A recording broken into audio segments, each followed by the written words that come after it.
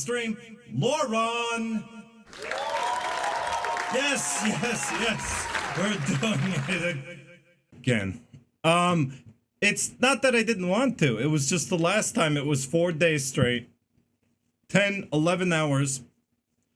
A playthrough that consisted of over like 60 hours. I don't know, 40 something hours. 44 hours. It was taxing emotionally, mentally, and everything. It was just, I was done. I was tapped out. And, well, I think I can avoid that now without, by muting all the alerts. I think I should be able to talk, seamlessly without having to get interrupted or start over. And I think that was the problem with the last lore run. This is my second time doing a Silent Hill 2 lore run. So, the first time, well, I guess I did think a lot. I did actually learn a lot with that lore run. I learned a lot of things, just by bouncing ideas off the chat. A lot of things I didn't really think of before that I'm going to add and include in this lore run. Like I had it all figured out. But no, yeah. Yeah, I do like to bounce ideas off the chat. So if you guys want to talk the analytics, if you guys want to talk about like perspective and all these really decent like things, psychology, if you want to talk about grief, maybe your own personal experiences, when relevant, don't throw it all at me at once, okay? I don't know if I could take that. But yeah, when relevant, we could bounce ideas off each other. That's how we really figure a game out. A game that's this deep and convoluted, it really takes some dissection. And I think we could do it. See, that's what happened with the last lore run. We bounced ideas off each other. So I owe it a lot of, of course I wound up with the revelation of, half the time. So, someone last time I played through Silent Hill 2, it wasn't a real lore run. It was more of a just like, let's try to play through the game without spoiling it type of lore run. And not really talk about the future. This one's going to be a spoiler one. My PS2 broke. Oh, that sucks, Admired Hap. But you know what is really decent? And by the way, welcome. The Silent Hill Enhanced Edition on the PC, it's pretty decent. I know the person who whipped that whole mod project together. I've been a part of the Silent Hill community for a long time. So the person who whipped it together and got all the modders together to work on it, I've known that person longer than, I'd say, like, I met the person in like 2001, and we've talked and theorized about Silent Hill 2 together for years. We talked a lot, and what's crazy is that looking back, I had no understanding of this game whatsoever. Even though I thought I had it all figured out back then, now I'm looking back and going, you learn a lot about this game through experience. Life. You live life. And you go through some nasty breakups. You meet people. It all really helps. Fungo, the ultimate lore runner. The ultimate lore runner! Oh, I love that title. Fungo! The ultimate lore runner! In the corner. Fungo! The ultimate lore runner in the spotlight!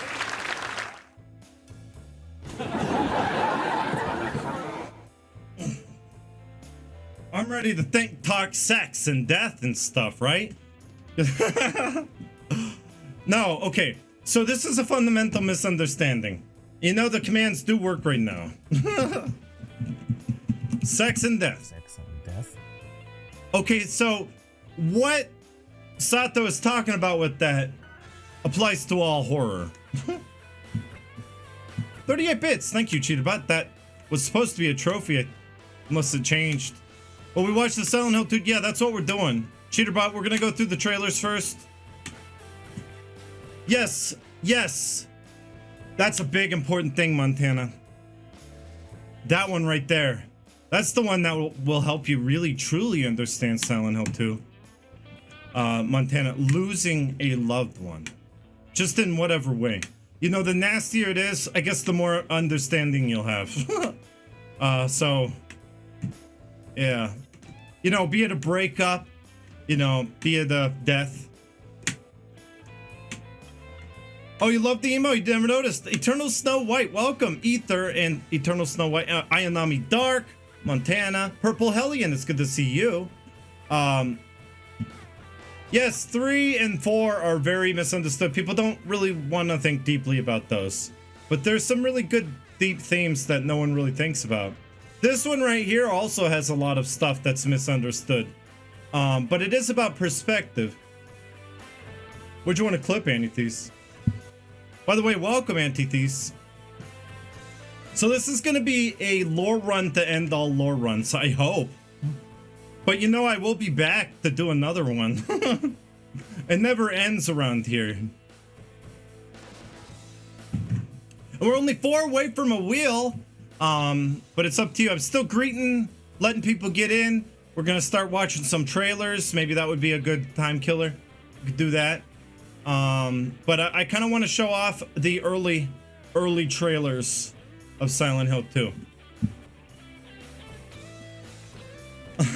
The ultimate lore runner.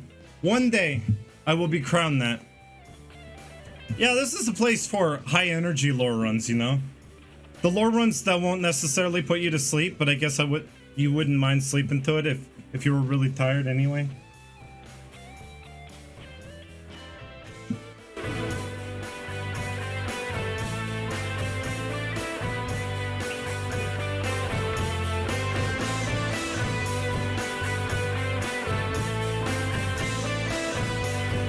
Silent Hill 2 is beautiful in more than one way. It's the music, the themes.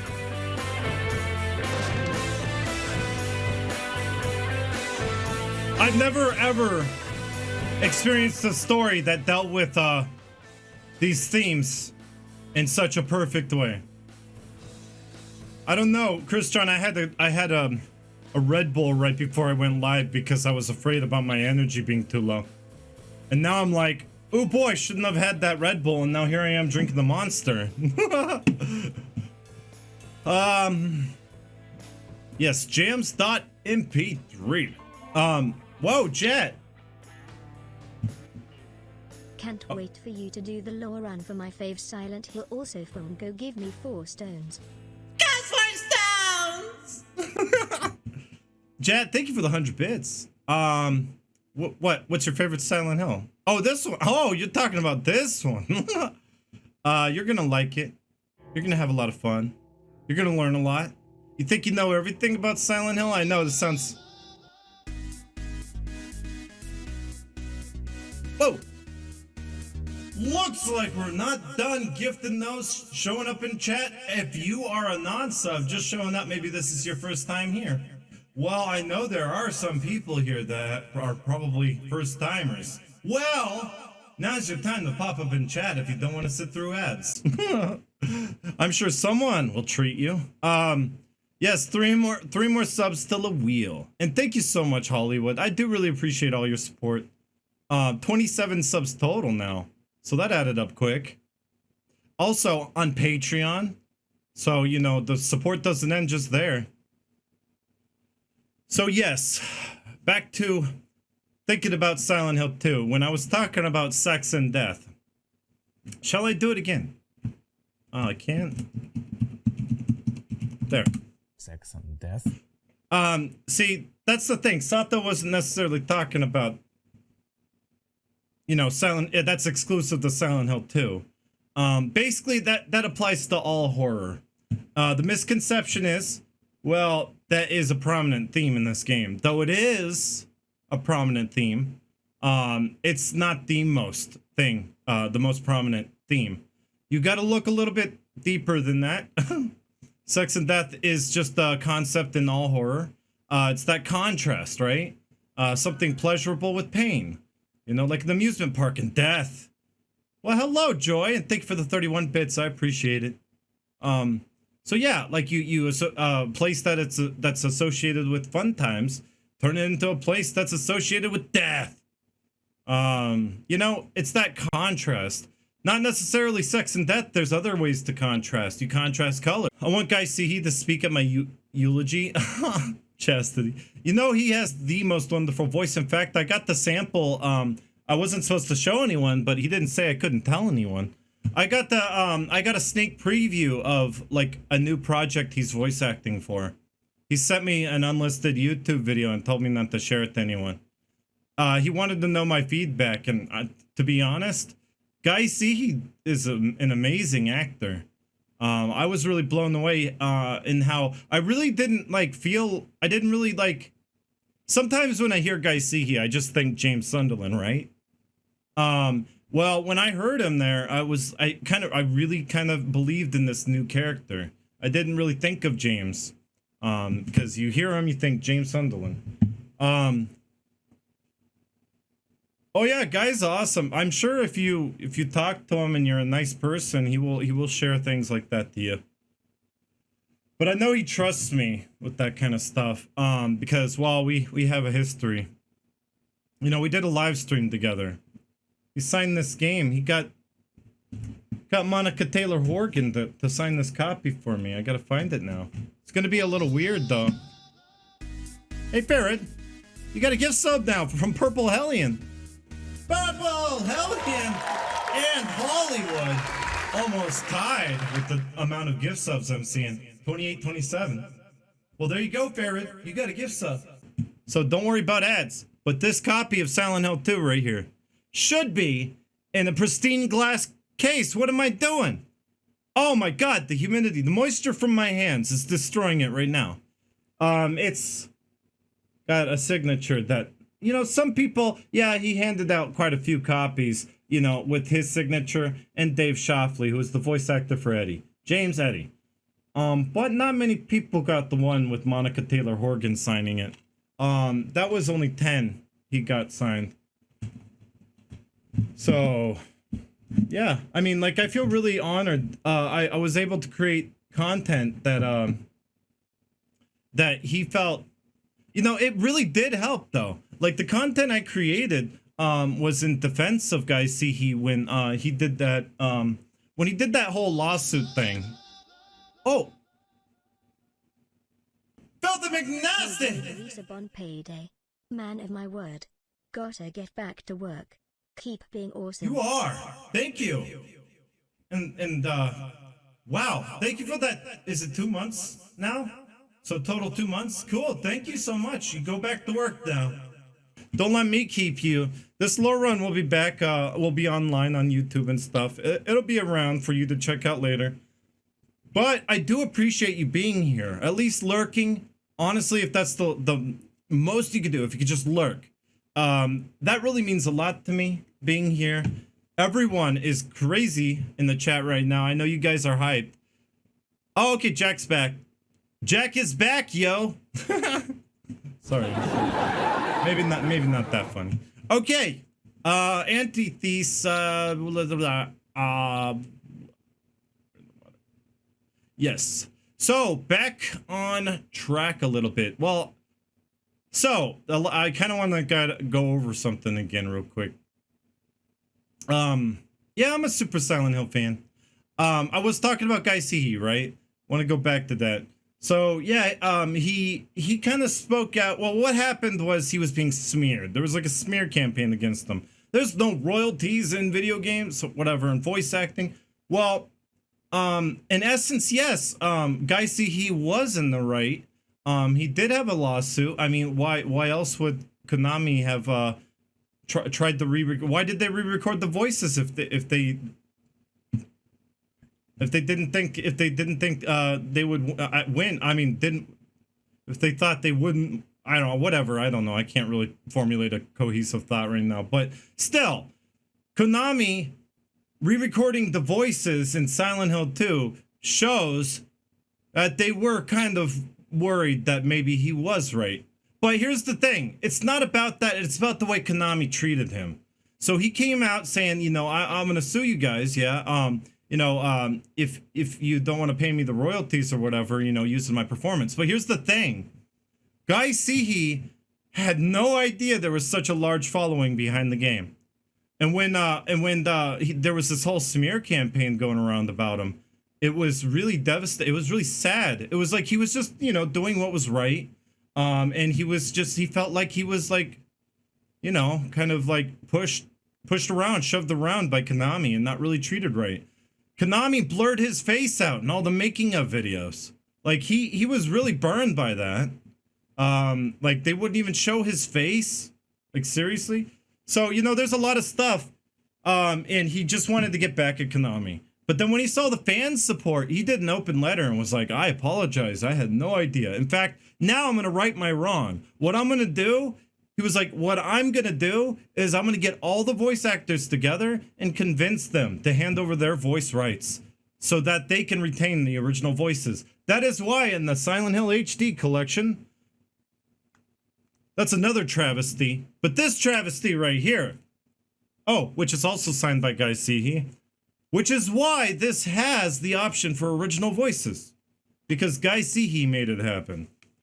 So, but also, it was before even that happened. Before that, you can find it on YouTube. It's in the playlist. If you type !TRSHE, you get a playlist to the Real Silent Hill Experience.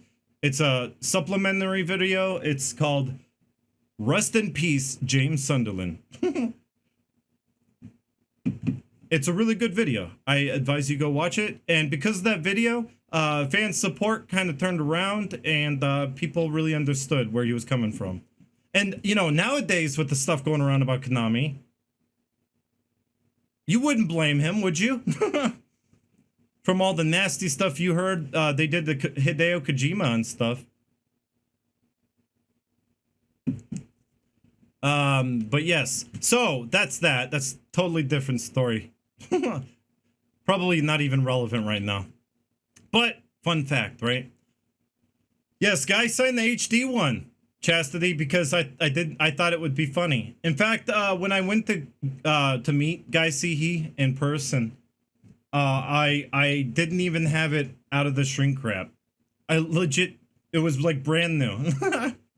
I had it for like months, shrink wrapped, never opened it because I didn't want it. I didn't want to play it again. It was so terrible. And then I opened it. I had to open it in front of him. You know, it kind of, you know, it just made him laugh. I thought it would be funny just to keep the shrink wrap on it. So he had to watch me open it. Yeah, Downpour tried, but they kind of, it's like they had the fundamental and very, very common misunderstanding of Silent Hill. And a lot of the games, you know, not necessarily, I guess Homecoming, Silent Hill Origins, they all have a very fundamental misunderstanding of what Silent Hill is. And I think I understand it. And yeah, a lot of people have kind of come together on the Silent Hill community, Silent Hill Wiki. They have come together and came to a common consensus about what Silent Hill is about. And in essence, it manifests if you're guilty, it manifests demons out of your psyche or whatever. You know, that's guilt, you know. I hear that a lot. And amnesia, I hear that a lot. But that's not psychological. No, guilt is kind of part of it. Yeah, I mean, sometimes it depends.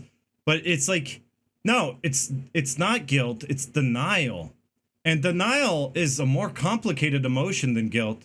And it has many different like, I don't know. It just requires a lot of thought, self-reflection. Whereas guilt, well, you're just guilty. And who's really determining who's guilty or not? You. Silent Hill's not the one making the decision of who's guilty or not. You are. You go to town and you feel guilty. You feel like you did something wrong. And you're in denial about it. Silent Hill's kind of like, I like to think, a neutral town that kind of gives you a nudge in the right direction. And it's gonna manifest things from your psyche. But also, it's not amnesia, of course, not amnesia, no.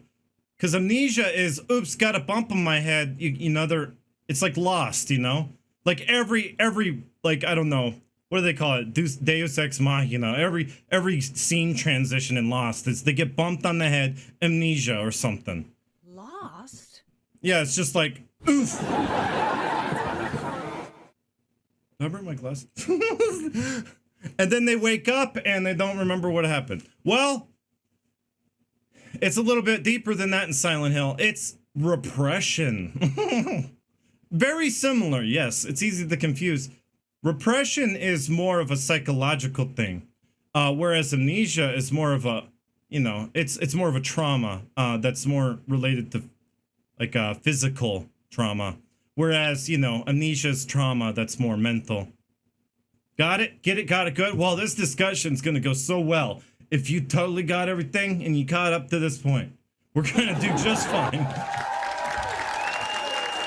Okay, I redid my stream deck, so I don't know what I'm hitting. Yes, hold on. Yeah, don't dehydrate, guys. Get plenty of water, get some food, maybe even grab some pizza. And just sit there and eat it.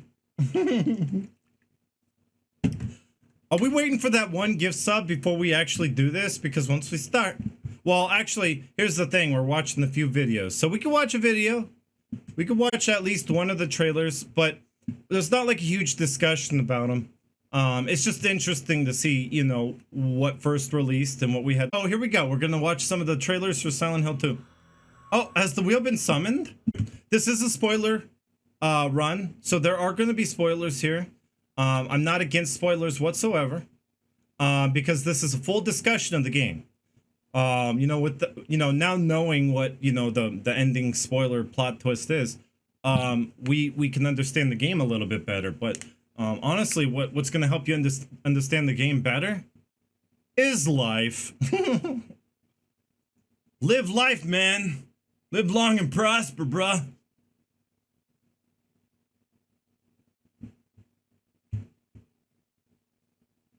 It's so quiet.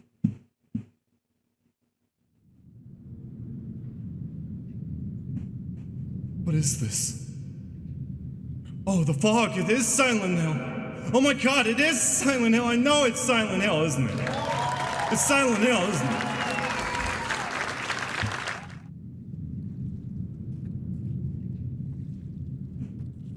Or wait a second. Is it Centralia?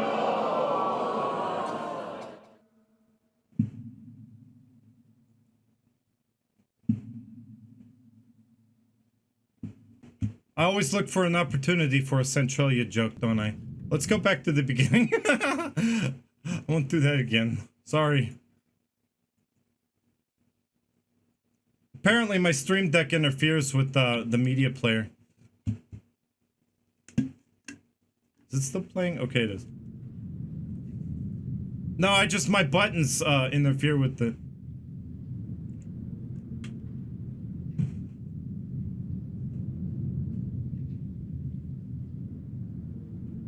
A blender, by the way.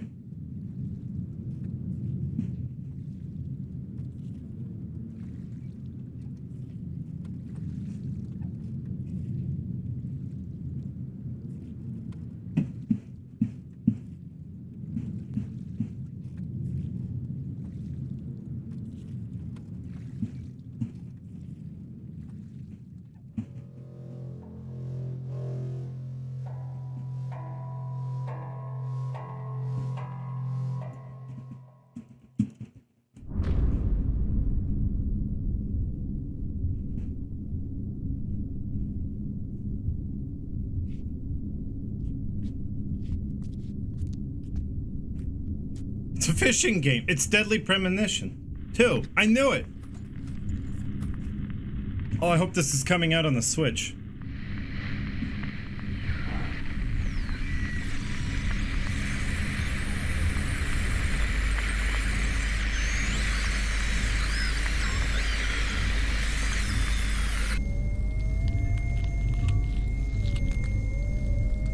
Why is it that in the trailers of these games it's always scarier sounding? That's a common trend.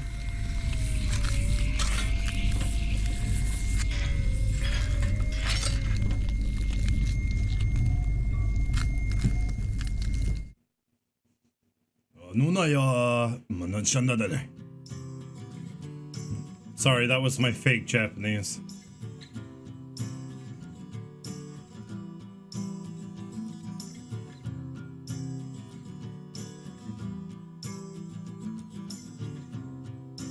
By the way, this version of Theme of Laura is not in the final game, so enjoy it. And there's no other version of it.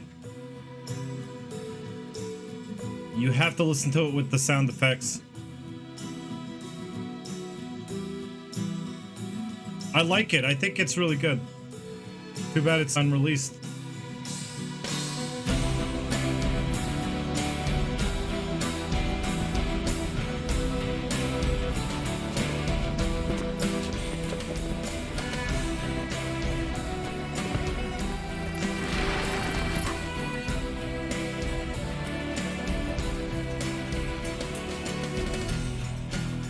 Turn it up a bit.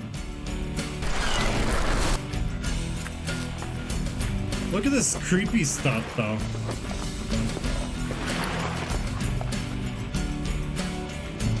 Hi, Itchy Tickles, Shomona Virusy, Varador.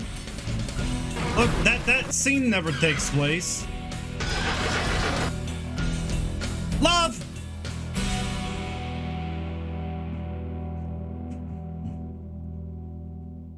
I want to go back just for a second to show you something. This right here. So, yeah. This right here.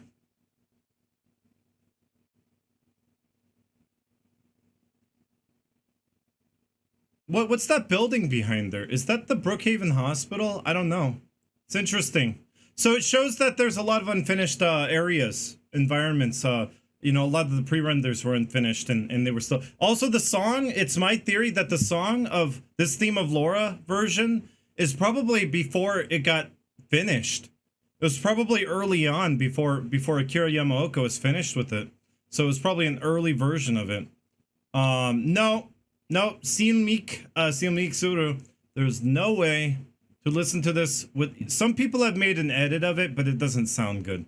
I tried making my own edit. It's on SilentHillMedia.net. I've tried making my own edit of it, and it's really hard to get all the sound effects out of it. It sounds garbage, because there's really no way to do it.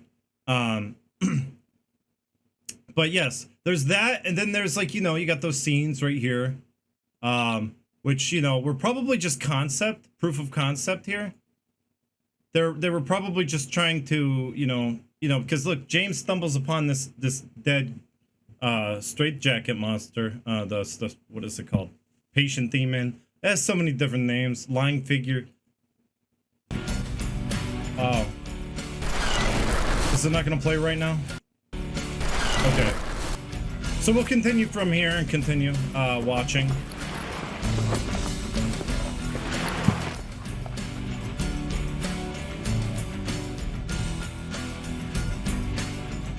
Yes, I still own it, and it's on a server I pay for.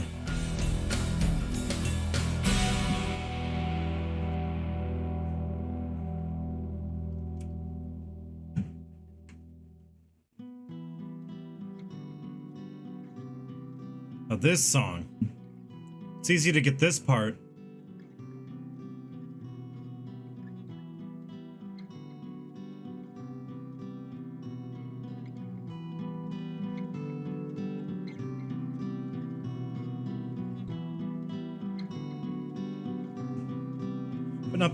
We've been online that long, Wessie? Welcome, by the way. We haven't even really talked about much. Some stuff. 3 days. He could have had several mixes. I have that feeling, Ayanami Dark. I think he had a lot of different versions and he worked on it a lot. This version of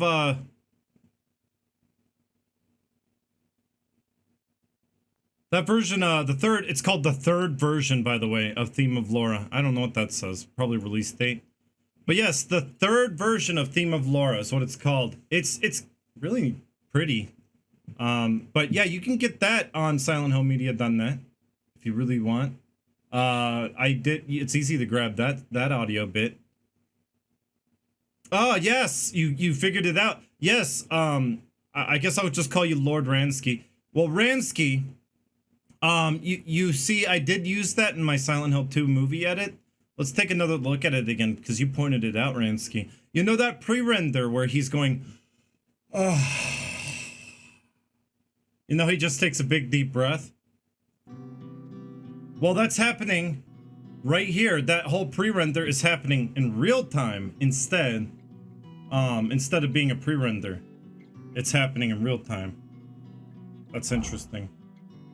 See, you can see him lean back and do it. Hey, you're doing it, Itchy. But right there, the dialogue says, Mary, could you be in this town? So that's interesting. So that was the first, was that the first trailer? We already watched the first one. That was oh, that was the whole first trailer. Well, that's crazy. So that was Autumn TGS in spring 2001. And that was like what, 8 months later? So 8 months later they had this to show. Yes, so this is very early on lore run, so if you guys are just getting here, you got here just in time, because we haven't gotten into the meat of it yet. And we haven't really started yet. We start with the trailers, and then we'll work our way to the opening, to the prologue, and we'll talk about some other stuff. But for the most part, we do a few things before we actually start the game, you know, just to be ready for it. You! It was you, wasn't it? You're the one who stepped on my hand. I don't know. Maybe I did. What's a little girl like you doing here anyway? Ha! Huh? Are you blind or something? Hi, Hernancas. What's that letter? How are you doing? None of your business. You didn't love Mary anyway. Wait! How do you know Mary's name?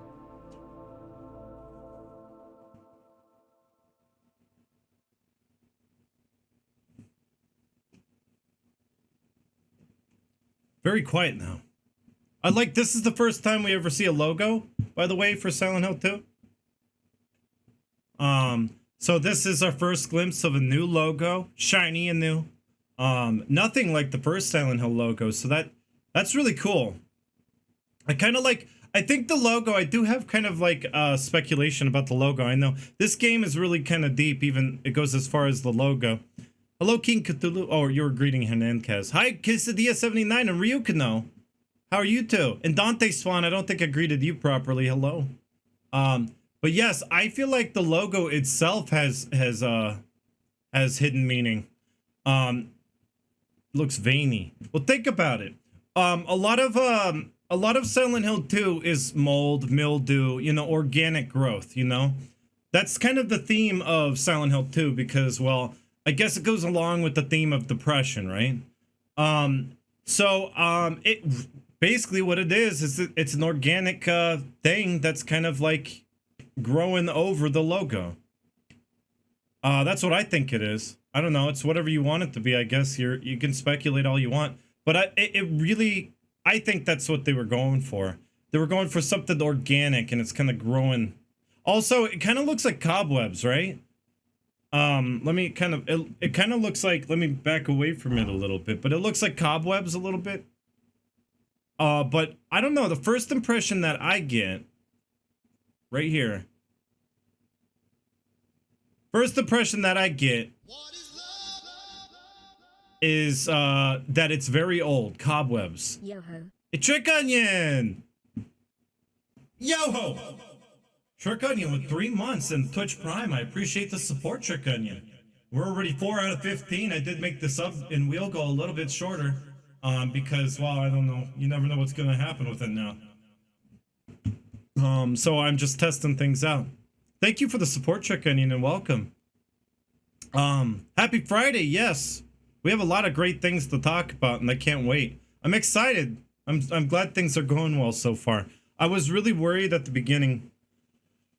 I worried myself sick, so I couldn't really rest, and then you know, I thought I was anticipating everything going wrong, and guess what? My Stream Deck. That was the only thing. If that's the only thing, I'm fine. Seems like James got rid of those webs little by little and starts remembering. Yeah, I guess that's another thing you could think of when you look at that logo. It kind of fades in and out, right? But maybe that's a little too far back.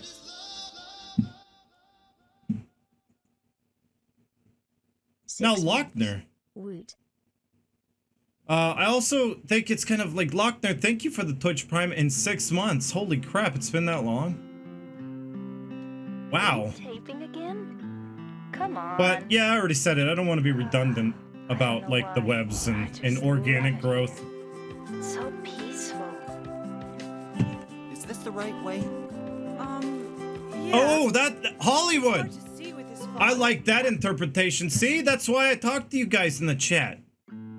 This is why I talked to you guys in the chat. Hollywood with the sick info here. That, I think that's what it is.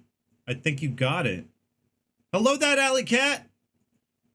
Looks like synapses between the brain, in the brain, right? Like kind of like the dendrites of the neuron.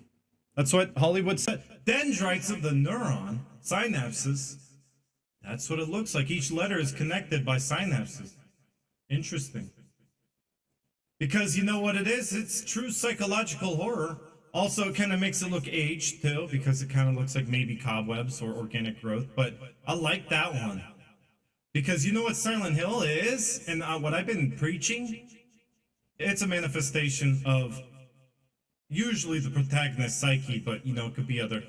It's usually a manifestation of a psyche. We could just say that. So that falls in line with my theory there. That's really cool that you noticed that, Hollywood. Sorry, I'm still blown away by you saying that. So I'm gonna have to say that. Purple credit too. Oh well, Purple Hellion, thank you. I think I hit it, didn't I? Sorry, that was kind of a big revelation for me. I'm glad you said that because I'm gonna probably use that from now on. I'm gonna give you credit. Purple, I'm gonna give you a little credit. But I think that's, you know, that makes more sense than Cobweb. But the Cobweb does kind of help in making it look kind of eerie. Like haunted, spooky house of horrors. Okay, we continue.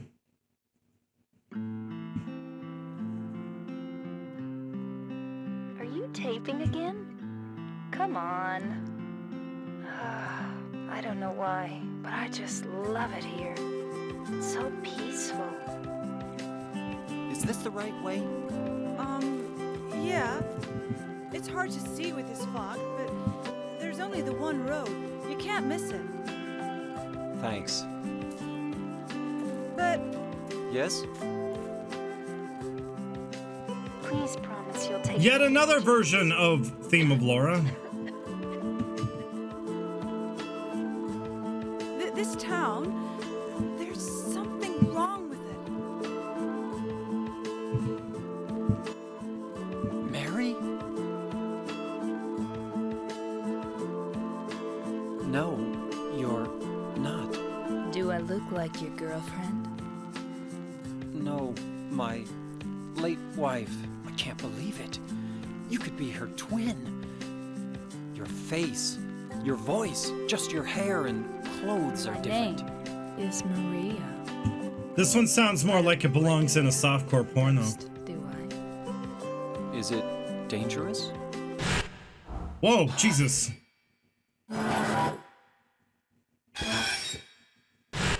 I'm looking for someone.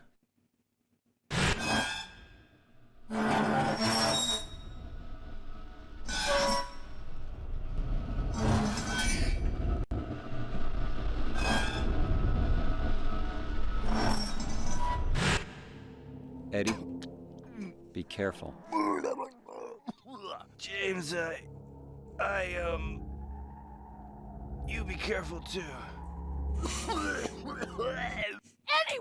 What do you mean, anyway? You don't sound very happy to see me. I was almost killed back there. Yeah, I can see that. Thank you for showing me.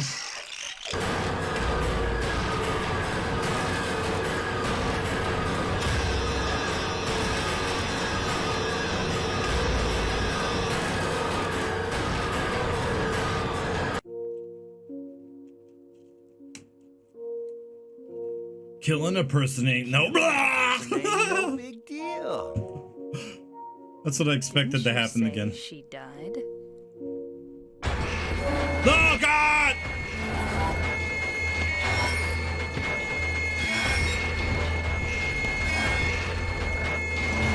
Is this Pyramid Head in the apartment? Oh my god.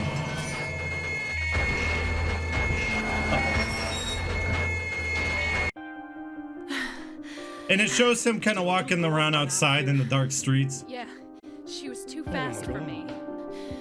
Aren't you gonna go after her? with his Final Fantasy VII Buster sword. Don't you want to touch me? I don't know. Come and get me. Lost? I can't do anything through these bars. Oh, it's you. Lost? I was friends with Mary. We met at the hospital. It was last year. Hey, from Della Chica.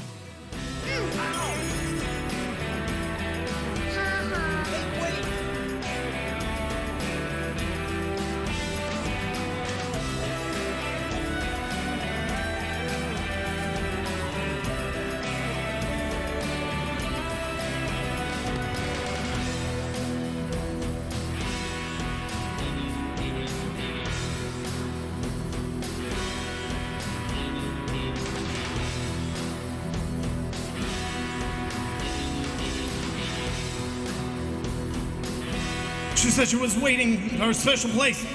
Why didn't you try to save me?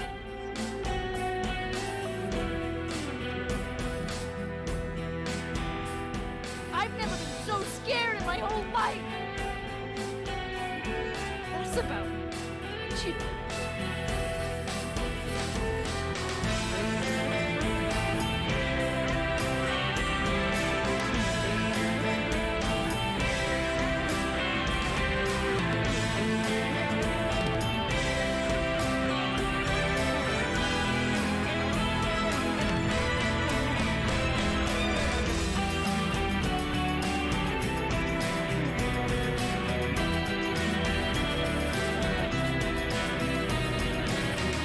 Wow, wow, wow, wow, wow, wow, wow, wow. I can't get enough of that song. You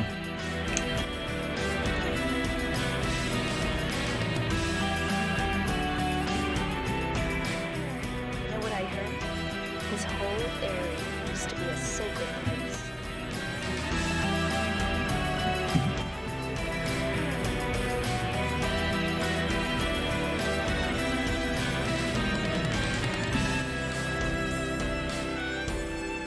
We'll talk about it, Hernanda. Hernandez.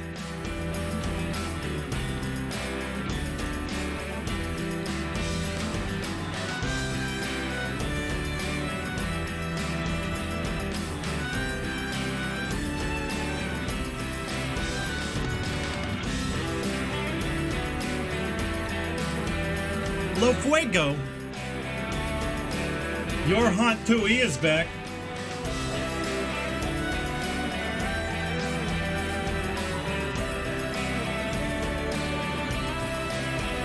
Guys, have a good lurk, quesadilla. I promise to not end this stream this time.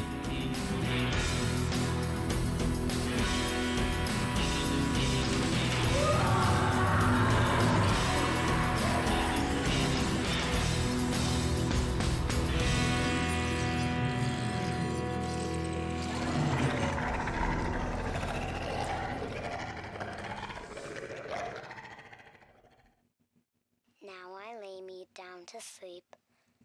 I pray the Lord my soul to keep. If I should die before I wake, Oh, Joy, you have good luck the too. Thank Lord you. my soul to take. Well, those are the trailers. I got a headache after that. I was like, oh no, I lost everyone. Stream issues at the beginning of the stream. No, it was me. I can't believe I tied a key on the stream deck. I tied a key to start and end the stream. White Raven 1000, hello. I'm trying to greet people as you come in. It looks like a lot of people are just getting here. The UFO ending, we're gonna watch probably in here. We're not gonna get it, but we're gonna try to get other endings. I'm gonna try really hard to do that. But if I don't, I could watch videos or something. But I think I do have kind of a way, not a for sure way, but a way to kind of get 2 endings in one playthrough, or at least 3. I can get 3 endings in one playthrough, but I wasn't lucky last time I played. Alright, so we're gonna do some Art of Silent Hill. These were like kind of concept, I think they were just concept. Very interesting stuff. Good music. Akira Yamaoka composed. You know, all the major Team Silent members that were working on Silent Hill 2 had some involvement in these. The key core members. But yes, we're gonna try to get whatever endings we can. I'm gonna do a 3 separate day stream. So this is day 1 out of 3. This stream I'm hoping to get, you know, past the apartments. If I get that far, I'm doing pretty good. We could start off tomorrow with Born from a Wish. Beat that little scenario. Do a little lore run on that. And then we pick up from right at the Rosewater Park as James instead of Maria. And then we'll continue through. Then day 3, hopefully, if everything kind of goes according to plan. Day 3, we start off right before the boat. So that's kind of my plan. And, you know, whatever. However long it takes to get through the apartments, that's how long we're streaming. And we have a lot to talk about. But, of course, I do cover a lot of the bases that, you know, I already covered this stream. It does end up being kind of redundant. Because I have to kind of go over a few things. Because, you know, the discussion is, well, you have to look for these things. And you have to look for these things all stream long. The entire game. So I have to really point out those things. I have to really hammer those things in every time we start a new day. It would be easier just to go through and do a 24-hour stretch lore run, but it would be easier. But I would still have to repeat myself because there'd be a lot of people just popping in like halfway through. So, Fukuro! It's Kinoko, actually. Just as good. And Kinoko, I think, stands for mushroom, if I'm not mistaken. Yeah, that's my name. It's Kinoko. Kinoko. It's where the fun goes.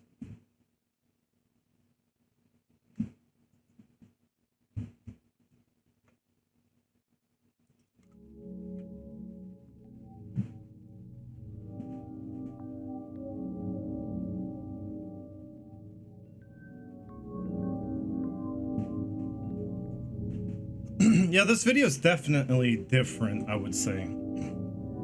I should probably mute stuff. I'll just pause alert.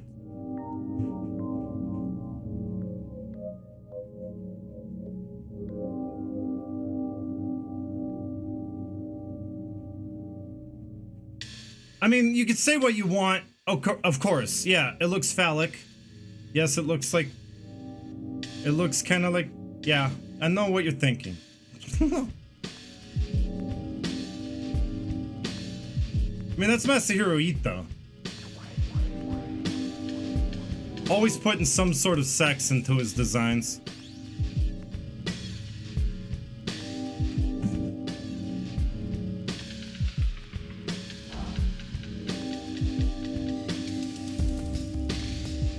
And I don't suggest you ever take shrooms and watch this. Even though, like, it seems to go perfect, right? Kinoko, mushrooms. I imagine this would probably mess you up pretty bad. Have a bad trip.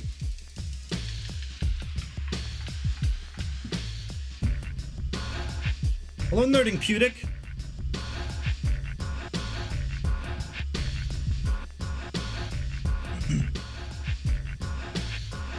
Kind of jamming right now.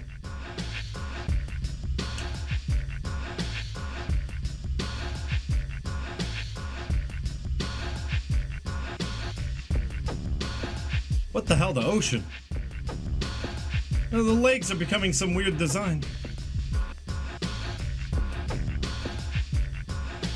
I like how artistic this is.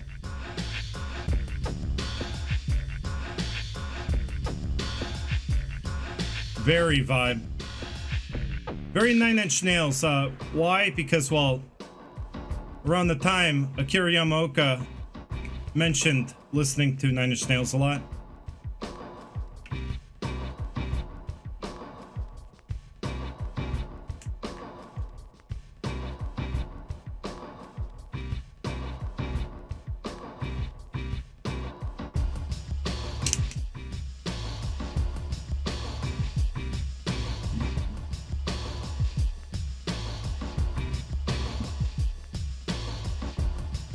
Little Poober, hello.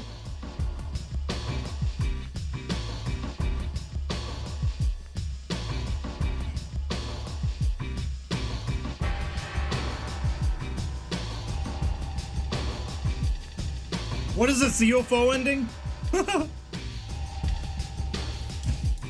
You know, it's kind of interesting because they do the kind of the same animation as the UFOs in the actual UFO ending, I think.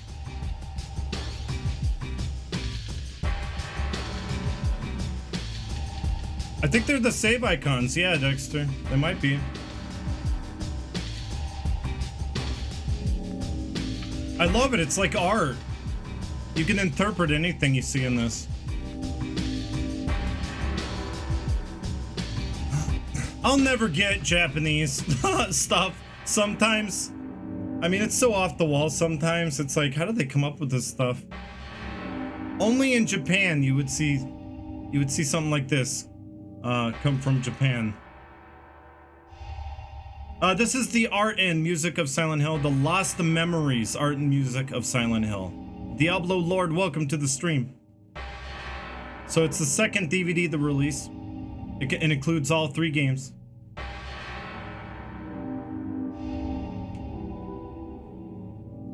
Chris Cunningham is pretty messed up, but I don't think it's as weird as this.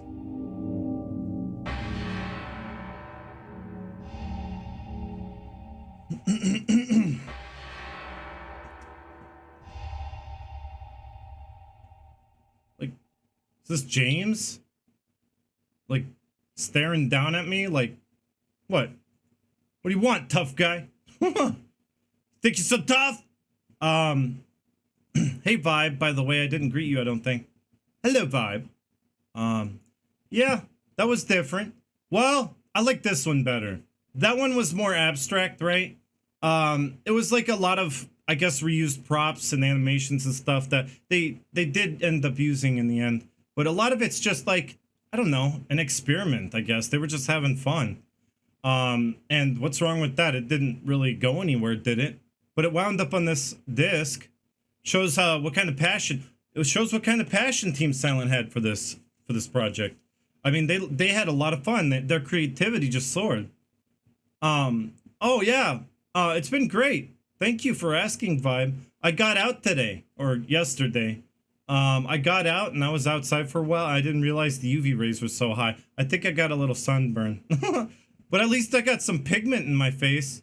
I was only out for like an hour, but you know, it was nice. I got some sunlight and that did a body good. So let Fukuro, and I think Fukuro, I don't know, I can't remember what that stands for, but there's a reason why I called the nurse in Silent Hill 3 the Fukuro nurse.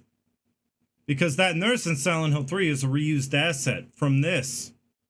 It means bag, sack. Well, you're gonna get to see that at the very beginning. Hype, sack. That's right, hype for the sack!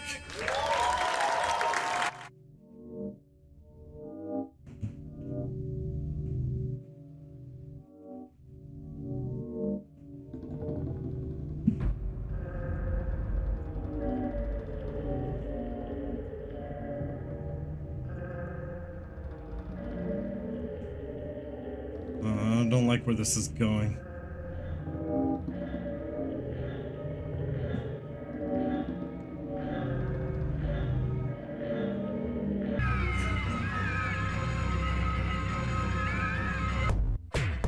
Nah, yeah, I really don't like where this is going.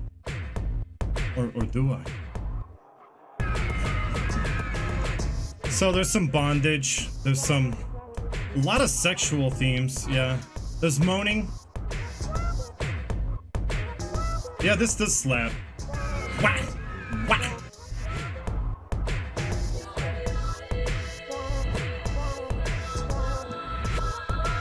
Basically, Lord.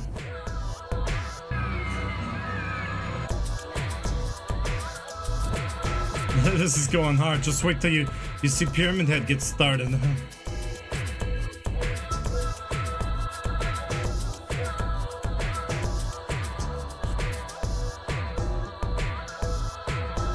Good old Fukuro should be obscure.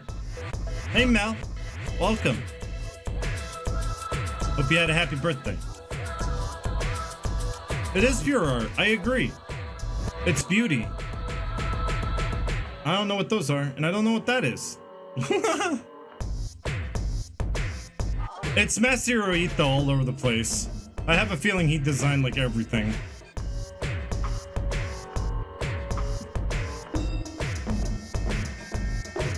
Now they did reuse a lot of the animations, as you can tell.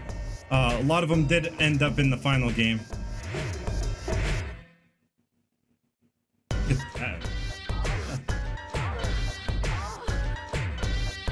Kind of oddly sexual.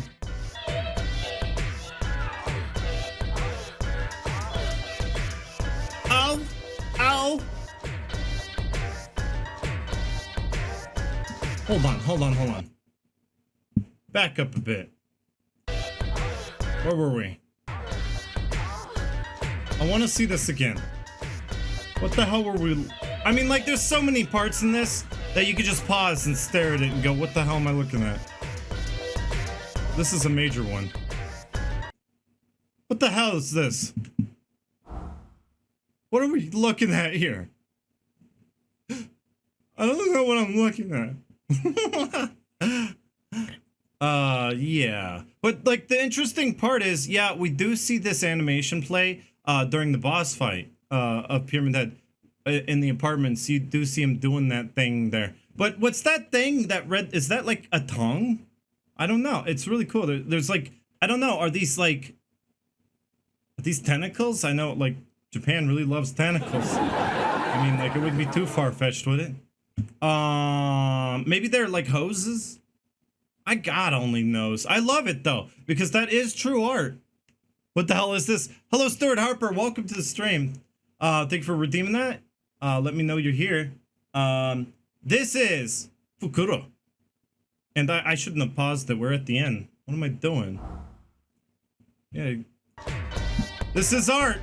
If you can sit there and ask what, well, it's good art. This is my favorite shot. This shot right here is my absolute favorite shot.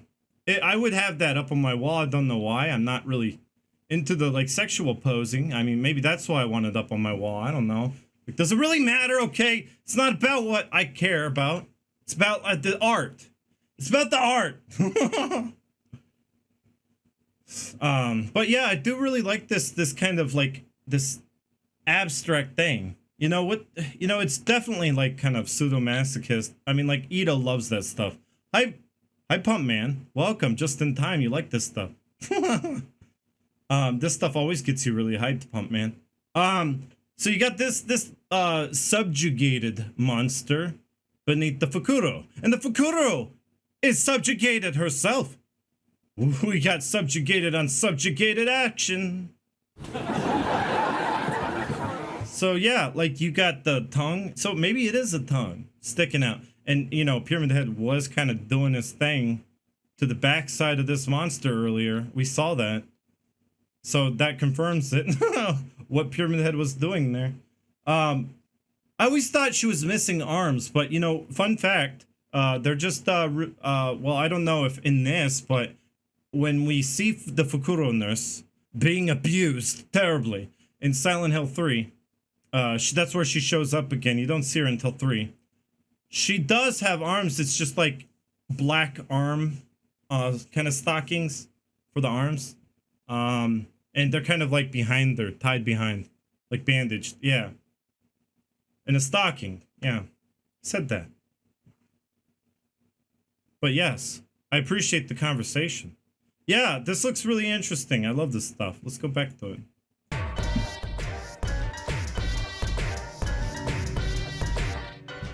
Now you see, do you see where the heart of Silent Hill lies? Ito is like a big part of Silent Hill. Like this thing, what is, someone tell me what just happened there. Can I go back just a step? Thank you. Okay. You tell me. Okay, I gotta hit it right here. There we go. You tell me, what is this? What is going on? Okay, well, you saw that. You saw everything. And you know what? I would be tempted to go back and watch it again, but we got stuff to do. It's one of those things where just watching it once, it just doesn't do it justice, does it? You gotta watch it a few times because there's a lot of really cool stuff to look at. A lot of really cool perspectives. A lot of really good art. And you're just trying to figure it out. Oh, by the way, this is the opening to the Lost Memories menu. Really cool. And hello, was it Tan Jam Momo? Or, oh, it's Tanja Momo. Hello. So that's a really cool opening, huh? Then you go to the production material. We're gonna take a look at this real quick. Yeah, perfect time, Wheatley. Hello. You got to see the weird Fukuro. And we're gonna go through this. This is just like basically what it is. It tells you on the left. It's promotional art and also the packaging, which is promotional. Everything's promotional here. So this right here is basically the Japanese. I could probably do this. It's basically the Japanese cover. And yes, 9 save squares. It's the one at the end, right before the twin pyramid heads. Why? I don't know. It's just really it's influential. In fact, it looks like some stuff is written underneath it, and I can't really make it out. Darkness? I don't know. Why were there 9 at the end? Huh? You lost me there. Nerding Pudic, to be honest though, almost every video game character designer has made a H game at some point in their career. Can you explain an H game? And Cthulhu Chan with the weird boner. Of course. This is this is a package design, which I would have been totally okay with. It's really, it gives away a little bit too much, I think. Too much. You know, like, I don't know about that. I mean, maybe you wouldn't know anything, but I don't know. Maybe it's a little bit too much, so maybe that's why they didn't use it. But I love it. I really think it's a good box art. America never gets good box arts. We always get like the bad Photoshop jobs. Hi, not Kate Thanksy. Yeah, I think way too much is given away there in the boat there.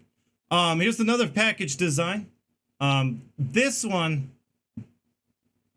it's kind of boring, but it is definitely kind of interesting. You want to know what's going on, what this game's all about. If you saw that, you'd really want to know. But I think what the problem is you can't show that much blood on the box art in America, at least. At the time in America, that's not okay. Showing the blood on the box art like that. And also, that's not what this game, it doesn't truly represent this game. So I figured that's why they didn't use it. So next one. This one I don't really like, but it's definitely an interesting thought. You know, why do the streetlights still work? You know, where are all the people? There's electricity. Who's running the power plant? Maybe that's what that's about. I don't know. Just stylistic. Box art that they tossed. Here's another one. God, I'm glad they didn't put Pyramid Head on the cover. That would give away that big reveal. The big reveal of Pyramid Head is so influential in that it cannot be spoiled. If you were waiting to see this bad boy, it wouldn't be as scary now, would it? Playing the game just waiting for this bad boy to pop out. Yeah, Tanja. Yep, I think you're right. Yes, this is the Buster Sword too. He stole an idea from Cloud Strife. This is a poster, which I would love to get my hands on this poster right here. The Master of Horror Adventure. See, that doesn't really make too much sense, but like, you know, on sale. I don't know what this game is, but it's got to be the Master of Horror Adventure, whatever. Next, the Master, it still says that. I guess that was their tagline. What a tagline. The Master of Horror Adventure. It's not really about that, though. That's not a good tagline for Silent Hill 2. I would say, like I did in my tweet. Did you guys read my tweet? By the way, you might want to retweet it. I'm gonna load it up. This is the tagline I would put. Maybe the one in the stream title. I would put, you know, something like, I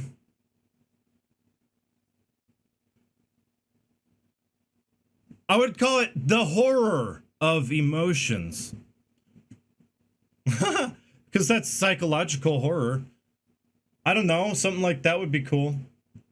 That's better than, that makes you think a little bit more and it represents it a little bit better. By the way, here's the tweet if you want to retweet, share, to get this stream out. I appreciate any new viewers, by the way. We are currently just going through some pre-release stuff. And then we're gonna start the game. Hey, yeah, I fixed all that, Keta Hajime. This one is the poster 3. I would love to have this poster. Like, what the hell? Did they ever really print these? Because where can I get it? I bet you on eBay, but it would be like how much? Like $1,000? Probably. The Master of Horror Adventure coming soon. They like that tagline. They really like that. But that's too blinding red. They never used it. It says unused. I don't know if I like it too much. Oh, what happened? I double clicked. This one is too busy. That's why it's unused, I think. Are you serious? Oh man, yeah, that was a long time ago. I remember back when that stuff was easy to get a hold of. Nake Thanksy. When I was searching eBay for that stuff, I was broke. I couldn't even dream to afford any of that stuff. It was going for a lot of money back then. You know? Even back then, I couldn't afford it. So, the Master of Horror Adventure. And it says, you will. You will sense the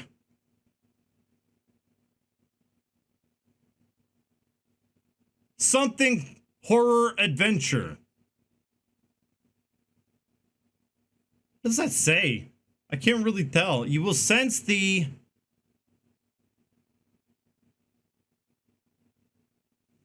is horror? Is it English? Is it 3? It does say 3D. Thank you, Hollywood. Thank you, Tanja. So you will sense. This is really good. I like this. You will sense the 3D horror adventure. I like it. English is my favorite. Next one. So this one is pretty busy too, but you know, it wasn't unused. In fact, it's on the back of the American manual, right, Hin? I don't know if Hin's still here.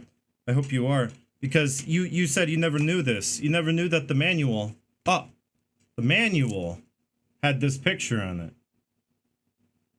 But the American manual does, and I don't know about any other localization or place, but yeah. And it's a really good image, I think. It's in the prologue for one. Honestly, I don't know what the ball of mannequins has to do with anything, but I mean, it's just art. I mean, like, it kind of shows off just the abstract horror. This right here is pretty neat in the centerfold. I'm gonna get real close. You're gonna have to see me real close to see this one. The centerfold. No, it's not a Maria centerfold. It is, well, it has Maria in it, but maybe not what you were thinking. Closer. This is not bad. I like this. That's a better tagline. Some fear death.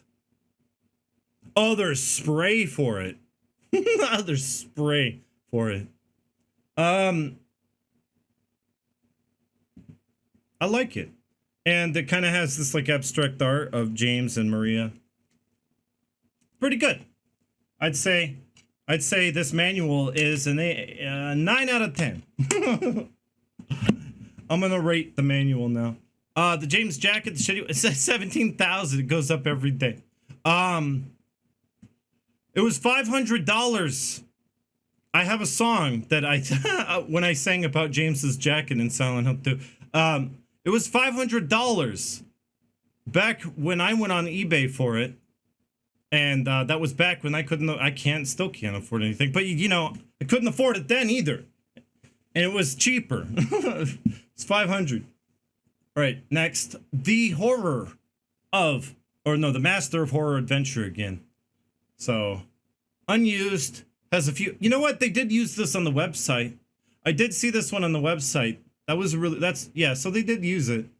It was a really good way to sell it. In fact, you know, when I first saw, I don't know if anyone else thought this way. Yeah, others spray for it. Others vape for it. No. When I first saw Leon Kennedy in Resident Evil 4, I thought he looked a hell of a lot like this guy. And I was like, this is too uncanny. And that was the early Leon. Early Leon looked a lot like James. I think they changed it because of that. Yeah, I think early Leon looked more like James, so I think they changed him. He does look a lot different in the final release. Yeah, that pose.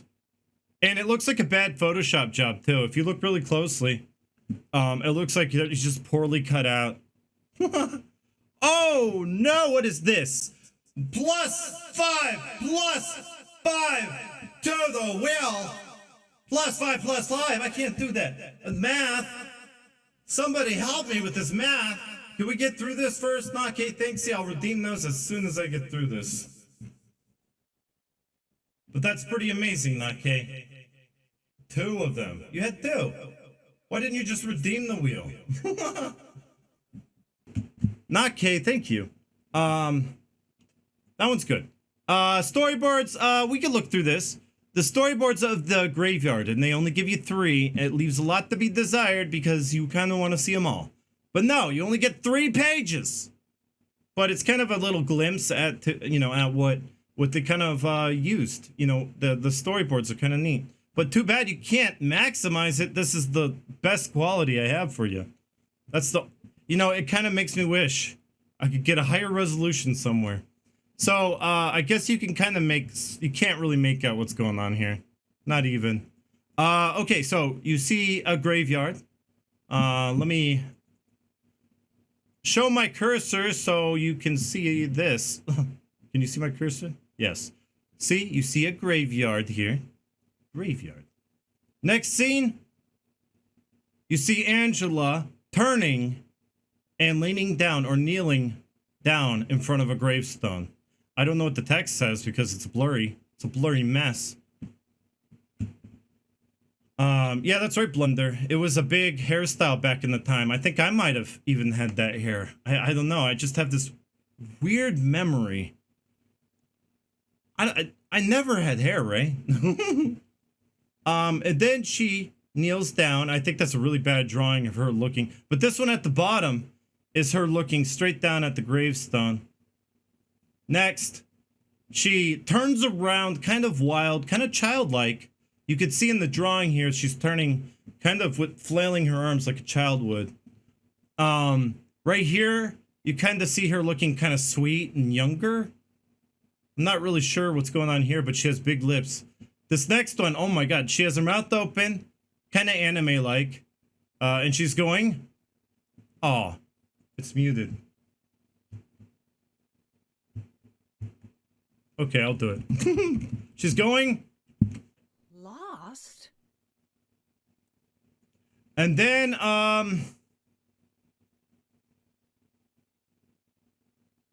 hope I'm doing well. It's all a mess. I guess it's James kind of doing this with his arms, and she's kind of like just sitting there standing there staring at him with her arms at her sides, kind of in front of her. And then she looks real sad. Real sad.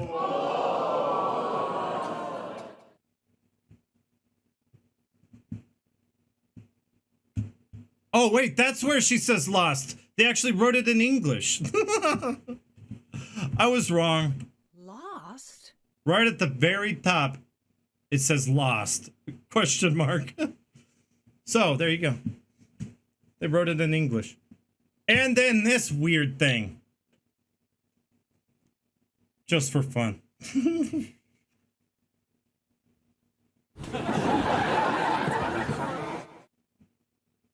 So, yeah. What is this all about? What is this? I always thought for the longest time, I know, call me a pervert or whatever, but I kind of know it's not now, but I thought that was a little doggy penis, and actually, no, it might be.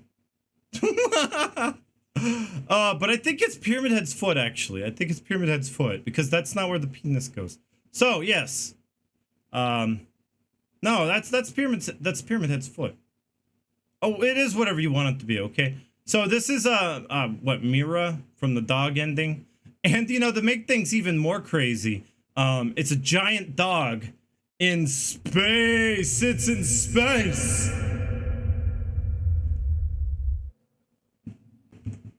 Giant dog in space. Pyramid Head is riding Mira. And going, woo!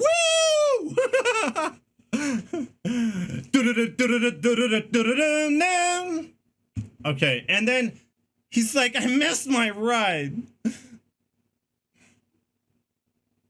I missed my ride. I don't want to go home. I want to go where the doggy's getting the Pyramid Head's going. I want to be where Pyramid. I want to have fun on the doggy. I want to have fun on the doggy. So one thing I want to mention about Silent Hill 2. I guess we're gonna watch the prologue, but one thing I want to mention before getting into the meat of it, Silent Hill 2 is a game about perspective. So, you know, as such, it's a game that, well, many people will have very different perspectives on. There's gonna be, it's an artistic masterpiece. It's interpretive as all hell. The meaning behind everything is not clear. Though I do feel like there was an intended meaning behind everything. Maybe not to the extent that, like, maybe the Silent Hill wiki thinks, but I do think that, you know, it is very interpretive because the whole theme of the game is about perspective, like the rest of the games in the series. It's about, well, you may not see the world the same way as, you know, another person. You know, everyone kind of sees the world in a different way. That's, you know, literally, figuratively, metaphorically. You're going to be hearing that a lot. So, yeah, people do very differently. They do see the world in a different way. Maybe they do see the world, the same colors, the same objects, everything, you know, but the way they perceive it in their mind, in their subconscious, the way they actually perceive the same image is not necessarily how you will perceive that same image, which is why it's interesting. It's all about perspective and basically being informed of other perspectives, you know, and it's an interpretive game as such because we don't know what's going on with Angela really. Some people may feel like they relate to her and they can kind of like see what's going, they can kind of feel, emotionally feel what, you know, what's going on with her because you kind of understand, you know, like how I kind of emotionally feel. I have that instinctive feeling that I do understand what Eddie's going through, because, you know, he was bullied. I was bullied. You know, I kind of understand that. But honestly, this is the thing. The only person that knows what they're going through and, you know, what hard, deep, strong emotions that they're going through, it's their personal journey. James's grief, you know, everyone's just going through something, and it's all very personal, lonely, if you think about it, very lonely kind of experience. They're all going through something different and they're dealing with it in different ways. Hello, Flashballs. So, you know, with that said, we can start it. And, you know, like I'm gonna say, this is my interpretation of Silent Hill 2. So don't take, you know, me just being like all high and mighty, you know, Fungo smug, right? This is the way Silent Hill 2 is. This is the answer, and there is no disputing it. No disputing it. No, I'm not like that. That's not what I'm doing. but it is my lore run, so I get to tell you what I've learned about it. What I've really, I've encountered a lot of things in my life that help me understand this game. And it wasn't until like a year ago I really can truly say, I feel like now I understand this game. Wholeheartedly I do. I feel like I get what they're trying to do. 100%. But I had to get older. I had to experience things. I had to meet people. I had to live. But what truly helps is experiencing a great loss, a tragedy, a horrible breakup, that had many ups and downs, a lot of hope, and then just dashed quickly. When you have like breakup like that, which I did, and you meet people and you kind of see how they're going about the similar thing, right?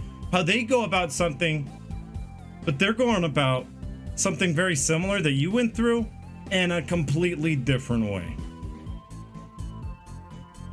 Keep that in mind. I'm gonna let that sink in. Then you learn more about Silent Hill 2, because what are you doing in Silent Hill 2? Just that. You are, from the outside, looking in, seeing how people are going about pretty similar things, but they're all going about them in different ways. And that's why I'm saying it's a long, personal journey that they're all going through their own personal Silent Hill. Everyone there, that they were called there. Because, well, they felt like they needed help, I feel. But there's a lot more to it. We're gonna get into it. I don't think that's exactly it. Don't quote me on that one. I'm gonna get into it as we go. So, it's about perspective. That's all I'm saying. And as such, this lore run is not me being all high and mighty. It's just me. I feel like I came to an understanding about this game. And, if you have any ideas of what you think something means, I mean, by all means, do let me know. Yeah. So meek, Suru. Yeah, we know that attitude, but I don't have that attitude. That wasn't me who kind of put that into the TRSHE. As you can see, after I left, it kind of got really over the top. So yeah, this is kind of my perspective, and you can kind of fill me in on your perspective, and that's how I kind of learn things. I do. We bounce ideas off each other, and we learn stuff. I will probably learn stuff this lore run I never knew, and like last lore run, I learned something new. Like, what was it I learned? Oh, I'll tell you at the end of the game. You have to come back Sunday though. That's right. Yeah, Friday, Saturday, Sunday. Yeah, it's gonna be the Sunday stream. I'll bring it up. But someone help me. I don't remember exactly who, but it had to do with the Pyramid Head eggs. I've been wondering that, like the Pyramid Head eggs. Why do you grab an egg out of their hands, and why do they hatch an egg, and what's up with the egg thing? Well, I don't want to get into it now. That's kind of, we don't want to jump all over the place. We kind of want to go through linear, kind of go through like this, like a new game. Going through a new game. Though this is a new game plus, we can ignore the chainsaw or whatever new game plus items. I don't want to ignore all those, because those are important for a lot of the story. I'm going to read all the memos and tell you what I think they mean. I think they all have something in common. Every little tidbit of lore, every little piece of information, there is no fat in this game. Everything ties together in some way. There is a common theme. Every memo has something in common. And that's poetry. It's like poetry, it rhymes. There's poetry in this game. It's not too far-fetched to say that just like the poetry in this game, it also kind of poetically weaves a story, using kind of the same kind of, I guess, kind of same thought process when you're writing poetry. Only they applied it to every facet of the game. The characters all have something in common. Memos, all have something in common. Foreshadowing and stuff in common. It happens over and over again. And it's not coincidental. I mean, Team Silent, this was at their peak.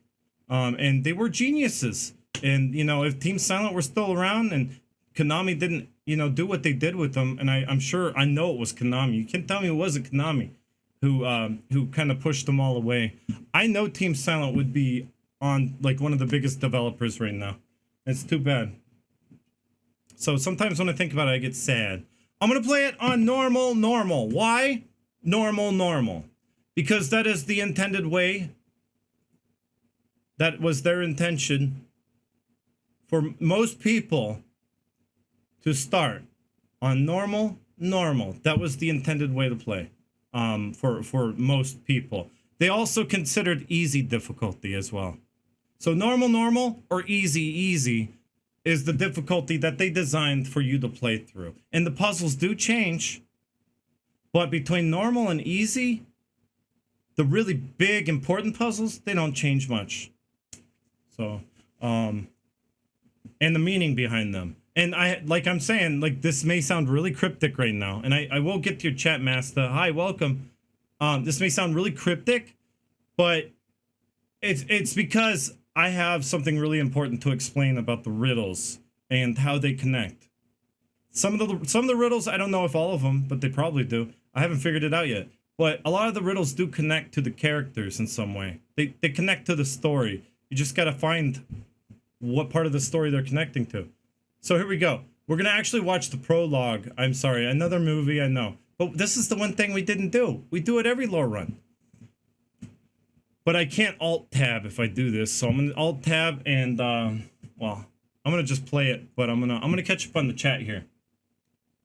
Masta, in Silent Hill 3, I told you something new. That's true, Masta, you did. See, that's why I love these lore runs. I love learning new things about my favorite game series.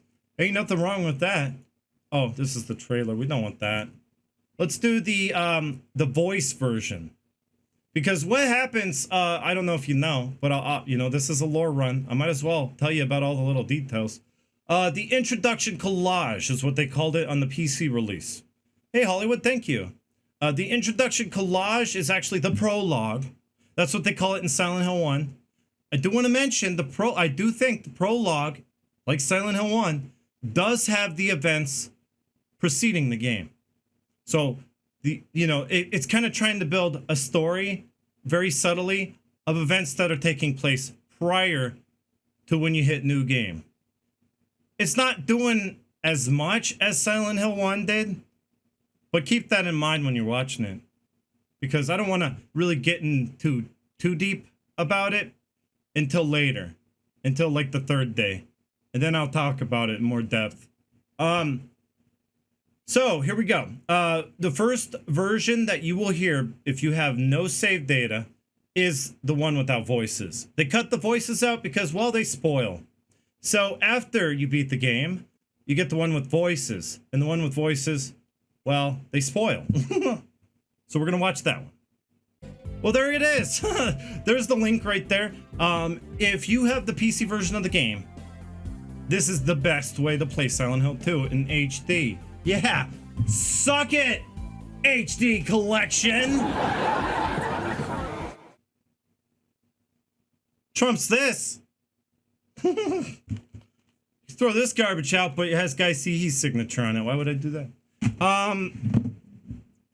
Yeah, it is the best way to play, but I'm gonna say a big massive but here, and I'm sorry to the creator or the person that's maybe leading this project. I'm sorry. I am gonna have to talk about, well, some changes.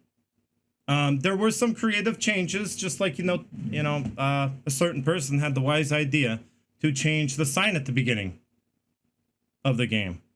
And, well, Team Silent settled on that sign at the beginning of the game, but they thought they were wrong. I guess Team Silent was wrong. Well, let me just tell you this. The Enhanced Edition, not too many changes, but they also changed that sign and a few other things. But, other than that, though, you probably won't even notice a lot of those little things that were changed overall. But I will talk about the importance of those things and why they are better off not changed, unchanged, and why maybe we can hope for. I know this is like the fandom, the community, the Silent Hill community. They have spent years of their life, several years, like maybe even 20 years. I don't know how long has the game been out. They have spent all their lives dedicated to creating a timeline, some sort of logical and consensual agreement everyone can kind of agree on. That, oh yeah, that makes sense. Paleville, 6 miles, you know, oh yeah, South Vale, about 5, yeah. This makes sense, you know. They kind of come to this agreement, and now it's like they don't want to change it. They don't want to. They spend a lot of their time and lives kind of coming up with this timeline thing. But here's the thing: Silent Hill is a game that's meant to be interpretive. In fact, it's an unreliable narrator. James, you can't really take whatever James sees / you see in the game as anything, really, because you don't know if he's conjuring up whatever you're seeing in the game. He's an unreliable narrator. For one, the sign could be that way just because that's how he sees it. Think of it that way, huh? So, it's a game that's meant to be interpretive. It's a game about a perspective, and many perspectives at that. So you can't make a game like that into something logical. That's what they're trying to do. They're trying to make some logical, rational explanation for the game, so it makes sense to them. And I'm not really dissing on them right now. I understand. Some people, they just gotta have that rational explanation for things. But it's like, we'll get to it. And I don't really want to dwell on it now. We're doing this. We gotta watch the prologue. We gotta wait until it... Is the audio good? Let me go back and see. We're at 25. I had to turn the sound effects down because they seem kind of... I don't know what the leveling is. Oh, you personally traveled to Centralia? Oh, nice, Jack.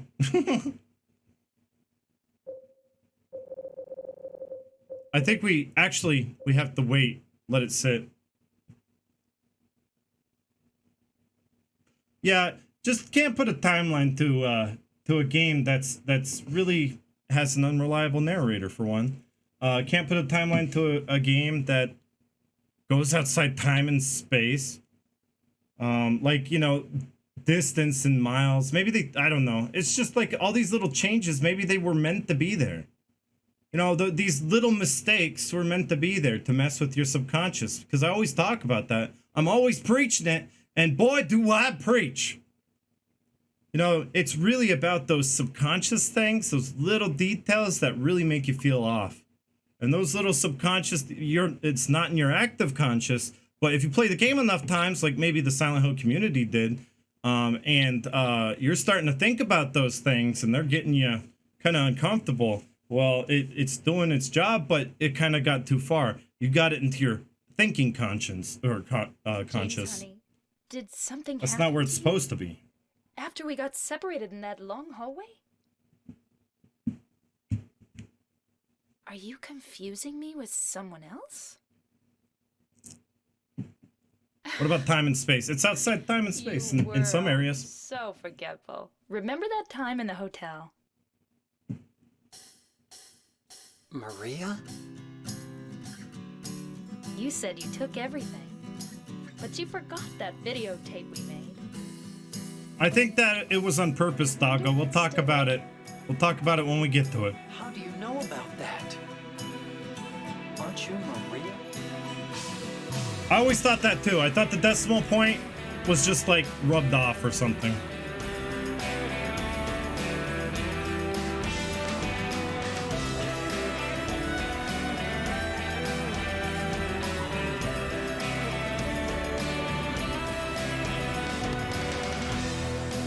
God, I love this game.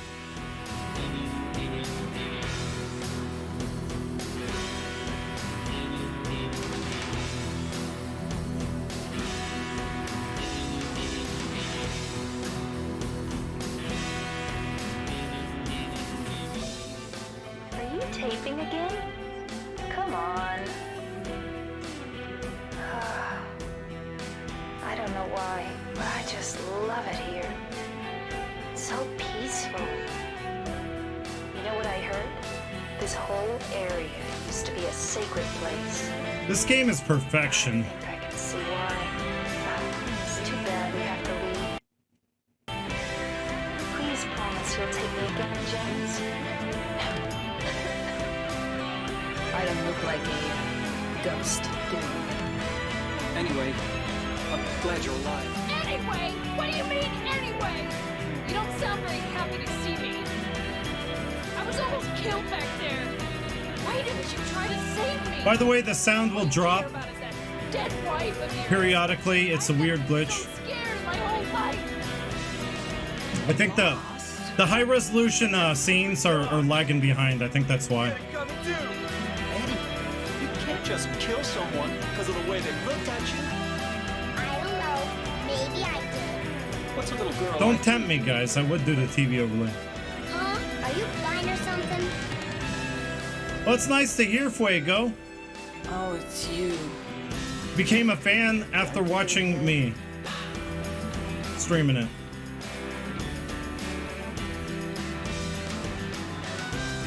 Hey, there's a scene that doesn't exist. I am. You want me to be?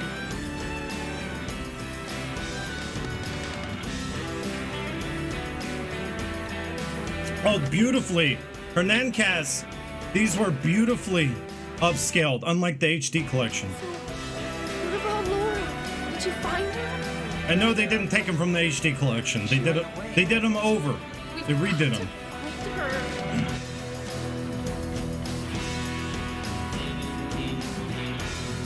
Hey, Optics.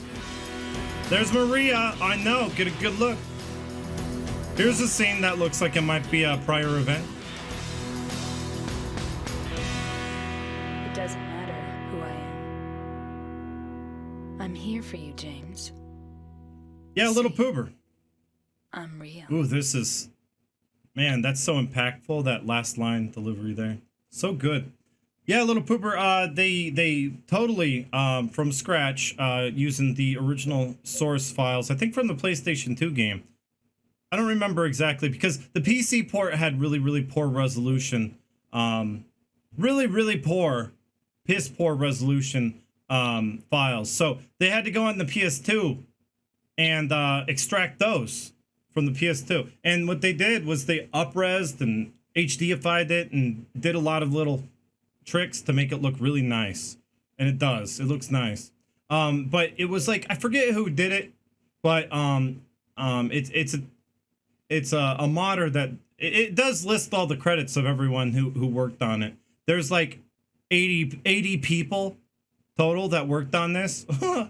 They're making lots of little fixes. This is one of the most advanced engines in I think gaming history. This engine, this Silent Hill 2 engine, is a mystery. Everyone who gets handed it goes, I don't know what to do with this. It's always a mystery. And well, the PC version had a lot of problems, and the enhanced edition, well, fixes many of those problems, and it's an ongoing project, and it's probably never going to stop. It's going to go on forever, and you know, they're looking to do a lot of other updates. But in this update, they fixed the fog. Well, it could be a little bit foggier, I don't know. But you can actually turn the fog up in the INI file, but it should be fine. They fixed the brightness, but more importantly, they fixed the shadows. Soft shadows. Shadows do cast upon other characters. Shadows are very dynamic, kind of like the PS2 release. I have a reshader, kind of making it look, and you know, doing something about the anti-aliasing, doing some good work in the background. Hopefully not. Let me look at it. SMA A, DPX, HQ4X levels. So it's doing some things. I wonder what it looks like without though. Well, I'm gonna have to get into the game to find out. So here we go, starting a new game now, finally. Sorry about all this time. Any other questions before I start? Do a pole dance Easter egg. Eternal Sanctuary Man, you might... Welcome to the stream, by the way. A18 Katrina, welcome. Felipe781, welcome. Yes, I will. You got to come to tomorrow's stream to find out if I'm gonna do that Easter egg. Yeah, I would love that, Hernan Kaz, but the person that kind of banded all the modders together that is responsible for this and is hosting the domain and everything this is his baby. I never really heard him talking about Silent Hill 3, so I don't really imagine he's ever going to move over to Silent Hill 3 to work on that one. So I don't know who's going to do God's work there. But yeah, I have to say, they're doing God's work here. Like, this is the best way to play Silent Hill 2 in HD, modern day, you know? And it looks gorgeous. Look at this redesigned title screen. You see this? Like, this used to look so bad. Look at the HD font, the logo. It even has an enhanced edition right underneath. So you know you got the right version. Just great. It looks all really great. They HDified all the subtitles. There are so many fixes. It looks like an HD collection. And not that other one. I don't want to talk about hotkeys. I had a bad experience with hotkeys earlier, Felipe. All right, we're starting Letter from Silent Heaven on, well, normal.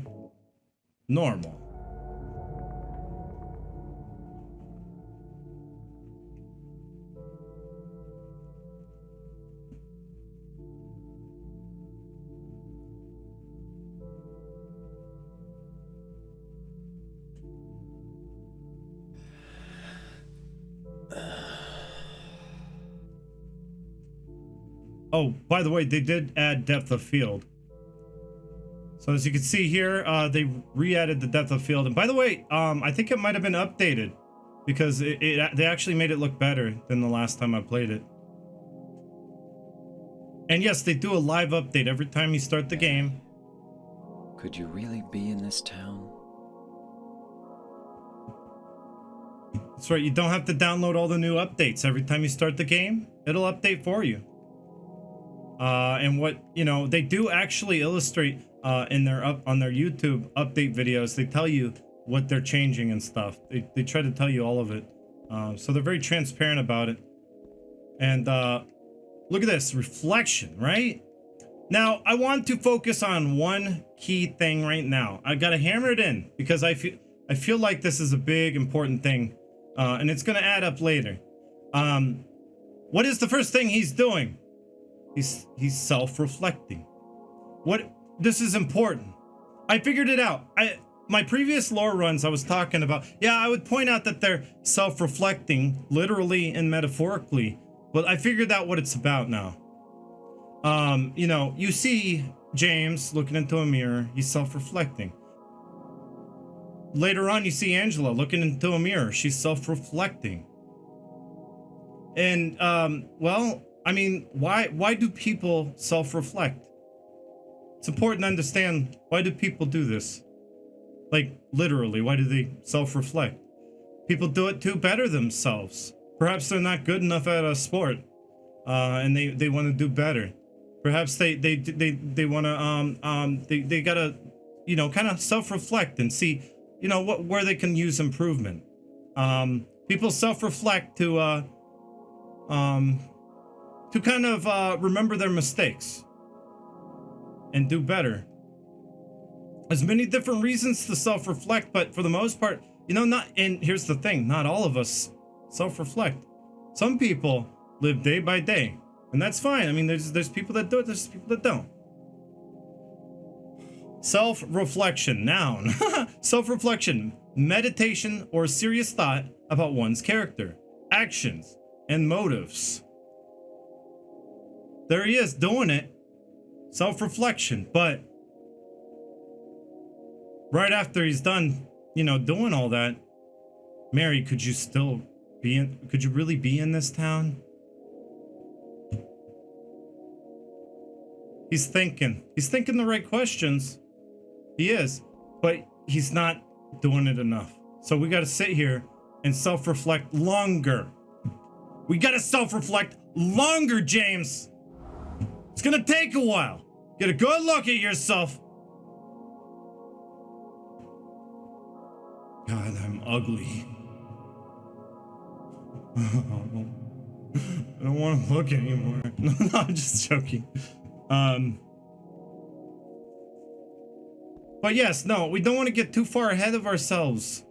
That's the problem, Jack. But yes, do keep in mind that when we first do encounter Eddie, what's he do? He doesn't self-reflect. So since you already brought it up, I'll go ahead and say it. Yes, Jack knows because we discussed it together. Eddie doesn't self-reflect. Well, that's important. That means he doesn't really look back to see. It means that the only self-reflection he does is in the toilet bowl. There. You know, over here in the stall going, "Bleh, bleh, bleh, bleh, bleh, bleh, bleh." No, that's the HD collection. Yes, he doesn't self-reflect. That's important because, well, we are introduced to Angela in a different way, of course, but when we are introduced to her in a scene, she is self-reflecting. Many times she looks like she is kind of like working things out. And I kind of understand, like, you know, what she's going through and what she, you know, she's self-reflecting, and that explains her behaviors and her changing attitude. But you know, Eddie, someone who doesn't self-reflect, well, they're gonna not think that there's anything wrong with them. And you know, if they're mistreated, well, then they're not gonna think they're mistreated because of something, like, you know, they're made fun of because of the clothes he went into school with, and funny clothes that turned pink in the wash, and people are making fun of him because of his clothes that were pink and whatever. Well, he didn't get the joke, and he didn't really see it as very funny, and he thought that people were just, like, you know, assholes, and it had nothing to do with his clothes. They're just assholes. That's, you know, honestly, if you don't self-reflect, you might come to that conclusion. So that's the thing. Self-reflection is a big deal. It's very important, I think, in kind of understanding the characters in this game. Two of them self-reflect. Two of them don't. Who's the other one that doesn't? Laura. And why doesn't she have to self-reflect? Well, she's a child. She's still learning, the way as she goes. She's a child. She's still learning. She's innocent. She doesn't have any real life to self-reflect on, but you know, that's kind of why you don't really see that theme. She's just playful and having a good time and not really caring about anything. Yeah, she doesn't need to. She's a child. Here's interesting stuff. Oh yeah, sorry, but Bazookia. I did want to mention this. It is popping up now. Sorry, it's because I appreciate all the support, Bazookia. It's been 4 months. Well, thank you for the support, Bazookia. Yeah, she does draw 2 cute-ass cats, you know? They're just adorable. Yeah, she's still establishing herself as a person. She has to learn. She has to, she has to have something to self-reflect on. And honestly, I don't think I've started to self-reflect really until my later teens. It could have been even older than that. I probably didn't really start self-reflecting myself, betterment of myself and whatever, until, like, I guess I got all those comments about my hair when I got viral on GameTrailers.com. I got all these weird, crazy spam comments about my hair. Then that kind of was a catalyst for the self-reflection. Then I started thinking, what are people gonna think, of this when they see this, and then I changed my whole attitude. I changed the way I saw things and the way I kind of went about videos in the future. And then I started adding subtlety into my videos. Little subtle things that are just jokes, but subtle things that I knew they wouldn't even notice, but I was just testing them. I was like, will they notice that I'm combing, like every scene, someone's combing someone's hair? So I was testing things with that. I was like, okay, so they notice the hair. What if will they notice the combing of hair? So that was my kind of way of just kind of And then, you know, that just, I got really good at self-reflection. The fact that I always make improvements. I'm always looking back at my own streams and watching them from a viewer standpoint. And what really irks me, well, it has to irk someone else too, right? So, you know, little subtle tweaks here and there, you make your streams better. It's all a process of self-reflection. Okay, that out of the way. What's up with all this writing, like, on the walls? That hairstyle was dope, though. There you go, you got it. And Bazookia knows. Bazookia knows. Oh, by the way, we are, I want to make another mention about controls real quick before we start really analyzing stuff on the walls, which I don't think is all too important, really. The stuff on the walls, maybe it's a riddle. And I really think for the most part, a lot of it is meant to kind of like, I don't know, overwhelm you. If you're one of those detail maniacs and you got to know, you know, every little mark on the wall and why it's there, well, it's going to overwhelm you a lot. And it's just gonna, you're gonna maybe research Hebrew because that's Hebrew writing there.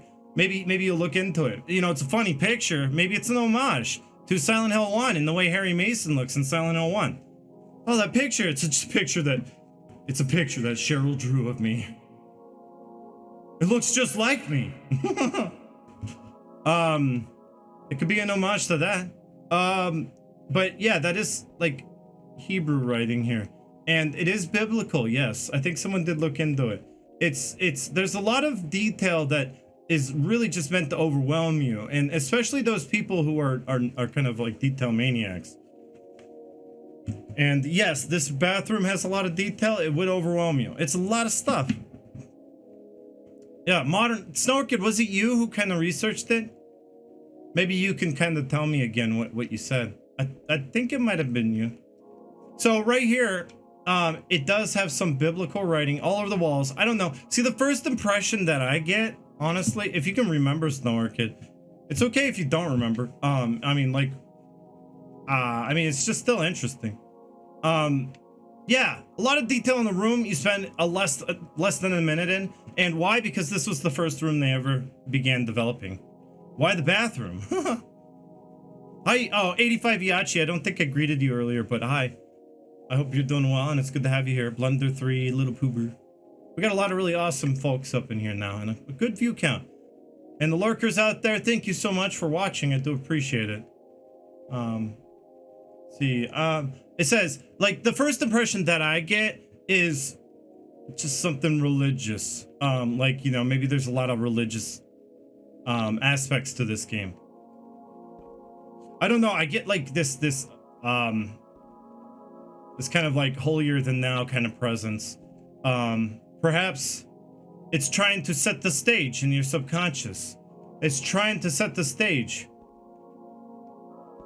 by making you feel like there's something much larger, like God, something, you know, aware of you or whatever. It's just setting the stage in your subconscious. But if you actually look closely and read it, I think I might be able to tell what it says. Let me take a closer look. It says, I don't know.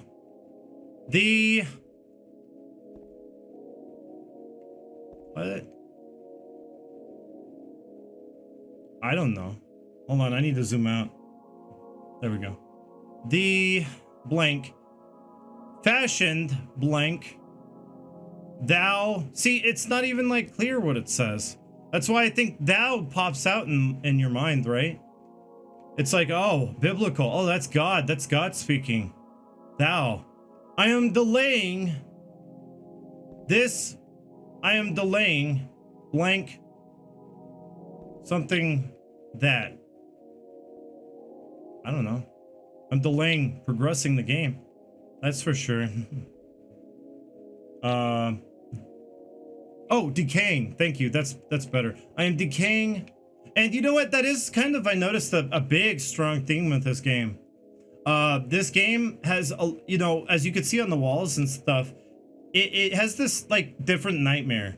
It's different than like the first or third or fourth games in that the nightmare is mostly all about water damage, mold, mildew, organic stuff, sheets, I don't know, like, you know, construction. You know, things are falling apart. You know, things are just kind of like decaying with time. Things are falling apart and decaying. It does have that theme, that, you know, things are just not quite finished. Things are rotting away. Yeah, exactly. It's kind of that feeling. Hi, 420 Gamer Guy. How are you doing? And who else did I miss? I missed a lot of chat, so I'm going back and read it. So I think it's really just that that subconscious first reaction is the most important thing. Sure, this may be real Hebrew. I mean, like, if you do know Hebrew, well, that'll work even better on you, because you'll see some more like biblical kind of names. Actually, it does say Yahweh. It talks about God. I think Snork had said that one of the translations was Yahweh, God, thou, so that it just works even better on you. It instills the sense. Translated Hebrew, the bathroom wall. I will be Yahweh, Lord, Satan, Samael, God, whatever. Mine, my cheap, befitting to exist, my house, home, lowly heart. And those are all very important too, because all those kind of go up very well with the theme of this game. So that's really awesome. Like, you know, befitting to exist. Well, befitting being like, you know, it doesn't make sense to exist. Well, there's a lot of that in Silent Hill 2. In fact, who knows? The town could be shaped right in front of him on the path he's walking, right, you know, as the fog renders, which it probably is. You know, it's draw distance, right?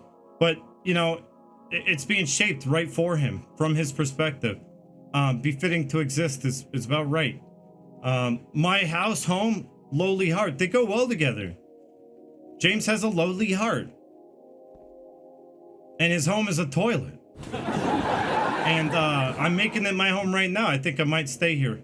You know, I've been here long enough. I might. Where can I make a bed? I'm wondering. Yes, we're gonna go talk about that sign, Horajima. How are you doing? Welcome. It's kind of important to point out something about it, but really at this point in time, it's all about Heaven's Night and how do we get there, and when can we get there, and how much longer? How much longer? How much longer? How much longer? I want to see that pole dance. See that pole dance. See that pole dance. I do. I really want to see it. Yes, that is Maria. Now, of course, you wouldn't know that. First starting the game, you wouldn't have any idea. That's Maria right there. Because it don't matter. But yes, it does show Maria printed on a poster with Heaven's Night. And it is the Maria from the character render. The one that I have a wall scroll of, actually. So there you go. But if you look even closer, you can see breasts. Cleavage, my bad. Not full on nudity. What's this thing? I guess we're really doing an analysis here. Oh, you got a clear photo of it. Okay, that's what that is, guys. A clear photo. Just wanted to see. All right. Back to the game. So yeah, that's pretty cool. Little subtle detail, and that's what Silent Hill 2 and Silent Hill in general is all about. The subtleties. And, you know, when you come back through the game again, I mean, that's a nice little treat if you notice it. And you will. I mean, on the PS2, it's pretty noticeable, too. And I did want to mention something about the controls before we continue on. And if there's anything else to discuss about the bathroom, please let me know. Oh, Horajima, you got it. The blank fast world and blank thou blank. I really don't know it. What is that stuff? Fast world? Do you know what fast world is? It says fashioned. Fashioned. Like, you know, God fashioned. It says the blank fashioned. And it kind of makes me think of God because he like fashioned the world. And then thou, it's God speaking, thou. I think that's supposed to fill your subconscious with this feeling of a greater deity. That's the whole point of this, all the subliminal imagery in the bathroom walls. I really do think that's it. Thy hands fashioned and made me. And now it's from the Bible. Bro, Dor, thank you so much. Thy hands, let's take a look at it. Thy hands, no, it just says the, but whatever. The hands fashioned and made me. Well, whatever the case, people dwell a lot on this stuff. I don't think it's important to dwell on. That's just my point. People dwell on it and they miss the true point. Silent Hill 2 does that a lot, guys. When you dwell on these subtle little details, these little things like this, and don't really get the fact that they're just trying to mess with your subconscious, you're gonna get lost as to the true message. You know, maybe the real answer's there. You're too busy trying to find the Bible verse. You're too busy trying to translate this Hebrew. You're too busy trying to piece together whatever this says. You're too busy with all these subtle details that all work in your subconscious anyway in the same way. If you just glance at them, you kind of get this overpowering feeling of a deity. And it instills this in your subconscious that there's some greater deity that's watching you. It's just the whole time. The beginning of the game, you're being watched. You're being watched over and over again. This is just another one of those things, I think. And I did want to mention the controls. I'm really happy they fixed the controls in the enhanced edition, by the way. I can actually move James while rocking out to whatever beat I deem necessary. And I deem this one. Yeah, James, you rocking it, yeah. James likes to rock it in the bathroom, and he's trying to translate all these words, and he doesn't want to anymore. He's so tired from all the translations, he's just gonna push forward.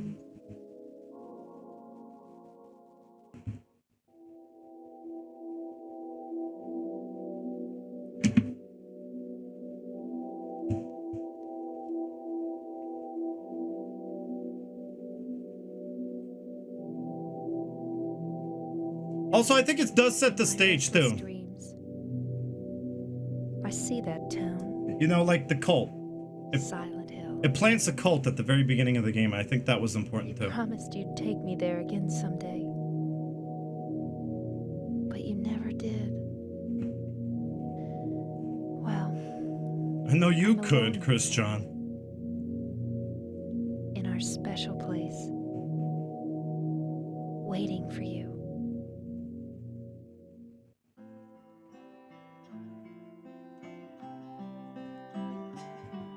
I got a letter.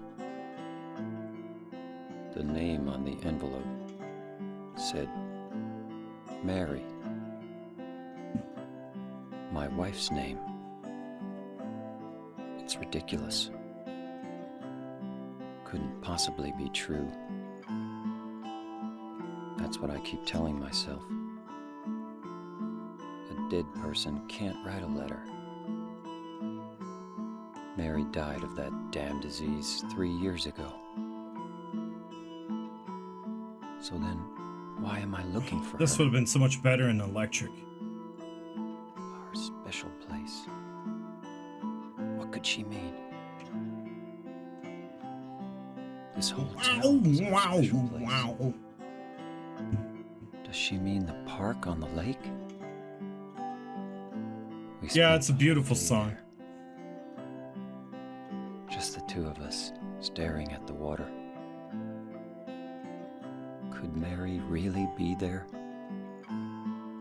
Is she really alive? Waiting for me? Luke Cage, welcome! Sorry, everyone, I do have to settle a dispute with Luke Cage. Mary is not in the trunk of the car, okay? How many times do I have to say she's not in the trunk? No, she's in the passenger seat. I mean, why would he put her in the trunk? That's so heartless. That's just wrong.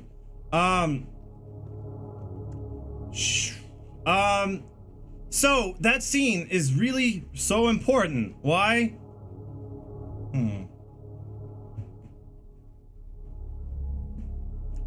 I have to change the brightness on the game anyway.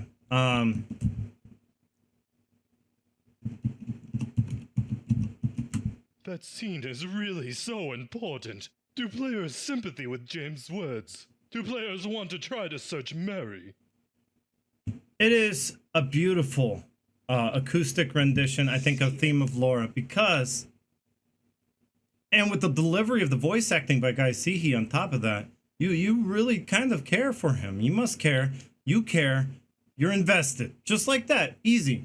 Little music, good voice acting, a relatable story, and you're kind of invested. You kind of want to see how this plays out. What you don't know is that you're in control of it. You're, whether or not you kind of are in control of it. The game is playing you and your actions. Interesting. But there's more I have to say.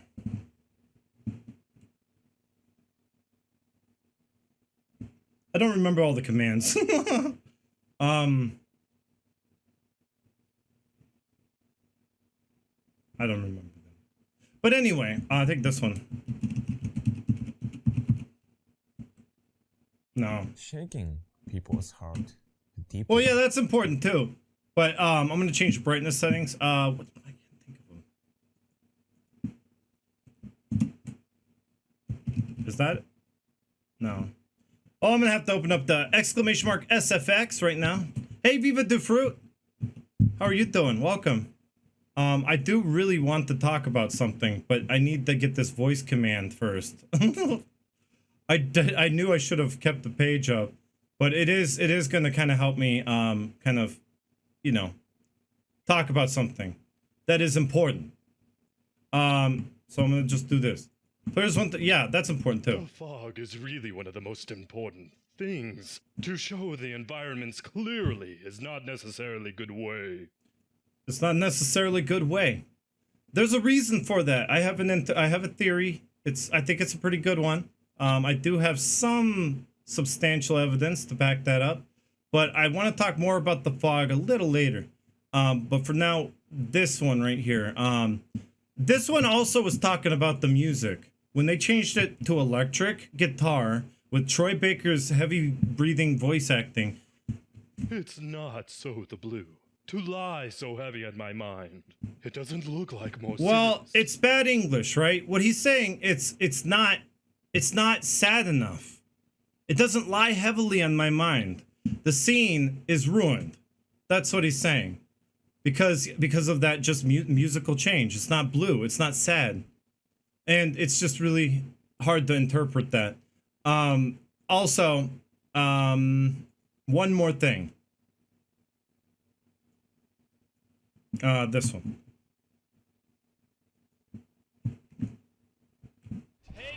Take this. This'll teach you the way. No, okay. I mean, it was really just about that scene and how important it is in establishing that relatable bond to your character, the protagonist that is you are in control of. That it's his story, but why do you care? Because I can relate to this, and I kind of I'm invested. I want to see where this plays out. That's usually what happens. I'm gonna change the brightness now. Where is it? Game capture. I don't know which one it is though. Not that one. Probably this one. Filters. It's a little too bright, so I'm gonna bring it down a notch. I want to get it, about where it should be. Wow, it's not really changing much. Oh, there it is.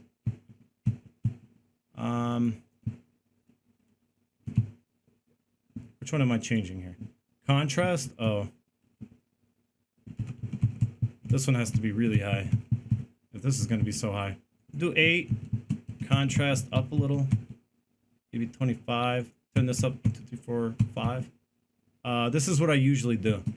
It's good settings.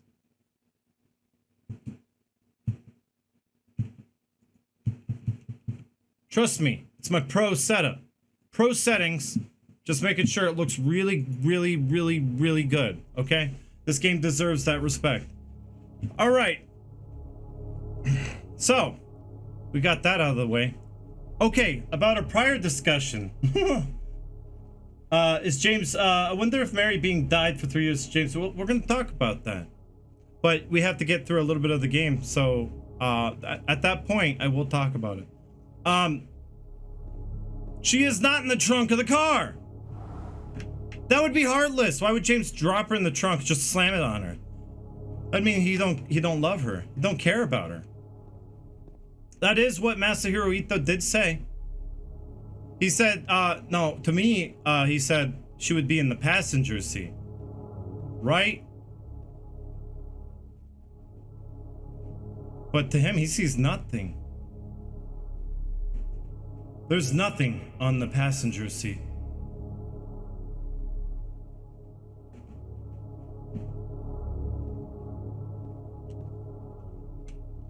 I kind of always felt like, yeah, like she was in the car. I never really argued about where in the car she was. I never really thought about it. I don't know why these avid Silent Hill fans just want to know where she is in the car. Just, can you just accept that she's in the car? Yes, okay, she's in the car. So we're going into this assuming everyone knows the entire game and all the story elements.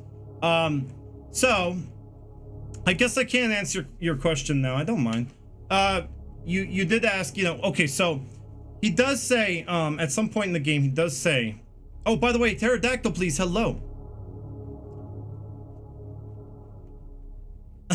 Bazookia.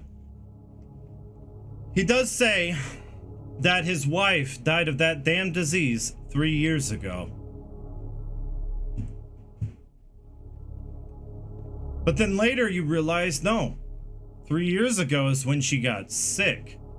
That's kind of really smart and subtle in that to him, the Mary he loved died when she got sick.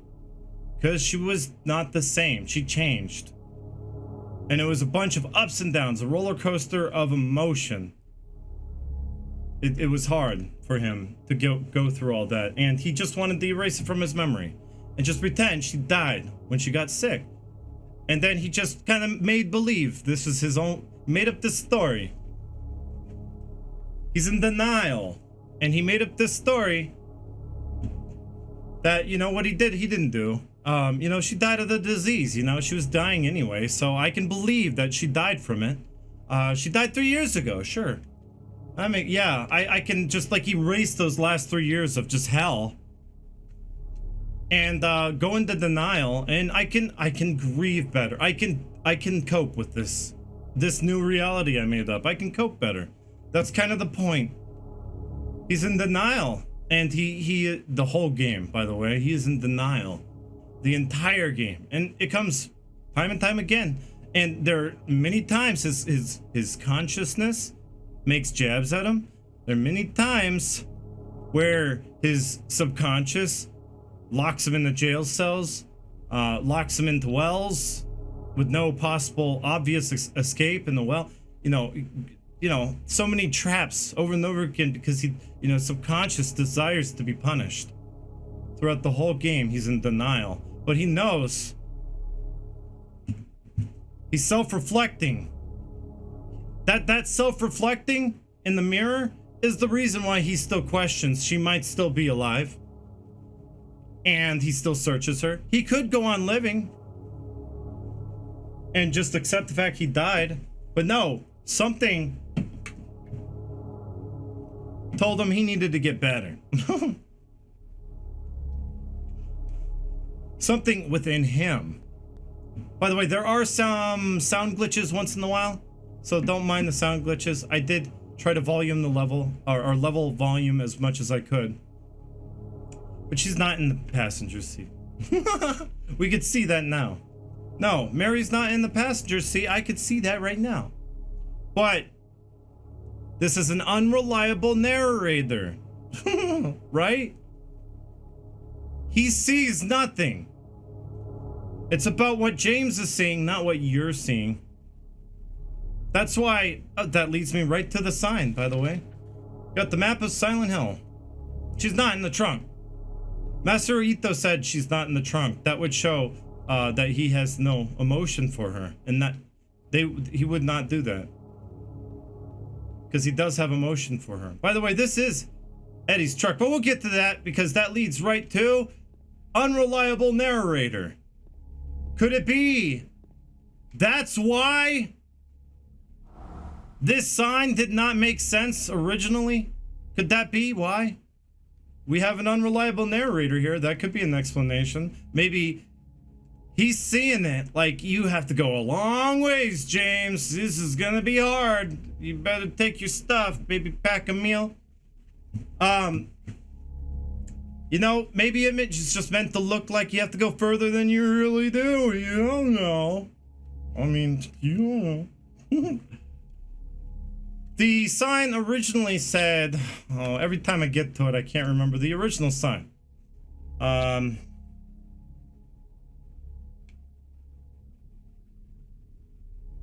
think it said something like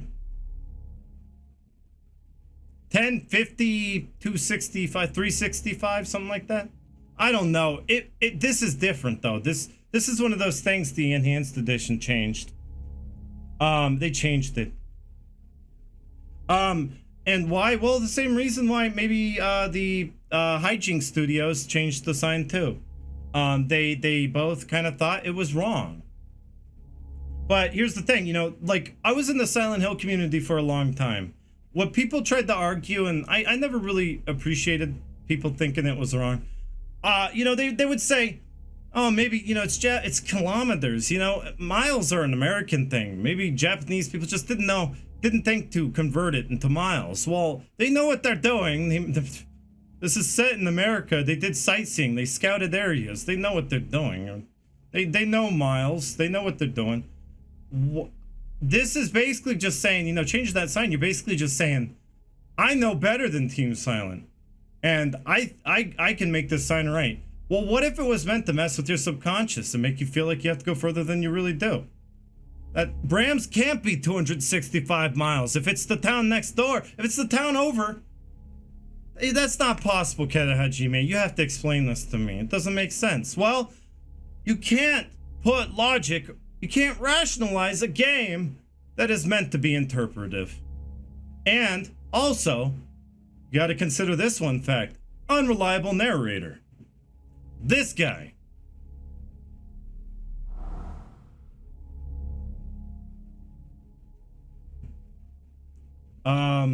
So you got two things working against you.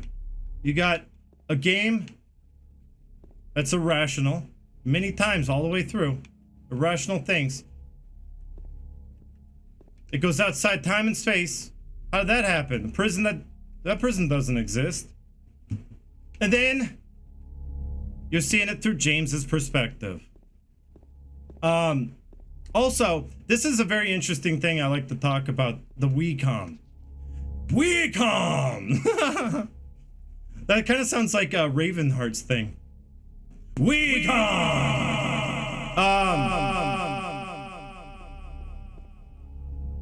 This right here. Okay, what's the first thing you're gonna do when you take off? You know, you leave the bathroom. Okay, let's just go into the bathroom. Let's see what I do naturally, instinctively. There is, and this game does have a lot of that. There is a, what is it called? A vantage point. There is a, you know, a road that you instinctively just want to follow. So, you could go back into the bathroom anytime you want too, by the way. Yes, bathroom. We could spend more time in here, but no. Okay, so we're leaving the bathroom. Vanishing point, that's it. Or whatever it is. Whatever the point to which your eyes are drawn. But right here, like I would see the map, right? I would turn, I would get the map, and I'd be like, okay, I got the map. All right, I'm gonna continue down this road here. And you know, you might even run into this thing, if you can. I don't know. There's a fence here. You'd be like, oh, the fence. You'd be like, maybe I can just like, I don't know, go back. I don't know why, but this doesn't look like the right direction. This is the road I came in on. There's no point in going back. Focal point. That's it. Thank you, Montana. And you got it, Ornate Sphere at the same time. Thank you, guys. Yeah, you got to watch more Bob Ross, and I do too. Honestly, I do. you will go this way and you'll be like, wait a second, it's blocked off? What? And right here, overwhelm the subconscious with large numbers. Large numbers overwhelming the subconscious. You feel like, oh crap, I'm blocked off. And I have to go really far and I don't know what I have to do at this point in time. And then you get to welcome. Yes, you see the L on the ground. It's like the town is aware of you, greeting you. You're being greeted by the town. But, you know, maybe you don't think that in your active mind. You're thinking that your subconscious knows. It sees the word and then knows. Maybe it sees we come. Maybe your mind's more dirty than that. Maybe you're just thinking about, you know, good old warm cup of jizz. Sorry, that's what I think of when I see that Enigma smug emo. Anyway, this is welcome. You know, your subconscious is looking at that. Maybe it didn't pass over to the active thinking mind. Fran, you're sweating balls. Yeah. So, I mean, what's really important though is that one, overwhelmed. And you know, if that sign like bothered you with all the weird numbers that don't really seem to make sense at all, I mean, you look at the map and you go, what the heck? Okay, so wait. South Vale? Okay, hold on a second. I thought I was in Silent Hill. What's this crap about South Vale? I thought this was in Silent Hill. Another thing that will mess with your head. It'll get you thinking. Paleville? Well, what the hell's Paleville? Okay, so South Vale is... Okay, what's the original sign again? I know people posted it, but I can't go back. But whatever the case, I mean, like, it can't be more than, like, I don't know, 10 miles. I guess they're probably right.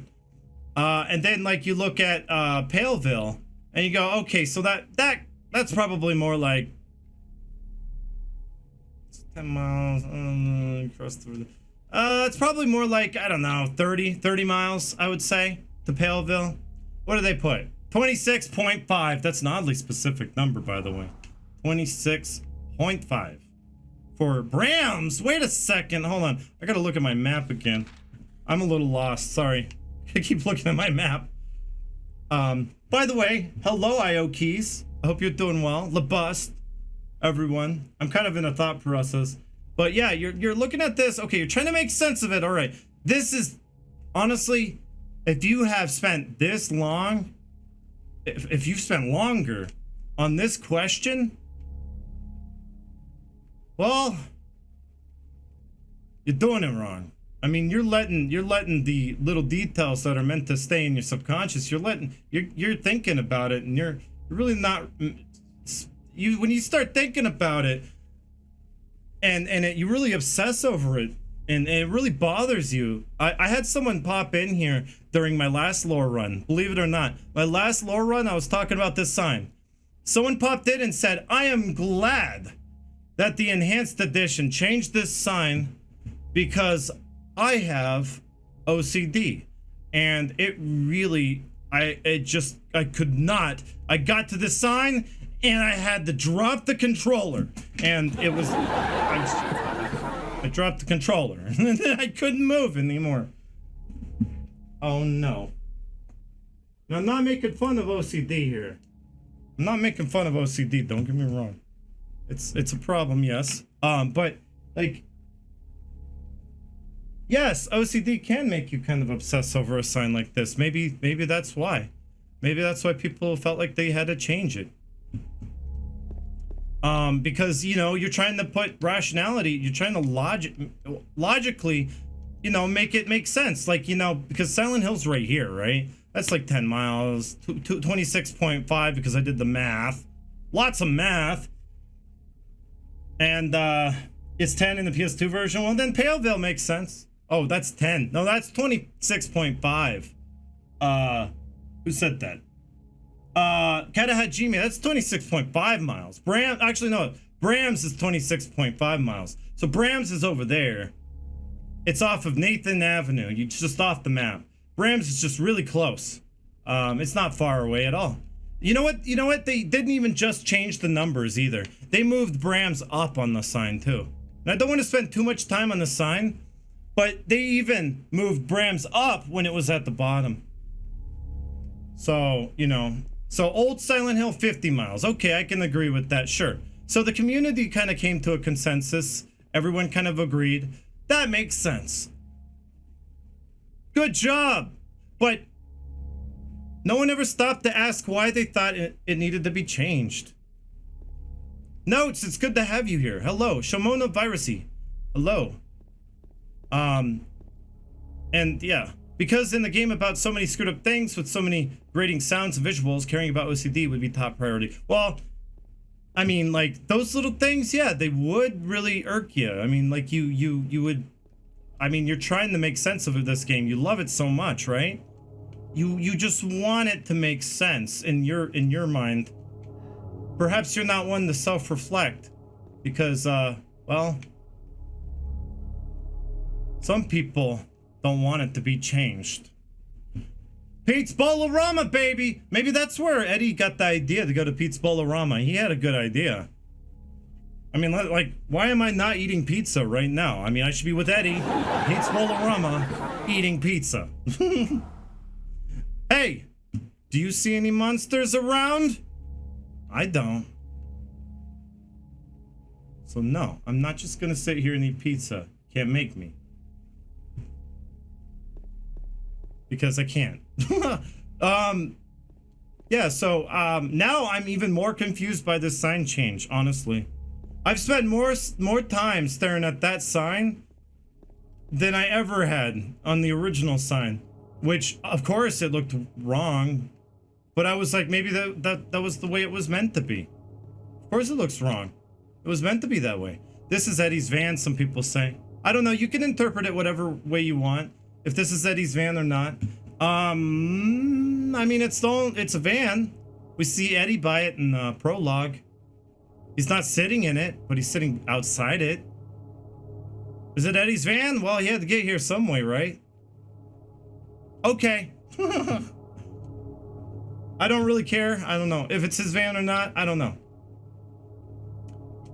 What does he say here? And Foca della Chica, hey, you like that pizza, huh? Oh, is it, what's your favorite pizza, guys? If you could eat pizza right now, what would it be? If you're not eating it. I know some of you have started off with pizza. Yeah, all the sound effects, all the alerts are muted, but by all means, don't stop the support. I mean, when I get to the end of the cemetery part, you know, I'll have a little time. You know, by the time we get into town, we'll have a little bit of time to spin a wheel. So, you know, if you want us, I would really appreciate any kind of support, subs, give subs, whatever. You know, I have it all broken up so that we won't, you know, break away from the lore run or break away from any tangents. Won't be interrupted by any means. So, you know, I'm fine whenever you want to do it, anytime. I don't care. I mean, any and all support is greatly appreciated. So I want you guys to know that. You know, this sign used to say Taruka Lake with an R. It did. In the pre-release screenshots of the game, and they changed it last second. But you know what? Yes, there was one sign that still had an R or an L in it when it was supposed to have an R. Which sign is that? Oh, Brookhaven. Sorry, I didn't sneeze. Yeah, it's Brookhaven, but they left an L in there. This one is the opposite way around. This one said Taruka Lake. They changed it to put an L in it. And I wonder if that's why the mistake was made. Japanese team, they're doing it kind of backwards. So yeah, one of the signs, I do agree with that sign change. They did change it in this enhanced edition. They changed it because in Silent Hill 3, they changed it. That's how you know it was a mistake. There you go. Team Silent themselves changed it. So I agree with that. Anything else we might have missed? I don't think so. Let's head off. And let's go that way to Toluca Lake. Now, man, we have to buckle up or something. Buckle up, because this is gonna be like 100 miles, guys. You have to go like 100 miles. This is gonna be crazy. Long. It's gonna be long walk. I don't know if I can make it. Yeah, a lot of viewers today. A lot of people like Silent Hill 2. People appreciate this game. And you guys are awesome.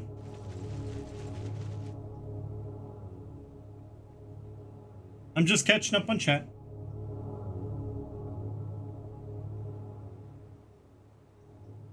Oh, interesting, Snow Orchid. Pale Veil. Pale Veil. The Veil of Death. Oh, there you go. You know what happens there? Snow Orchid, you know what happens in Paleville? Death.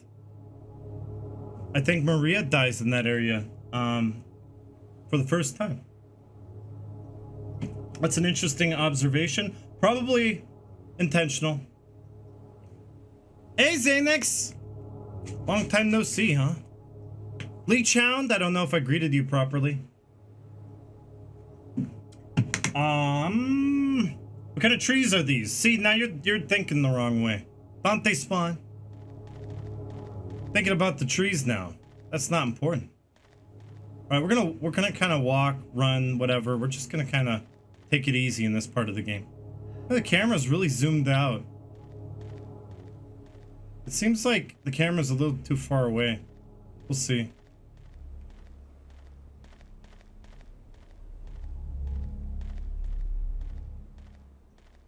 So first things first. Bunch of biblical text in the bathroom makes you gives you that cult vibe, right? Kind of maybe even makes you think that the cult has something to do with this game as well. No, not as much as you may think, but the first impression does give you that that feeling that it might be cult related. What we're doing, it's a kind of a red herring, but also it does instill in your subconscious this feeling of a greater deity, right? Thou, talking about Yahweh, God in biblical text. A greater deity that's watching you. You run into a sign or a blockage in the road that says, welcome. First thing, welcome. Go that way. Arrow. Actually, a finger pointing too. It's like the town is guiding you, and the town is aware of you. Here's a part of the game where you will also hear sounds that may sound like something's aware of you and watching you. If they play.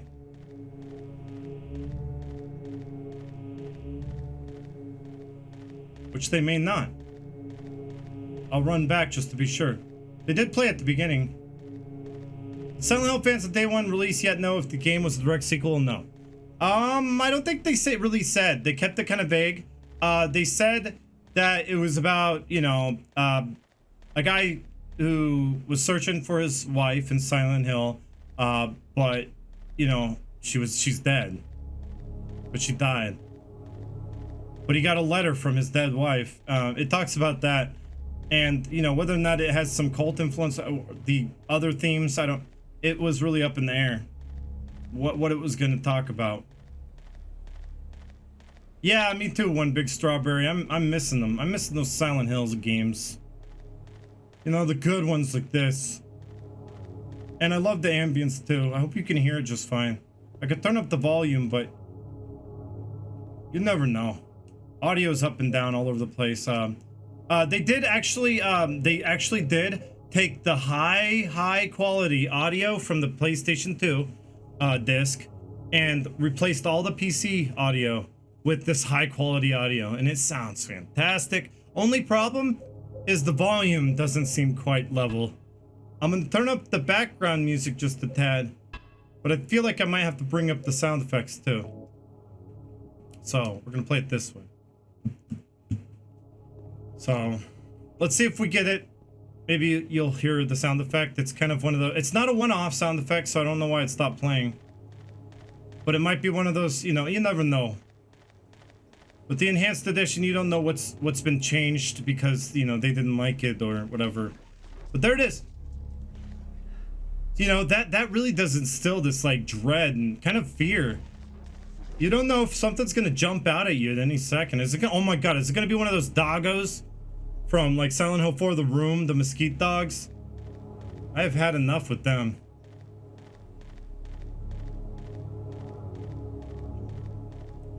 I like how they make the first siren go off with the ambient. Yeah.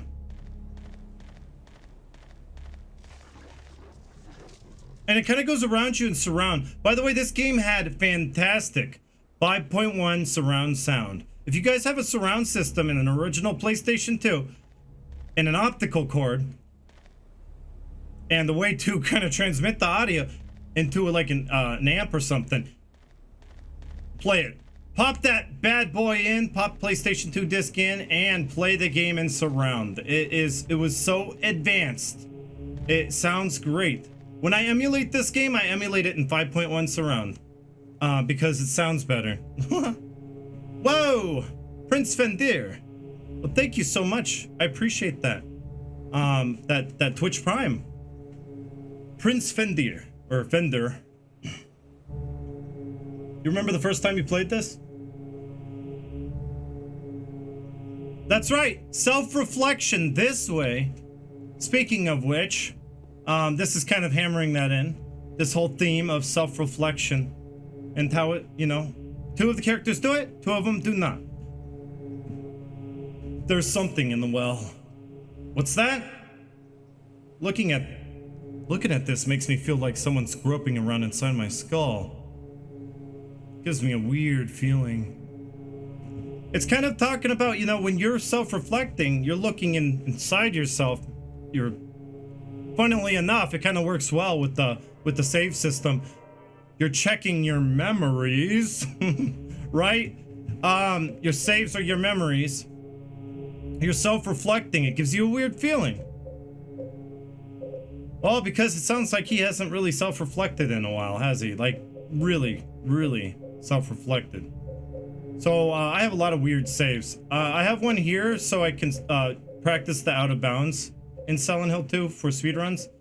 I'm not gonna overwrite any of those, and I don't think I want to overwrite any like other ones. So I'm gonna just I'm gonna put it like what? I think here. That seems like a good one. I'm not gonna save too much because I don't really have to. You know, you do create an autosave if you just touch a save point. Mirrors would be fitting objects for a Silent Hill game as save points. Well, that's kind of what it is, a mirror. That's what it is. It's just a little bit more mysterious than that because it's a red square that's kind of shiny. What does it mean? Oh, you could think about it. Hi, Tatito. Oh, thank you so much for the compliment, Tatito. Hope I'm saying that right. Chuleta. I think I am saying that right. You're Chuleta watcher, fan. His occupation in the real world is something not important. He is a convenience store clerk. That's all they really ever say. He's probably a Walmart employee. Nothing special. He's just an everyday Joe.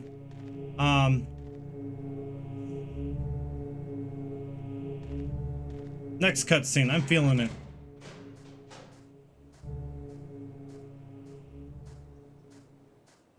Boy, it's hard to see with all this fog, isn't it?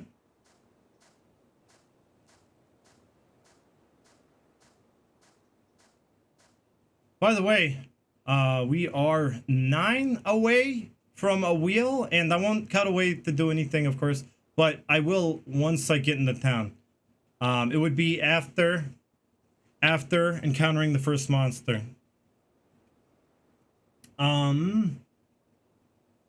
So yeah, that walk right there was only a small section of the walk you have to make. So yeah, already it might feel a lot longer than it really is, because my first time playing this game, I felt like the walk was like, I thought it was a lot longer, honestly. I thought it was, but then, you know, now I'm seeing it's really, really short.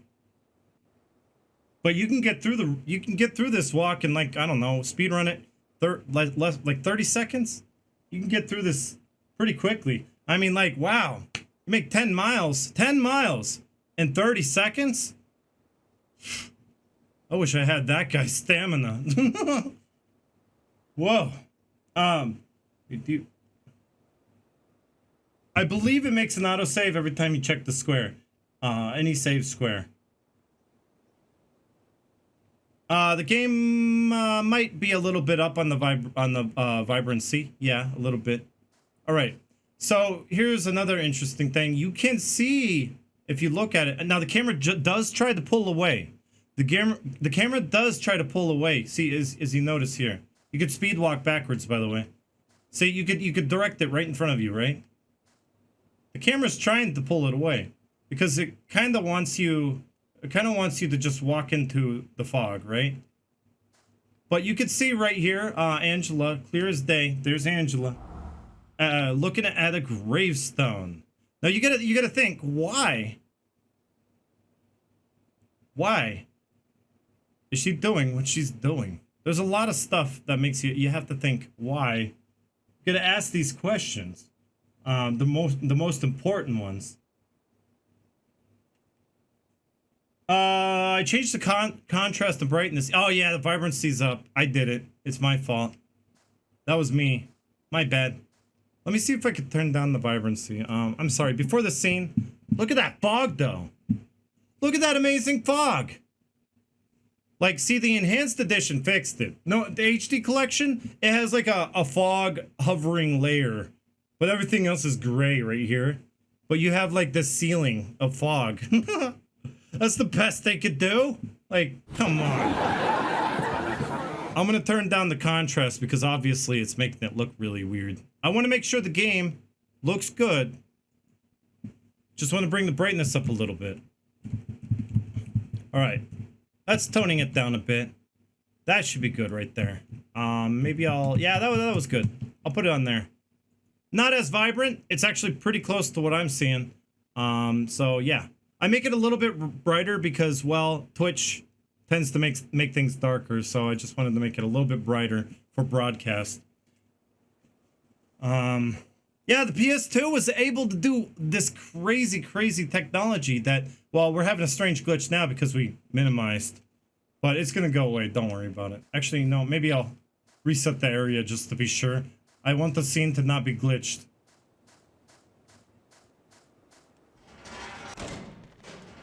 Sanctuary? No, I didn't just start the game. But I do intend on, I did talk about a lot. I mean, just the first part of the game, there's a lot to talk about. See, the fog is beautiful. It's almost perfect, almost just like the PS2 version I remember. It's supposed to be that way, and I'll explain why after this cutscene, because there's a lot to talk about with this one cutscene. Lot. I wish I could pause them, maybe future lore runs, but it was never ending. There, I fixed it. Okay, so it looks better.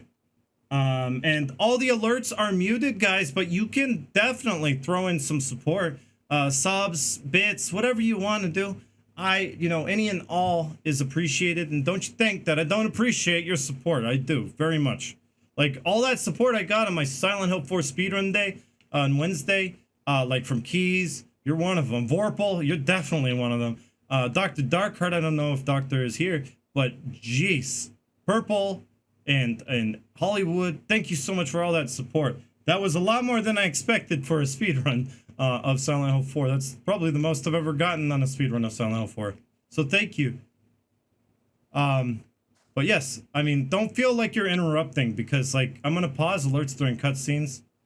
I unpause them, but they're always muted. Okay, just letting you know. They're always muted. Yeah, I would say this is the most advanced game engine I think anyone has ever seen. And I think that Team Silent designed it for them to use. So they knew the ins and outs better. They knew their little tricks. They knew all those little tricks.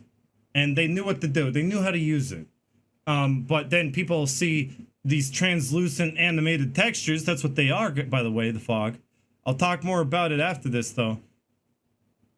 Well, Warrior Within, thank you for redeeming that. Yes, you can also redeem channel points, but thank you for redeeming. I believe in you, Fungo. You got this. I can hit this cutscene, I swear. I can do it. Just give me a moment. I'm just... Baby steps. Okay, guys? Give me baby steps.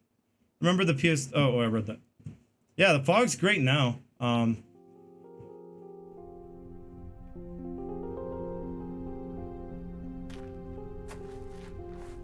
Thank you, Connor.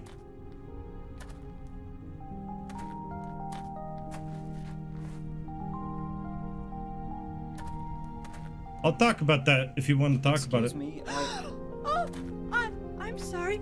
I No, was it's just... okay. I didn't mean to scare you. I'm kind of lost. Lost? Yeah, I'm looking for Silent Hill. Is this the right way? Yeah. It's hard to see with this fog, but there's only the one road. You can't miss it. Thanks. But Yes? I think you'd better stay away. This, this town, there's something wrong with it. It's kind of hard to explain, but Is it dangerous? maybe. And it's not just the fog either. Okay, It's... I got it. I'll be careful. I'm not lying. No, I believe you. It's just... I guess I really don't care if it's dangerous or not. I'm going to town either way. But why? I'm looking for... someone. Who is it? Someone... very important to me. I'd do anything if I could be with her again. Me too. I'm looking for my mama. I mean my mother. It's been so long since I've seen her. I thought my father and brother were here, but I can't find them either. I'm sorry. It's not your problem. I hope you find them. Yeah, you too.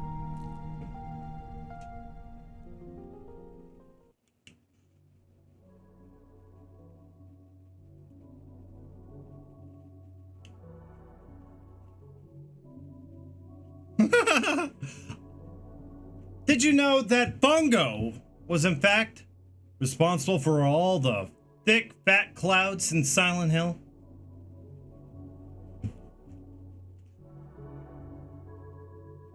It was me. I did it. I'm adding to it. Yes. So to talk about that scene, well, I'm gonna go check her out one more time. There's two different unlockable scenes here that maybe you didn't know about. So we're gonna check them out. Aren't you looking for someone? That's right. And he's like, da, da, da. She makes you feel stupid. You go around and maybe this is the angle you need to approach her from. It shows that you're very, very, very confused as to where you are. And it is easy to get lost here. Don't get me wrong, you can get lost here. I mean, it's, look at the fuck. Look at the, I mean, fat vape clouds. All ping. Aren't you looking for someone? That's right. You might have to do it a few times. It's kind of a secret one.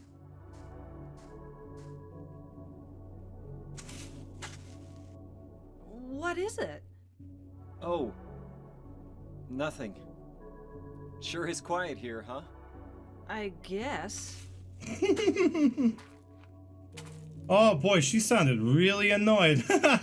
I guess. Oh yeah, I have ping now. By the way, ping. Stream, ping. The most adorable, cute, cuddly kitty ever. But she needs me all the time. All the time. Don't want to dwell on ping though. We got a game to play and talk about a lot. Now it has nothing to do with you, ping. That's why. So you don't feel offended. It has nothing to do with ping. She's socially awkward, right? That's what you get out of it. She's, well, very, very socially awkward. You do get these like childlike mannerisms. You notice right off the bat. You know, her mannerisms are very important. They're trying to convey a character who has been abused, sexually molested at a young age. I imagine. I mean, we can all assume. They're trying to convey, like, you know, the stunted growth. And the fact that she looks older, like well beyond the years. She doesn't look 19, does she? She is, I think, 19. And she don't look it, no. I mean, get a closer look at her face if you can. Aren't you looking for I someone? guess she could be, but I don't know. When I look closer at her face, it almost looks like she's like 30 something.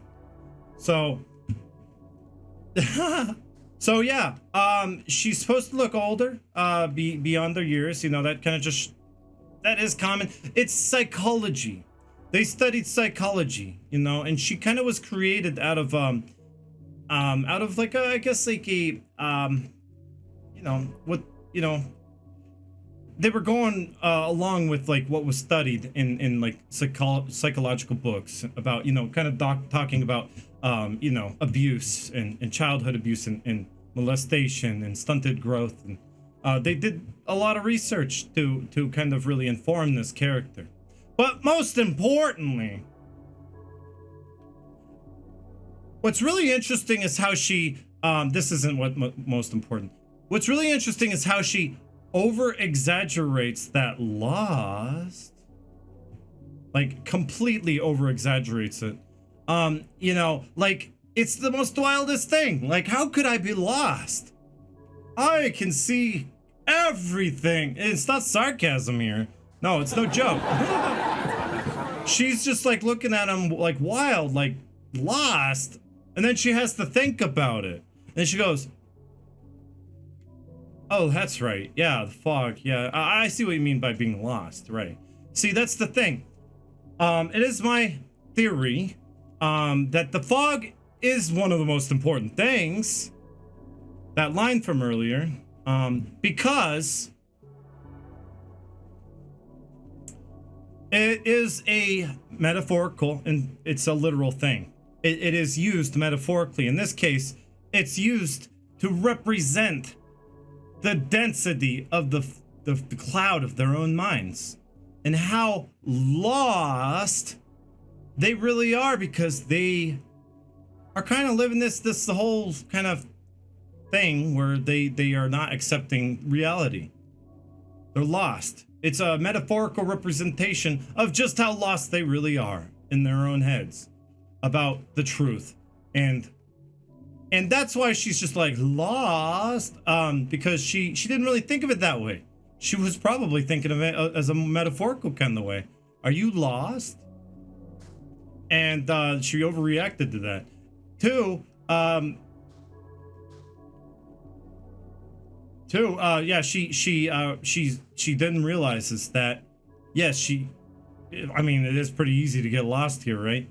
And there's a lot of evidence later on that kind of suggests that the fog is supposed to be this way. It's supposed to be dense, and it does vary in density. It does change.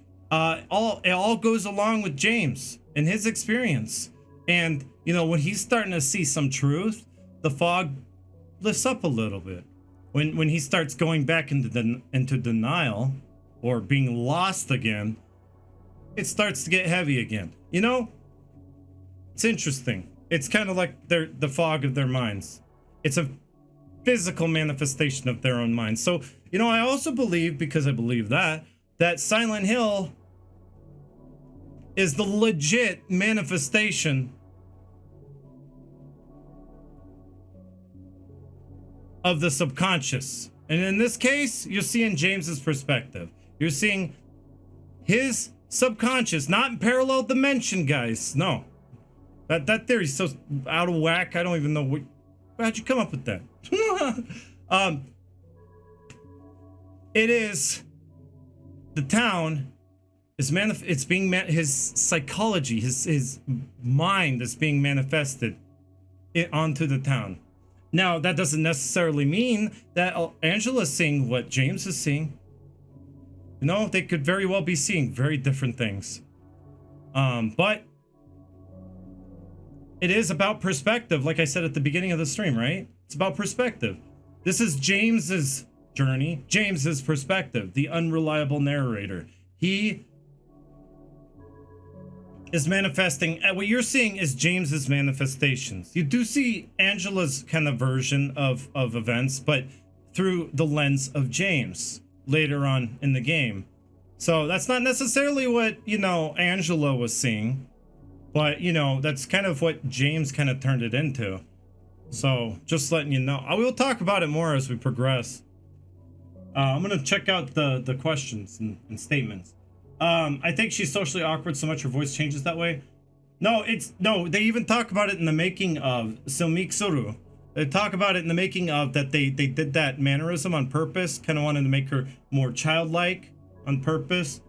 That I think it was intentional. And I think if I could go through the scene and pause it line by line, I could show you how genius the dialogue really is.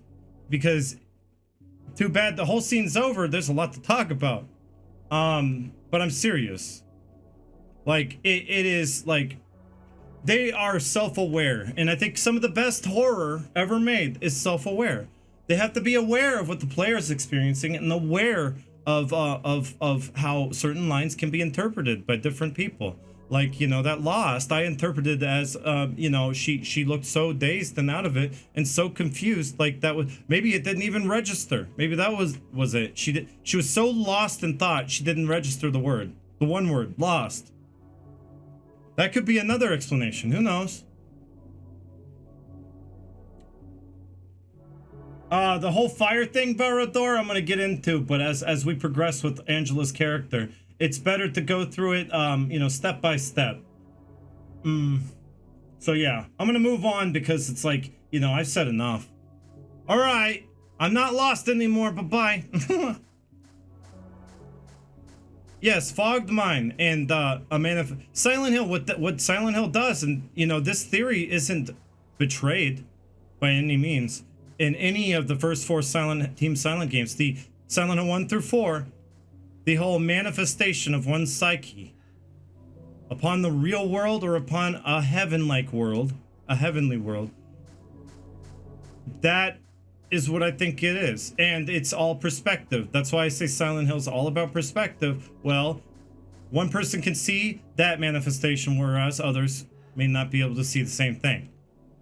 It's all about how they interpret. Like I said earlier at the beginning of the stream, and thank you for the follow, Asia 4511111. Like I said at the beginning of the stream, you know, you and I could both see the same shape, same color, same object, but maybe it processes in your mind a little differently than it processes for me. It makes you think of flowers. It makes me think of, well, what are these things? I don't know. It makes me think of whatever those things are in the little water here, the little pond. You know, so it's like, that's the perspective I'm talking about. How does your subconscious perceive things in the end? And this is like a little water here. There is a layer of fog kind of obscuring the zebra-striped water. I'm sure you're familiar with.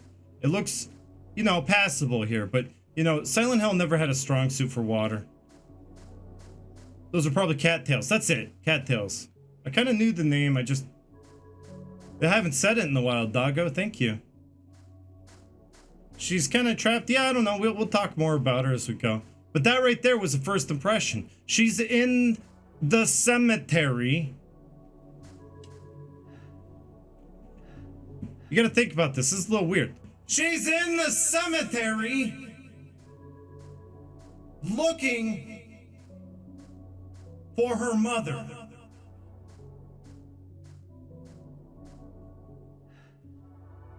Isn't that just like a little red flag for you? Why look in the cemetery for your mother? Unless you may be thinking she's dead.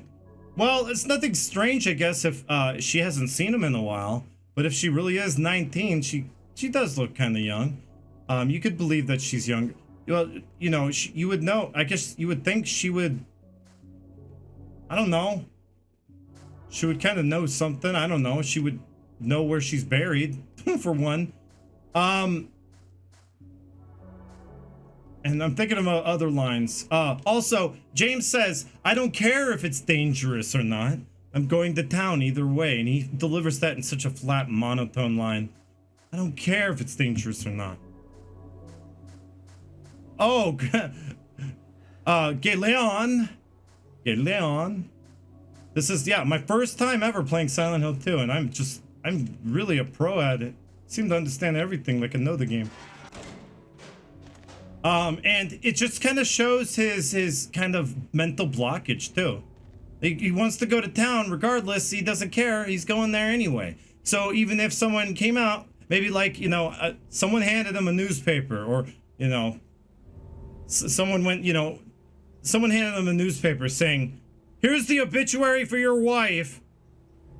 I got a letter from her. Yeah, but she's dead. I don't care. That's kind of like his stance on it. I don't care. It kind of shows how deep into denial he is. That's what it is. Game broken. Why is the game broken? What? What is wrong? Logged out of Twitch and forced to change my PWW. That happens to me all the time. Well, not the password thing.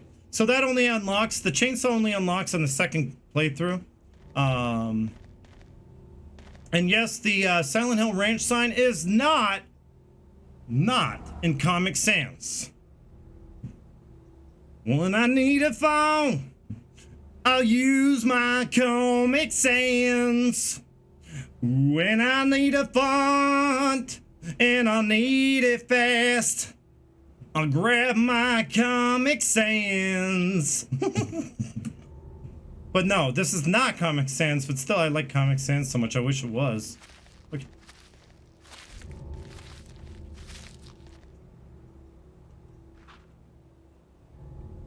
Was someone following me just now?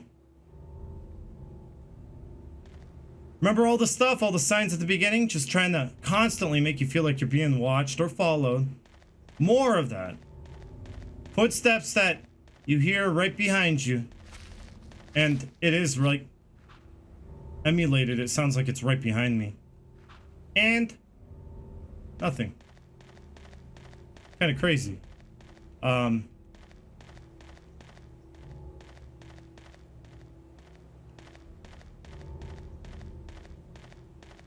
Yep, Silent Hill Ranch. I'm heading to the Silent Hill Ranch, guys. I guess now this road here, the dirt path seems like it goes on a while. But also, you know, remember what I talk about in my Silent Hill 1 lore runs? Well, you know, Silent Hill 2 is no different. When it comes to all the warning signs, danger, caution, keep off the grass, you know, hell is coming, whatever it may be, all the signs, all the construction, all the rules, all the stipulations, speed limit, stop sign. Silent Hill 2 overwhelms your subconscious with negativity, I guess you could say. Signs, danger, keep out. Trespassers will be prosecuted. Red barrel, what's that, gasoline? Ooh, dangerous. Wonder if I can light a match, you know, blow up. You know, you got this sign right here, another one, danger, keep out, and they just add up, and they are meant to work on your subconscious and really kind of, they add to that unsettling, unwelcome atmosphere. I mean, not much is a given, right? And I still don't know what this is. I mean, I swear, I mean, don't get all worked up over this or anything. I mean, I had someone do that last time I played through, but I just can't really figure out what's this a magazine of, and I can't really look down so you could see it. Here, can you see what I'm looking at right now? You see this on the ground? If you see what I'm seeing in 1080p, then I guess we could pretty much all say it is what I think it is. Was he saying? I mean, that's a subtle imagery too, right there. I do believe that's in the original Silent Hill game. I do. And I wonder, I don't know if it is, but I wonder if it maybe is Hitler, right? It could be a dude with a mustache, right? But whatever the case, if you notice it, it's alarming, right? That's the point. If you see Hitler, and some people may not, it's alarming. Just like the signs, it adds to that overwhelming, you know, sense of just unwelcome unpleasantness. It's overwhelming you. By the way, you can try to go back, but it shows just how committed he is. He doesn't care what you think as a player. There's no reason to go back. I'm going to look for Mary. He's going to. So, he doesn't care what you think. Yeah, it looked like Hitler to me. And I do believe it's in the original PS2 files. But it looks so HD, I wonder. I'm thinking that what happened maybe was someone found the real magazine that it was taken from and scanned in a higher resolution and put it there. That's why it looks so out of place and really high res. I mean, they do that. By the way, here's something interesting I noticed on my last lore run. Some new info.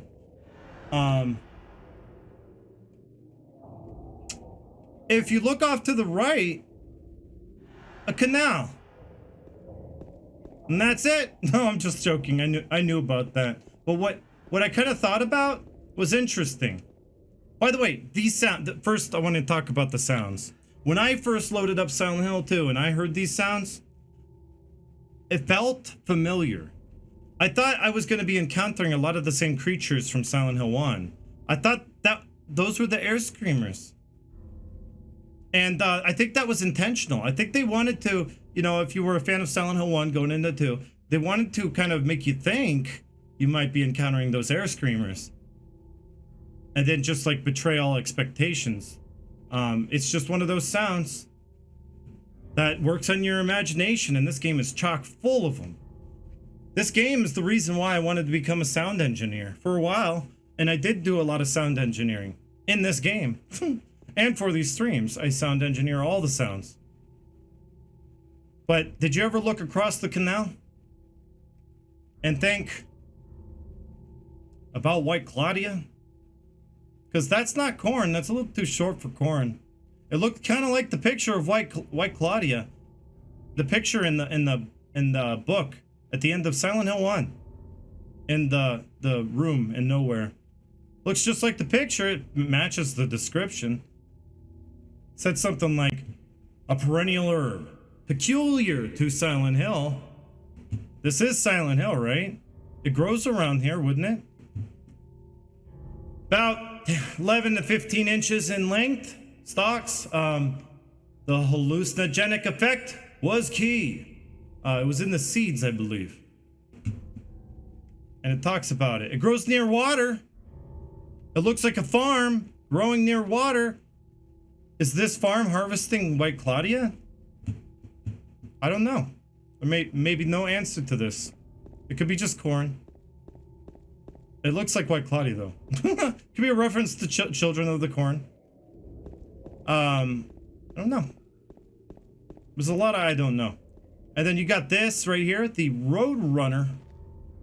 And the Road Runner, God only knows what it's supposed to be.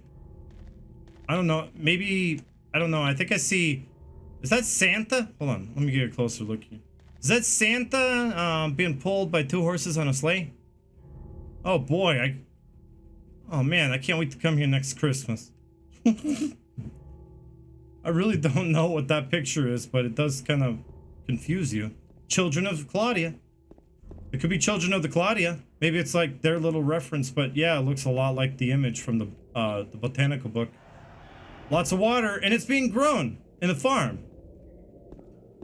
So if it is White Claudia being grown in a farm, Children of the Corn, I think it's Children of the Corn reference.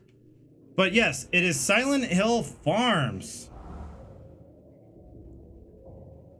That's the farm that grows it.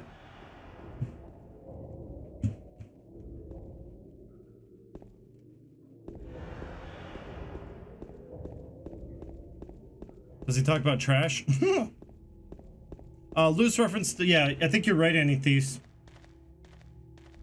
Oops, I ran into stuff. Well, there's a lot of detail to see in this game. Unfortunately, I can't go explore the Roadrunner. People have done out of bounds to be disappointed. There really isn't much more to see if they didn't develop it for you to see. That's just the end of it. Right there, does that say gore? Gore, gore, gore. I don't know what it says, but it doesn't matter. What I'm getting is a lot of political kind of like agenda stuff. Like, you know, that political, what is it called? Propaganda. That's what I'm getting out of it just by looking at it. I get a lot of weird, I don't know, like early American German political propaganda and stuff. And, you know, that's just adding to the subconscious too, right? Like, you know, if that's what you see, it's an interpretive game, right? If that's what you see, it just adds to more of that dread. But maybe you're not thinking about it, but it doesn't look right. It doesn't feel right. You get here and it says, danger, keep out. Adds to that. You see a payphone and you can't make a call because payphones don't exist. See, now you know. Now you know that he's an unreliable narrator. They pulled all these up. I mean, do you know any place that has a payphone? Oh, maybe this is Centralia. I'm sure they didn't pull those out. Gotta be it. Centralia. Are you threatening me?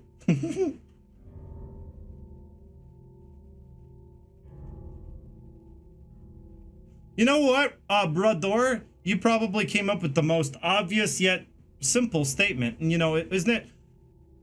Oh, I know. It's on the tip of my tongue. Isn't it? Something theory. Schrodinger? I think maybe, I don't know. If it's, but the simplest explanation is usually the correct one. And, well, maybe they just thought, oh, you're running down the road. Occam's, I don't know now. Which one is, I think it's Occam's razor. Yes, Occam's razor. I wasn't thinking of Schrodinger's cat, no. I was kind of like, it's not that one, but that's the one that came up in my mind. Occam's razor. The simplest explanation is usually the correct one. So, Roadrunner, probably because they knew you'd be running down a road. What do we put for an image? I don't know, something weird to make them think. Why is it Santa, you know, and two reindeer being, you know, pulling Santa? It is one of those things that make you ask why, what, who, where. Makes you ask all the big questions, and that's important. Because if Silent Hill's making you, wonder and think, well, it's getting into your head, and it's working. It's doing a good job.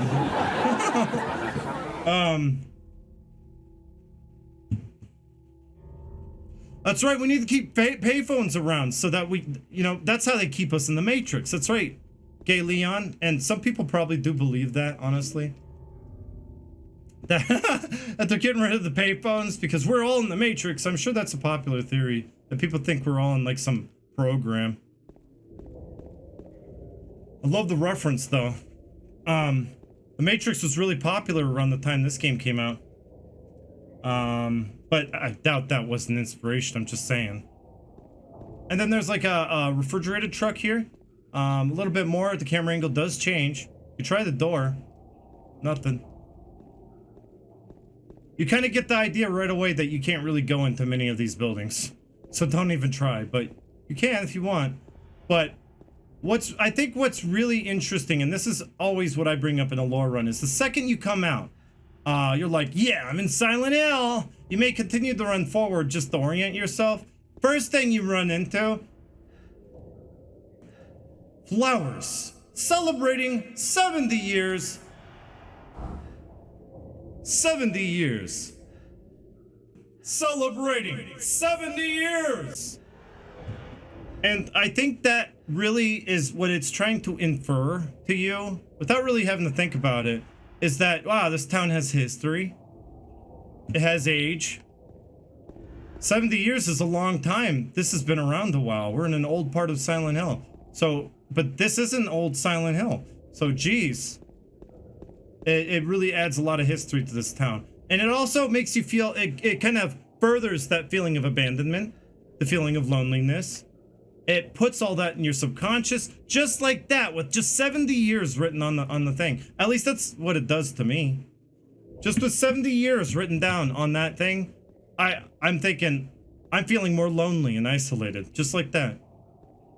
And I don't even have to think about it. And there's another sign. Oh, limited parking. Another sign. What does that say though? I think it's in Japanese. Tamatuya. I don't know. Tamatuya. Tamatuya. I need Tamatuya for my bunghole. One more quick fix on the contrast I did notice. It still is too bright. So I'm gonna fix it.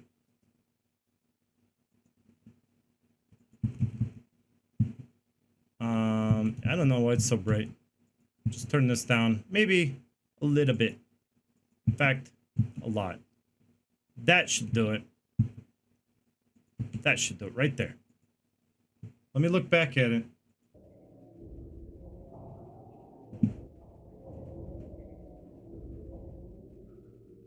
It's a little bright. I'd say just another small tweak. I'm all about, you know, this game looking good.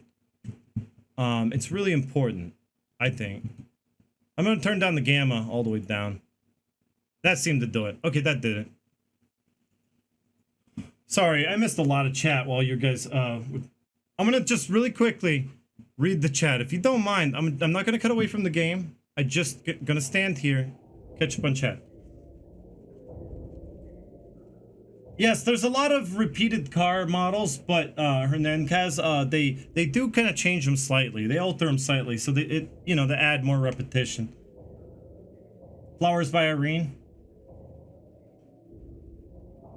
Yes, flowers can live 70 years.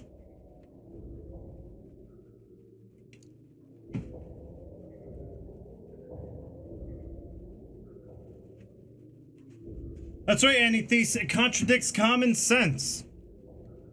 That's kind of the point of Silent Hill. We're about to talk a lot about contradictions of common sense. Oh, wow, we're just getting there. Oh, cool, Master. I like hearing what other people think. Yeah, definitely, guys. You post in the chat your interpretations, too. That's how we kind of, you know, I guess that's how we kind of work things out. Maybe things I don't really know. I'm sorry, Serial the Wolf. Are you having problems? Maybe try auto or try bringing it down to like 720p. Maybe less frame rate. 30 frames. That'll probably help you, Serial. All right, cutscene, and hopefully it doesn't look like HD collection. Yep, we talked about HD collection a lot.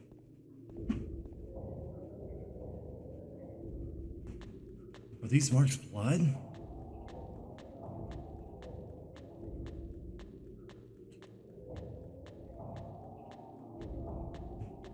That shadow just now. Well, I'm gonna run off. Yeah, I'm done. I'm D-O-N-E. I saw that monster just clear as day. I would not go near that thing. Fog could have obscured it a little bit more, but then again, you can fine-tune the fog to make it a little bit thicker if you need to. It's a lot of blood. But yeah, I saw that thing clear enough that I would not go near it. But I want to look at stuff. What did you do first playthrough with that, Fungo? What did I do? I just kept following the blood. I don't explore. I didn't really explore Silent Hill until my like second or third playthrough. Hey, Spiral Trap's in the house. Yeah! That's right, Spiral! And, you know, I never do this for you, Spiral. Can I get a shout out for Spiral Trap, who actually, for the first time, showed me I couldn't do it myself, so bless Spiral Trap's heart. She helped me get through Final Fantasy X. I was able to see the ending, and the final boss I could not beat. So, you know, through her, and that's nice. Shout out. Hin, can you hear? Kata Hajime? Hello. Hello. No, Spiral. I'm lost in the town. Follow Spiral Trap. Oh, see, look, James is nodding. Yes, do follow Spiral. She is a great streamer around here. You know, I drank a lot of vodka my first lore run of Silent Hill 2, and I don't think it helped any. Lore runs of Silent Hill are us too are emotionally draining. You can tell why. I have to think about my past and how I relate to the game, and I don't like thinking about it, but you have to. You know, it's self-reflection.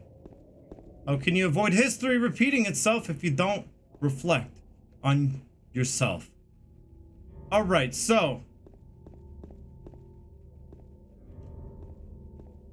And it really drains you.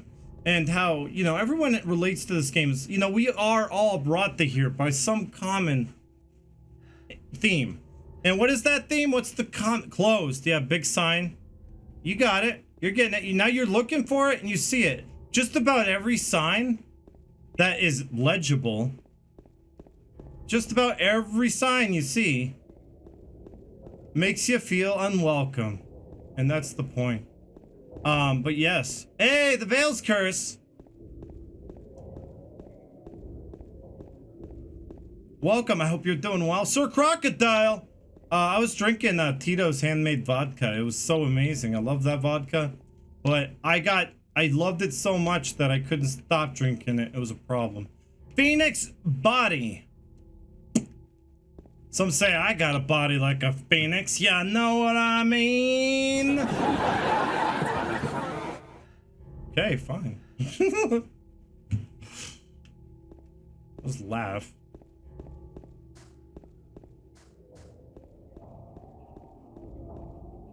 Oh yeah, seeing new things every playthrough.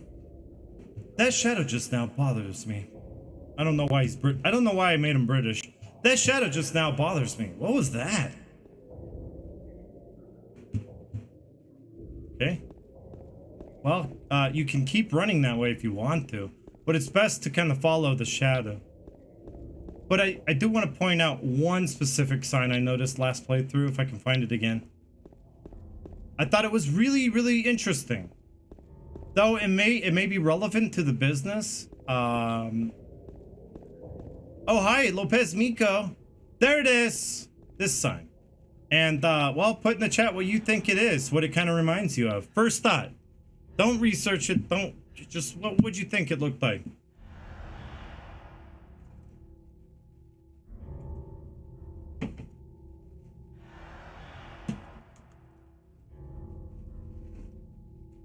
That's right, Dexter. It did look like a human being. By the way, did I greet you? I think I did a long time ago, but I don't know. There's so many people here.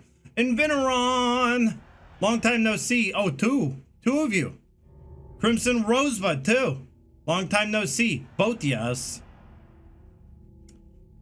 I got a new phone today. Does that mean you can watch me now? Railroad sign, I guess, yeah. Another kind of warning sign. Danger crossing, yeah. Okay. Well, if you kind of, it's eerily similar to a hazmat warning. The top is supposed to represent fire, and the possibility of fire that you got to look out for. I think the left, I don't know what that is. Right, I don't remember. But yeah, they all kind of like deal with like different chemicals, fire, you know, different hazards, and what level rating. So it's if you know what these signs are, you may look at it and notice that it's not supposed to have letters on it. It's supposed to have numbers. And there's a lot of other stuff wrong with it, but well, it's not supposed to make sense. In fact, if you recognize this sign, maybe you work in a place that has signs like these that look like these, you know right away, you're like, okay, I kind of recognize it, but it's wrong. It has these letters. It says, hey, hey, hey, hey, hey, hey. I don't know. Maybe that's on purpose. God only knows. Maybe they arrange those letters that way to make you feel like someone's saying, hey. Yeah. Because, you know, it goes along with the theme of everything we witnessed so far. You got the footsteps following you. You got the welcome sign at the beginning saying welcome. You got the feeling of a higher deity kind of watching over. You got the thing in the bushes. You got the footsteps behind. You got... And now you got hey. Hey, Fungo, you're my favorite streamer. Hi. What is this? And you know, it would make sense in a place like this, I guess, like solid auto and truck repair. Solid auto truck repair. Makes sense, you know. They might have hazards. NASA got a new PC. But that's awesome to hear, Crimson Rosebud. Sorry I didn't continue. Drinksky, hey, you're in big trouble. That too. So it's like what they're doing is they're taking a hazard sign, right? One that, well, looks alarming, like danger or something. And then they're taking and putting a spin on it and both filling your subconscious with dread. While at the same time putting a word in your head you know as hello. And that's probably intentional. I mean, they do think these things out. They spend a lot of time working on the subtle imagery all around town. And if we kept looking, you would find it. You don't find anything good. Like, you know, Titty Nightclub, you know, a block from here. Only a block from here? Yes! Actually, no, the Titty Nightclub. Thank you for the host, Spiral. No, the Titty Nightclub? You know where it is? Somewhere over here. I don't know. Some weird, shady one. Oh, caution. Watch speed.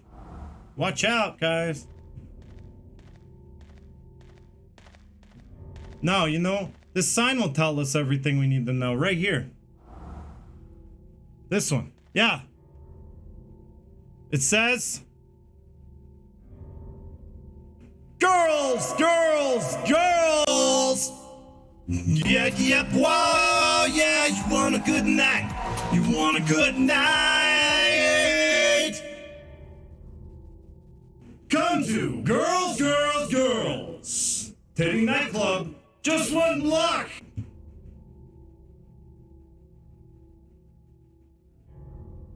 That's right, one block from here. In Silent Hill, actually, Centralia. That's right, you have to go to Centralia. So come to Centralia. See what I'm saying? Like, I wasn't making stuff up. There is a girls. Is it like that way? Or that way? It's that way? Oh, yeah.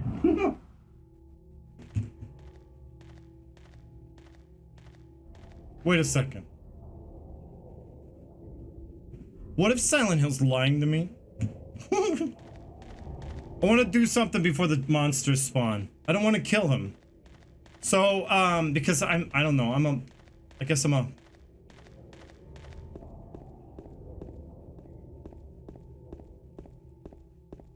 Hold on. I'm trying to catch up on anything I missed. Yeah, Hollywood. Thank you so much, Hollywood. What does that say? Gold Corp? Solid coupe? Solid coupe. Custom. What? Thanks, camera. Sheet metal? Custom sheet metal. Fabrics. Fabric Aston. What? Fabric stone? Fabric and stone? I don't know. Whatever. There's more blood here, by the way. I want to read one stone monument while, you know, the monsters aren't out. This is important, and there was another thing we missed. Yeah, I'm very, very fortunate to get so many viewers today. I think this lore run's going swimmingly. I've been able to cover a lot of things, and I think I've been able to explain it pretty well. Maybe over-explain, but yeah. It's J! Fabrication! Keyword. Today's word. That's right.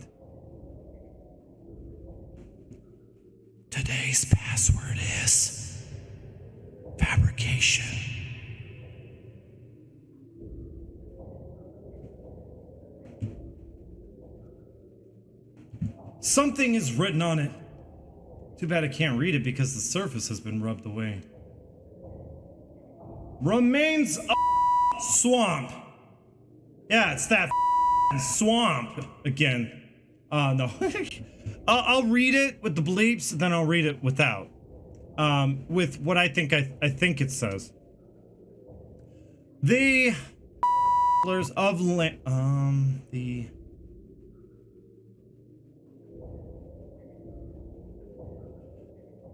the Earth of Land is monument was originally swamp, but later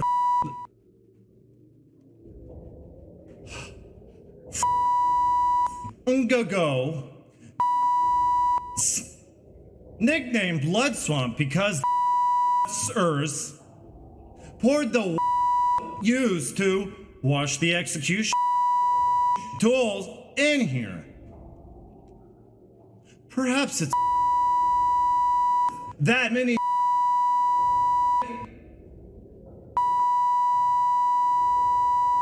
the area. Sorry, I had to do it. Okay. I missed some chat here. Strip club is a lie. You don't know that. You do not know that, Invinaron. Do not know that. It's gonna happen. I'm just holding out. Yes, I'm gonna try to read this with what I think. I don't know. It's been a while. I don't know the first word. I know this one. Remains of Blood Swamp.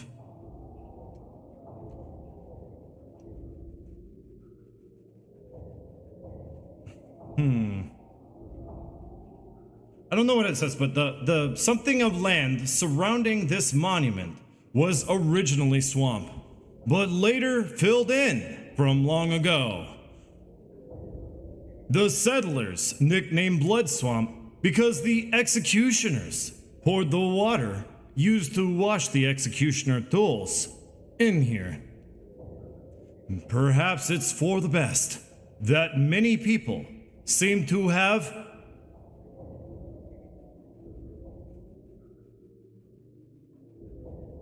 something left. Oh, seem to have like forgotten the area.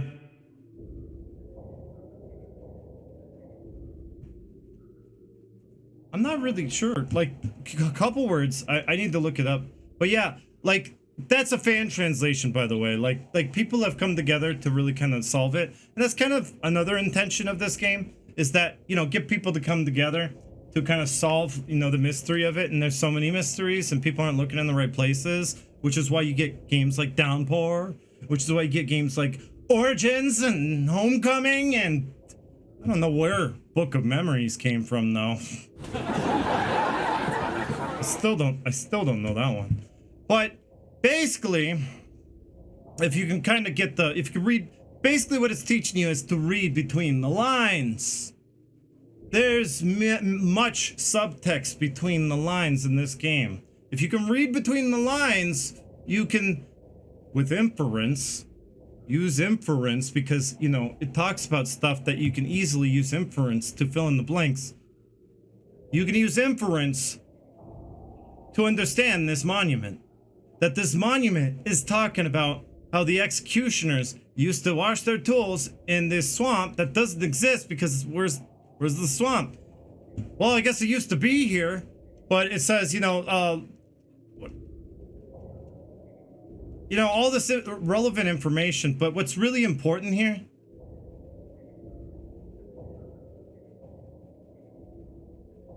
is that it's for the best, that it's forgotten, or something along the lines of that people have left it alone.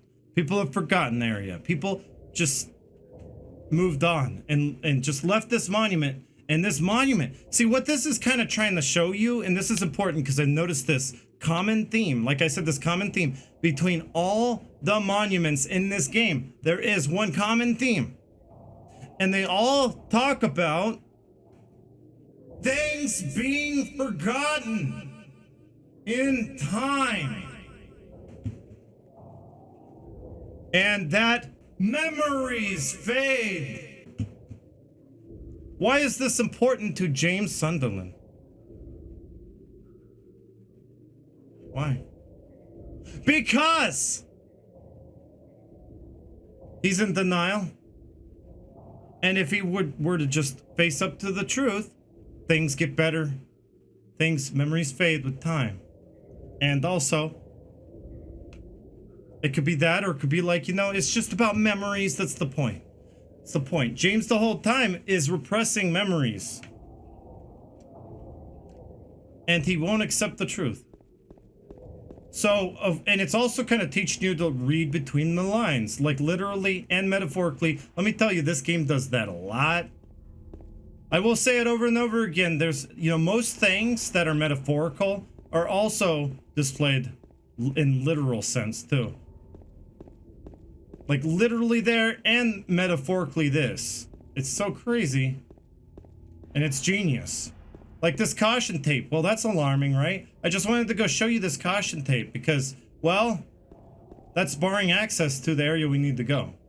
And that's just something interesting because when we deal with this next part, it changes. We all know that. Yeah, math, right? So you got to read between the lines, use inference, and it helps you to better understand this game.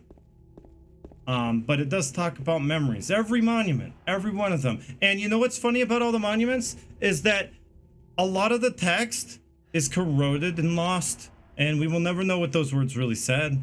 But we got to fill in the blanks. A lot of the monuments I've come across missing a head.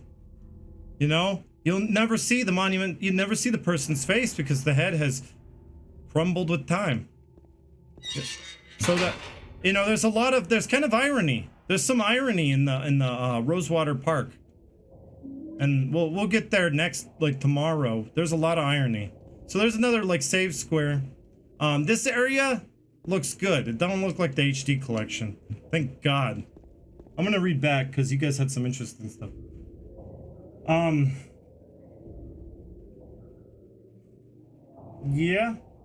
Yeah, Ransky. That's true. Memories, false memories.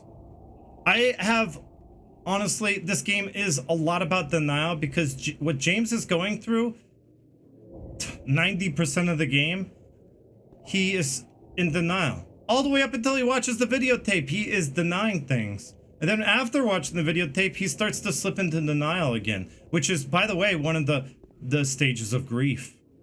And this game heavily deals with the 5 stages of grief. Was it Kubler-Ross model? 5 stages of grief. And we'll talk more about that. But first, I got a nightclub to go hit. Night of the Roxbury style. Oh, do it with me, James. He's gonna do it with me.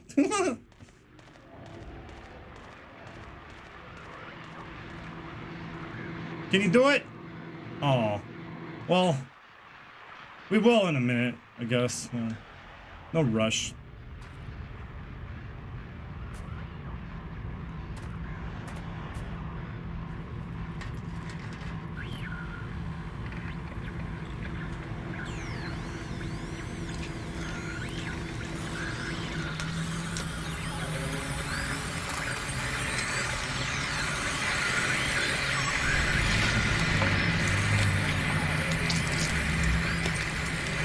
I don't know why, but this scene is the loudest thing on earth.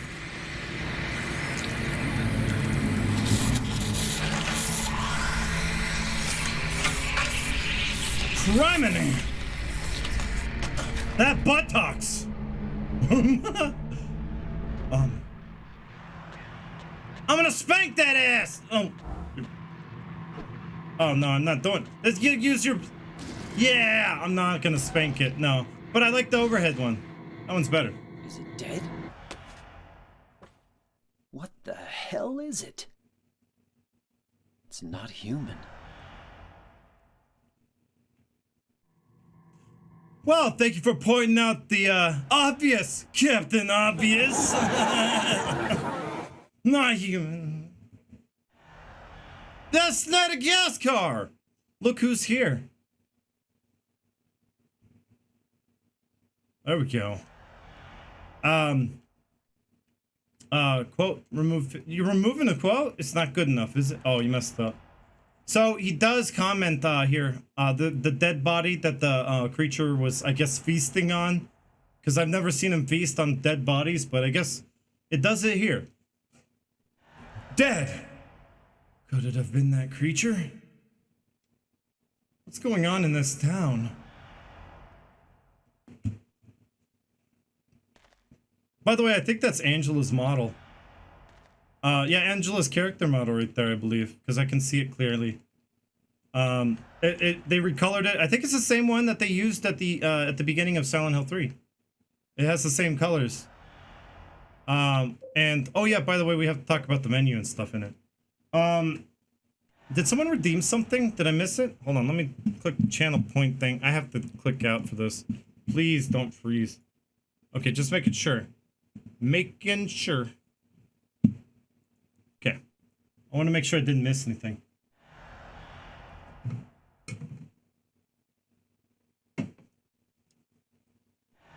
Hey, Uzbek is back. Welcome back.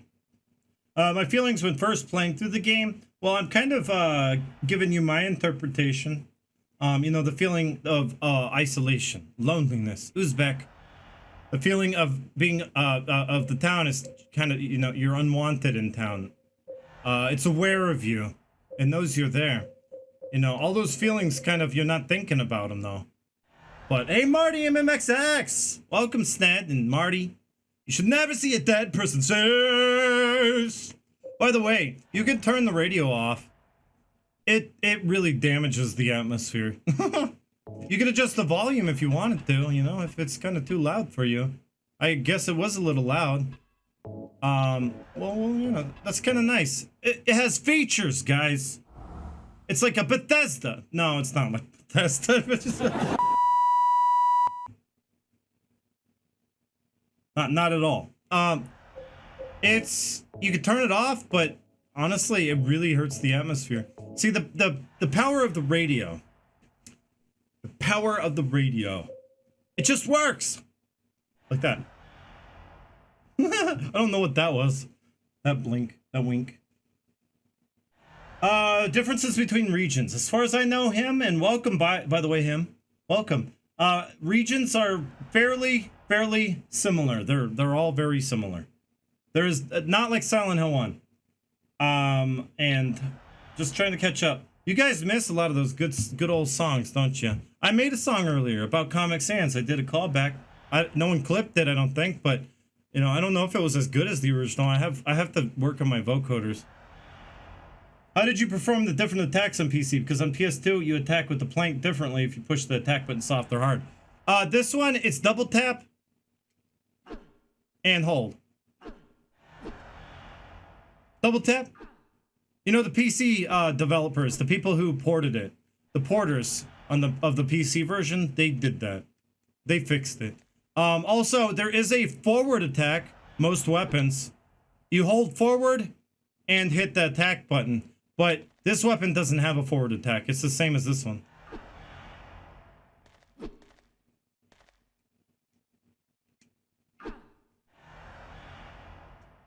It's the same. I think he might take an extra step, but I doubt it. No, it's the same. I just wanted to check. So there's no forward attack on that one. Let me catch up on chat. Also, the PC version with the enhanced edition, which is what I'm using, the enhanced edition did fix the controller. So now an Xbox controller, Xbox 360, Xbox One, works flawlessly. It has sensitivity.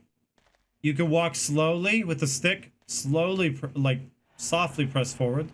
Walk faster with it pressed all the way forward, slowly.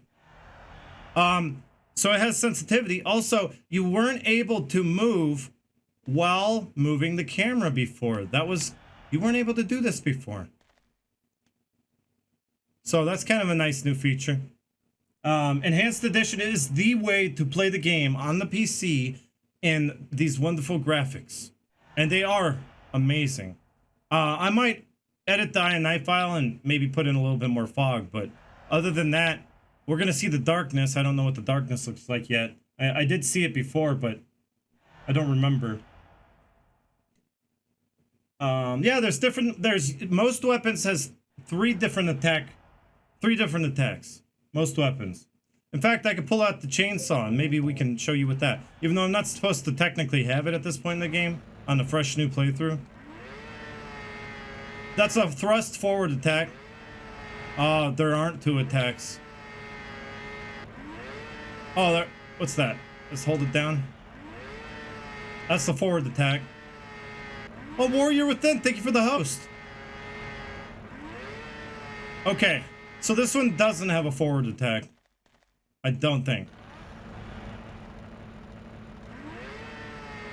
No, I don't think so. No. So 2 attacks, chainsaw, 2 attacks, wooden plank. I guess as you go through the game and you upgrade and get better weapons, you do get better attacks. Welcome, Warrior Within. I hope you're doing well. PC version of Silent Hill 2 is pretty hard to find. That's the problem. I'm glad I have my old copy. Unfortunately, my PC version of Silent Hill 4 got a little chip in it. And it doesn't render it unplayable, I don't think.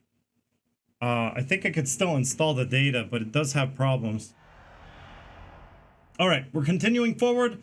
It's about time we did. Oh, yeah.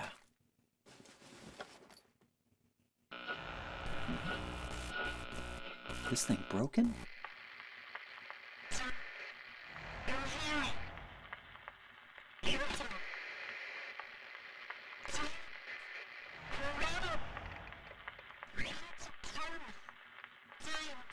What the? I better take it anyway. I might need it.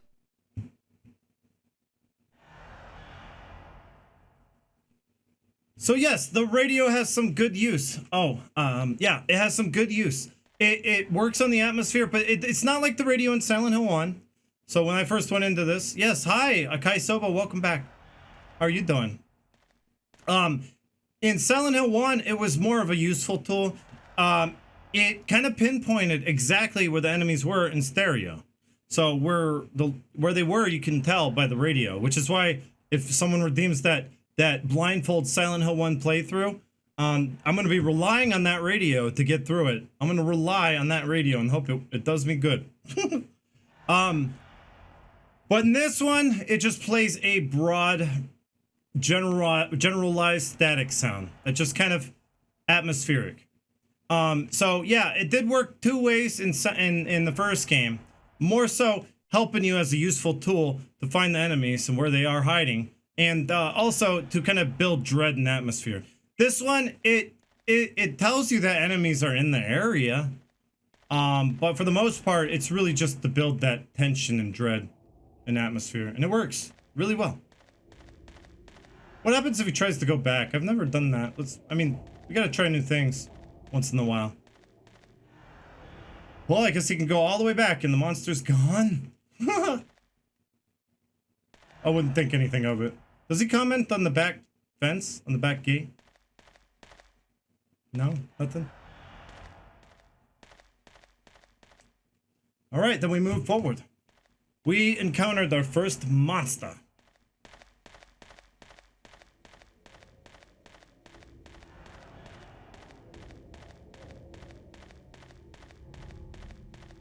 Watch speed! James, you're running too fast. The sign says to slow down. Well, he slowed down. Not necessarily him. You can't really hear it clearly. They did change it so that you couldn't hear it as clearly. Hey, Mr. 44!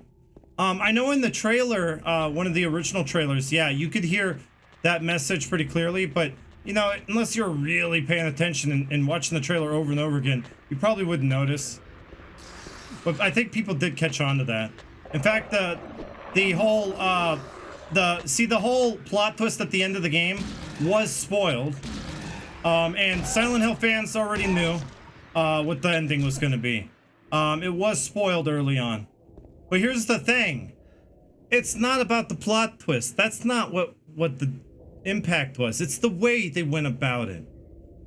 It was the finesse, the way they went about the ending of the game and his revelation at the end. That hit home even though people were expecting it. So yeah, you could have like a pretty predictable plot, but if you do it in an unconventional way, like they did in this game, well, you can definitely still blow minds. Uzbek, thank you for redeeming Teach Him the Wheel. Let's teach this one the wheel. Uzbek told me, and I think now would be a good time, but I am going to get to the inventory items to talk about them. Let's try to get that chainsaw scream. Oh, you got me. You little bugger. Oh, you did the long attack. Oh, thank you so much, Dante Spawn. Let's see if he does it. But he's kind of blocked and I can't move. Let's see. Dante Spawn, you rock. Oh, you have to leave? Well, thank you for the resub. I do appreciate it. There it is. I should be able to move.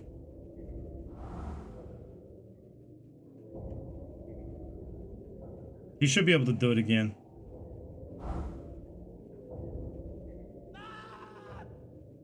Yeah, you go get him, James. You're angry. And you want the whole town to know. You're angry. See, this represents the anger stage in the Kubler-Ross 5 steps of grieving. First denial. But anger is definitely, this is the stage he's in right now. No. What was I gonna say? Oh, thank you, Dante Spawn. I hope you have a good evening. Whatever you do. Now you can move around and pretty much get that to go off every time. Wark X3, hey, how's it going? Yeah, you never knew he did that? Oh, it's funny. So, this right here is a picture of Mary, which we do show someone, Angela, here in the, not that long from now. But he has it in his inventory. Now, you know, how many times you want to sit here and kind of take a look at it, examine it. You know, this game does judge the way you play. I think that's common knowledge. But it's subtle about it. It doesn't hammer it over your head like Shattered Memories does. I mean, it's like, yeah, it's a little bit smarter than that. It doesn't base the entire game around that, that one mechanic. Photo of Mary, a photo of when she was still healthy. That makes you sad. And then you even get the letter that he read at the beginning. So it must be true. He has a letter from Mary. It must be true, right? He wouldn't be lying. Look, he can't be lying. He has the letter. In my restless dreams, I see that town, Silent Hill. You promised you'd take me there against somebody, but you never did. Well, I'm alone there now in our special place, waiting for you.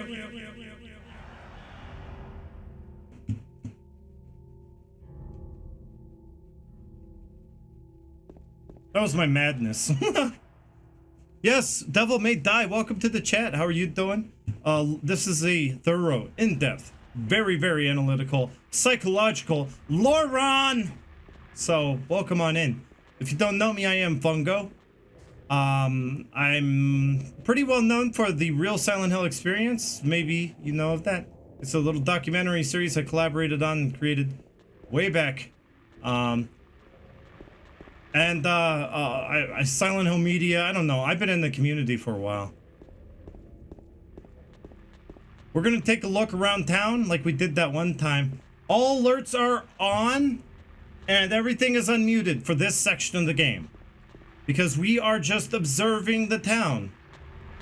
We're just taking a look around. Take a look-see. Yeah, I know you've been waiting for that, Mel. Hi. Sheba Girl Solid. Hello, Sheba. How are you doing?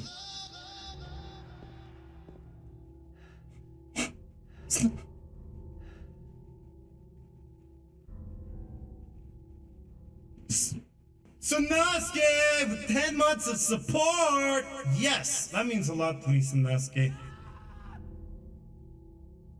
What do you got to be so angry about, James?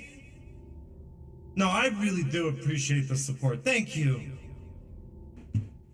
Some people are ungrateful.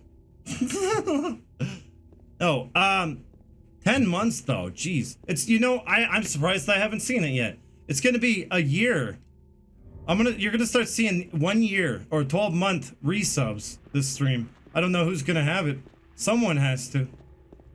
This stream, maybe next stream, maybe the one after, I don't know. But I became affiliate on the first, exactly 11 months ago, but still, like, it's always a month ahead. Right here, we got Happy Burger. Happy Burger. Home of the Happy Burger. Can I take your order? No, you cannot. Yes, thanks again. Yes, type exclamation mark TRSHE. Oh, Katahajime already beat you to it. Crystal Raspberry, welcome. I don't think I greeted you. And I think you've been here a while. The Evil's Curse, hi again. Remember way back when you were on the forums? You do?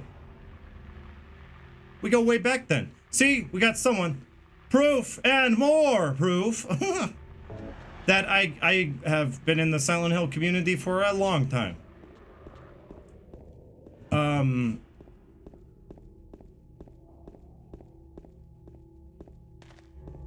And I kind of betrayed the Silent Hill community when I made the real Silent Hill experience. And you ask why, you ask, why is that betrayal?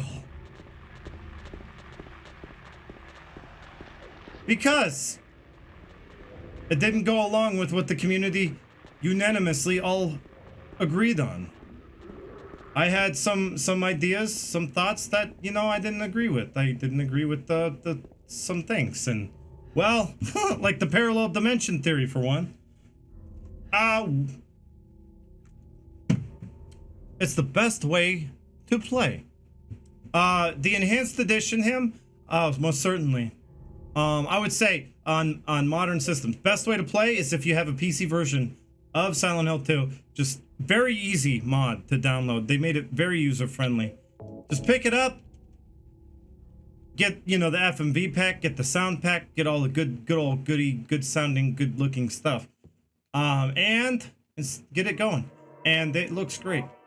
It's not on the PlayStation 2. I mean, like, honestly, the best way to play, it's on the PlayStation 2, on a CRT TV. As we all know,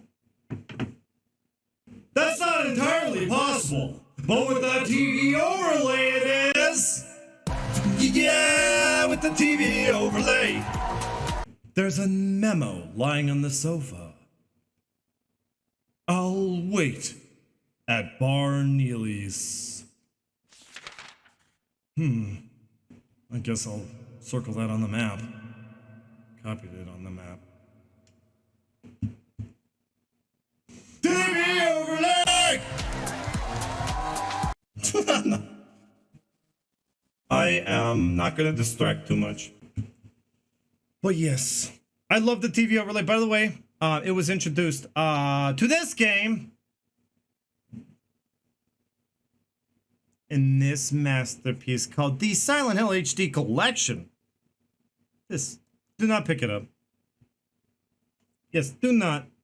Do not. It might be really cheap on eBay or whatever, like 10 cents. Don't get it. It was a betrayal. It was just terrible. And, well, I made a review on why.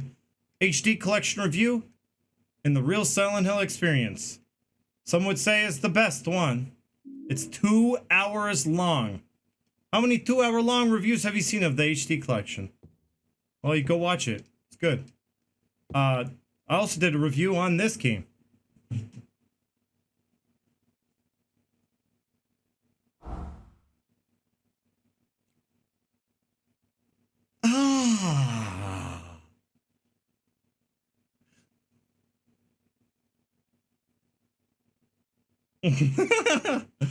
Sorry. Downpour is something else. Also 2-hour long review. Check it out sometime. It's the one that came after. So I'm gonna go to Bar Neely's. I just picked up Angel Thanatsu's song referencing the fourth and final horseman is named Death. Oh, cool. Thank you, Snow Orchid, for all the cool random facts. Yeah, HD Collection was a letdown now, wasn't it? At least you know, Devil May Die, that the HD Collection sucks ass. Downpour review was hilarious. It was. And it introduced the wow and ooh emotes. You got that to think. Fungo, wow. Fungo, ooh. Did I pick up the hyper spray? I swear to God. Okay, here it is. So this is the hyper spray. A suspicious spray can. Effect unknown. Also, it introduced the Fungo Nice. I don't know if you recognized it. Oh, Sunderland, you have to go? Okay, well, sounds good. You have a good rest, whatever. Just whatever it is, let it be good. I have to get to the apartments. Oh my God, I'm stuck on something. What is going on? Okay, I'm out. So we're gonna try the hyper spray. We're gonna try the hyper spray. Just, you know, so you can take a look at what it does. Because the name hyper, you can, yes, it is like the other games. You got the hyper beam, or whatever, Heather beam, they call it Heather beam. You got the hyper blaster, which I have done there. I have an actual one. You got the hyper spray. The hyper spray and all those items upgrade.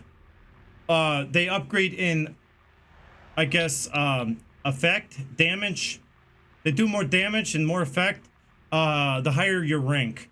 If you get a 9-star rank, you unlock like a more deadly spray. You get a 10-star rank, you unlock like the ultimate spray. It kills everything in like a hit. But the spray I have currently unlocked is the lesser one. It's just the standard spray. And it just stuns enemies in their animation for like about 10 seconds. It stuns enemies. So it can be useful in that regard. But here's the thing. The hyper spray damages you. Because you're using aerosol. And it is a hazardous chemical. And you're breathing it in.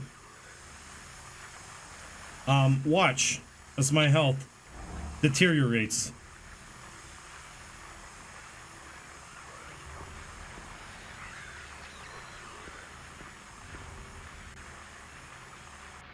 Watch what happens. He shakes it, and then he sprays more.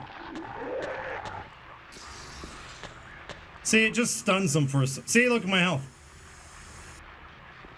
So there you go. You got the red cross. And that's how you know. It damages you. It's useless. The hyper spray is pretty useless. I would say don't use it. You want to get the really good one. Last time the hyper spray has been so funny. Green spray is the best version. Yes, that's right. Blender, I think it's green. Designed, yeah. Designed to purgate. That is downpour, yeah. I'm gonna use this and find a different weapon. There we go. We're exploring town a little bit. We're gonna get on with it. We're gonna get on with the show. I'm not gonna spend too much time, but all the alerts are unpaused, are unmuted, so you guys can go crazy. You know, if you have some support, maybe bits or give sub. If you want to sub, you don't have to sit through ads. You got all these awesome new emotes. I would appreciate it. Gozu Sushi, chiropractic, and sports injury. And I brought mommy back, Lee-chan. And look, it does the baby rage. I brought back the full one. Gozu Sushi. Gozo. Is that, yes, this is a reference. This is a reference to the producer of Silent Hill 1, I think, and 2. Oh, Joy, thank you. I appreciate it. Go back to lurk. Nice lore so far. You're going back to lurk? Okay. Well, thank you for the 100 bits, Joy. Yeah, Gozo, I think it's a reference to the producer of Silent Hill 1 and 2, which was Gozo Kitao, I believe. Well, that's his sushi restaurant. There it is. I think that's a little... I think that was a subtle jab, because I'm sure the producer didn't even know they did it. Usually that's the case. Chiropractic and Sports Injury Center. I'll go there after, when I need to be taught to wheel again. The dance company. Maybe this is This is the place right here. No. Weird camera angles. No, you can't get in any of these. It's just really looking at the buildings and the shop names. That's really interesting stuff. Oh, okay, Dexter, but you gotta swap weapons around. Sorry, I went back up and read yours. Yeah, I never used the spray. Here we go, Silent Hill! Fresh meats. Get it? Because you're like fresh meat in Silent Hill? I don't know if that's really the reference. And guess what? Pollos! That's right, Pollos on sale! Pollos. Pastizados! Okay, get away from me. You wait, get away! Okay. Here we go! This is where you can grab a drink. The Silent Hill Tavern. Get a drink here. Why not? Oh, wait. Lockdown. That's right. I just remembered. That's why. I was looking around for a place to get a drink and I just remembered. Oh. Is this Bar Neely's? Yes, it is. Bar Neely's. I love this place. You know what? Let's see if they're open. Maybe they're open. And a payphone, if I really want to get out of the Matrix. They're open! Alright! Alright! But something's not quite right. Something's off.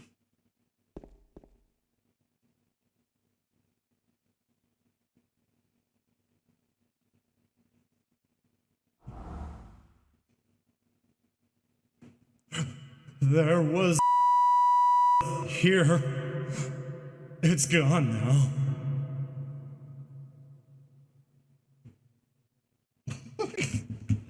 That's right. Insert beep.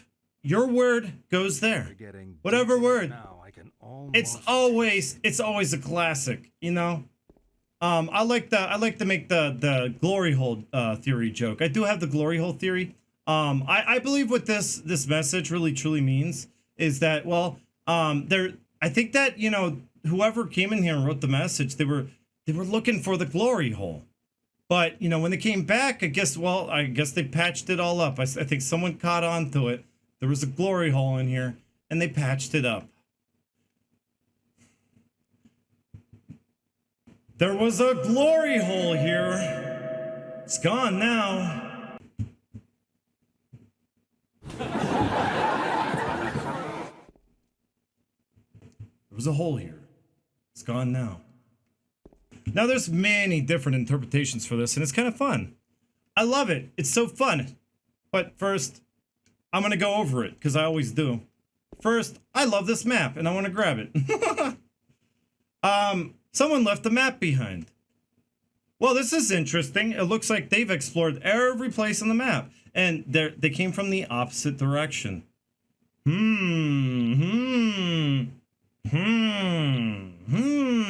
Weird. Crossing paths, you know, we're kind of going the opposite. Like I kind of want to get that way while this person was getting this way. Interesting. Maybe that's the same person who wrote there was a hole here. It's gone now. In fact, there's a dead body right outside Bar Neely's. Could it have been that guy? What's that symbol at the end of Martin Street?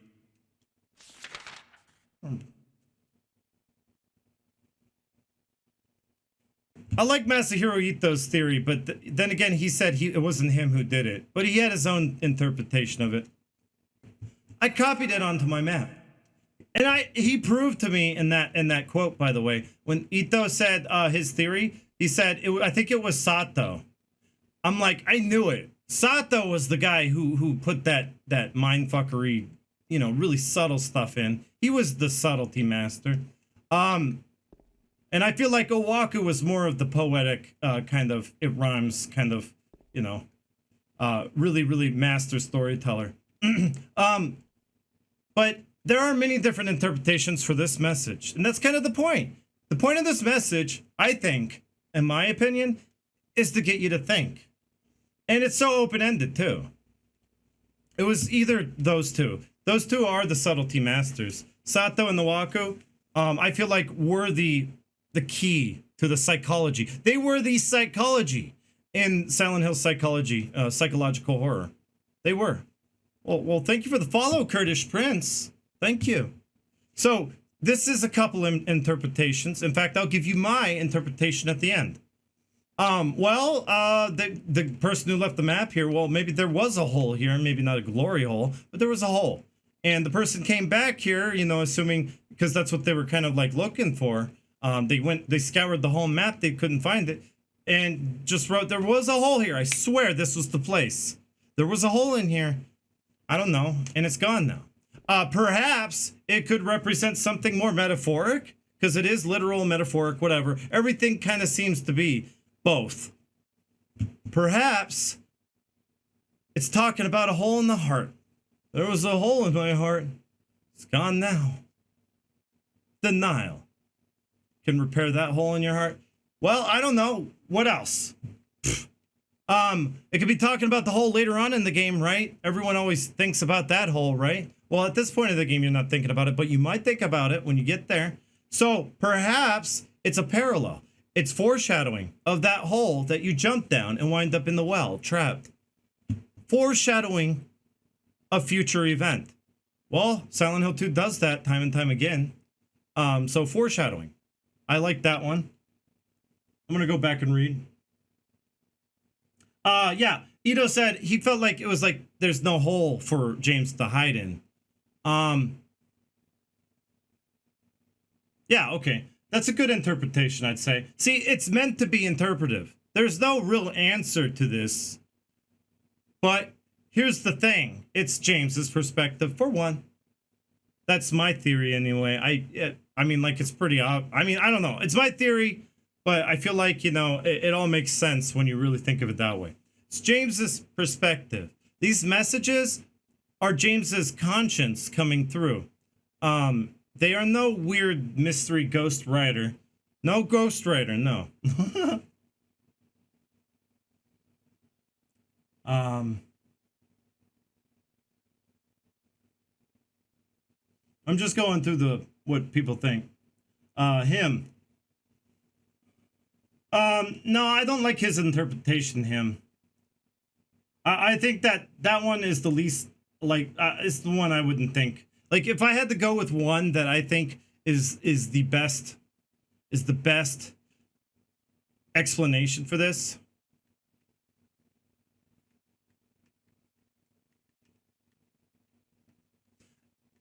What I used to say in my lore runs was that, and I do think this is kind of an interpretation, maybe not the best one.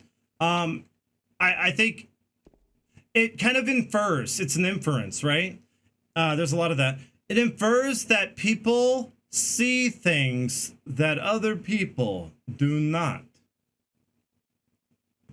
That there was a hole here for someone else who wrote this message. But it's gone now, which means that the town can change at will. It all depends on the state of your mind, your psyche. So yeah, things can manifest, demanifest at will. And there could be a hole here for someone could see it, jump down it, like Silent Hill 4, right? There's a hole in the wall for Henry, he goes through it. Eileen says, what the F was that? There's no hole there. I didn't see a hole. That's what I think it is. I think that for someone else, they can see things that other people can't see. Everyone here, it's a matter of perspective. This game is about perspective. And, like, you know, there's a hole here for someone else, but I don't see a hole where? Where? And maybe that hole in the prison, it's foreshadowing. I think it's double. It's a double meaning. It's foreshadowing that thing in the prison. When you get to the prison, you have to jump down that hole. Well, that does add a lot of dread. This guy probably didn't live. If that's blood, well, bled out right in that message. Didn't live. I don't know. Probably didn't have a good ending. That's for sure. It's foreshadowing. The hole later builds dread. You think about this message, and you think, maybe that hole there Maybe that hole there only exists to you, or AKA James Sunderland. This guy. This guy. So it's a matter of perspective. James sees a hole in the prison. Don't exist to no one. Someone else saw a hole here. Don't exist to no one. Oh!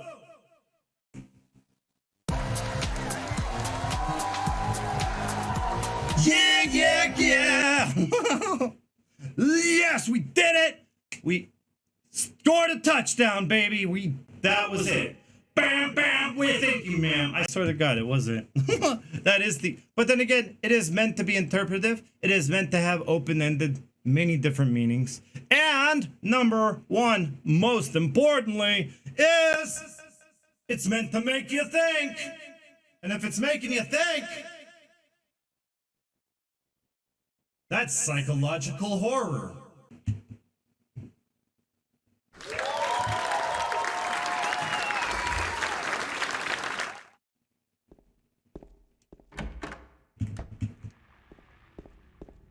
What's next on the agenda?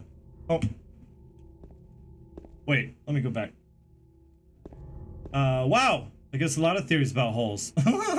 More about glory holes? Hey, Kurdish Prince. Yeah, I think the hole symbolizes a way of him hiding from his sins. Now it's gone. He's faced reality. That's one way to interpret it, yeah. Like, it's open-ended. It could be all those things. You know what? I bet you $1 million that they have thought of all those things. Every single thing. You guys in the chat have said that you think it means. Saying that you think it sounds like what Ito said. Well, I think either Owaku or Sato, they probably thought of all those things too. And they're like, this is a perfect message. It's gonna make people think all these things.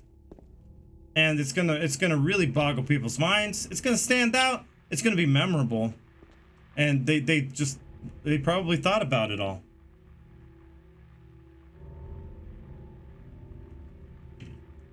We still don't know what it means though. There is no like, I know people are digging and digging and digging and digging and digging and digging and digging for answers. Always digging and looking for the answer to everything. Silent Hill, there has to be an answer to everything, right?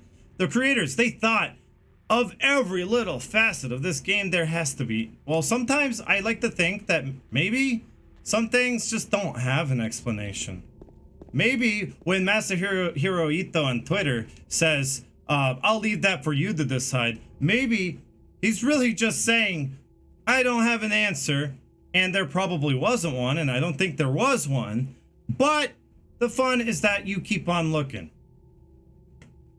Or maybe there is no answer, and, well, you could keep looking if you want. Hey, Moonman. Oh, I'm hitting the wrong keypad. I think a lot of stuff in Silent Hill doesn't really mean as much as people think it does. Here's Napa Auto Parts. You guys need any like automotive parts or I don't know, what do you get here? You need oil. How about like I don't know, floor mats, you know, you gotta keep your, well, we don't have a car. Silent Hill Auto Parts. They have their own auto parts store. We're looking at, we gotta look at the dead guy on the ground. This one caters. American Cafe and Cafeteria, I think it says actually. Where are we on the map? Let's take a look. I gotta go back and read a lot of this stuff.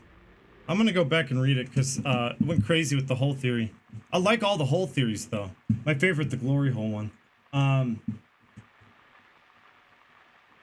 It's pretty mysterious, but I think it's really just made to make you think. Made to make you think. And you know what? All those possibilities could possibly be what they intended. They probably intended every single one of those options.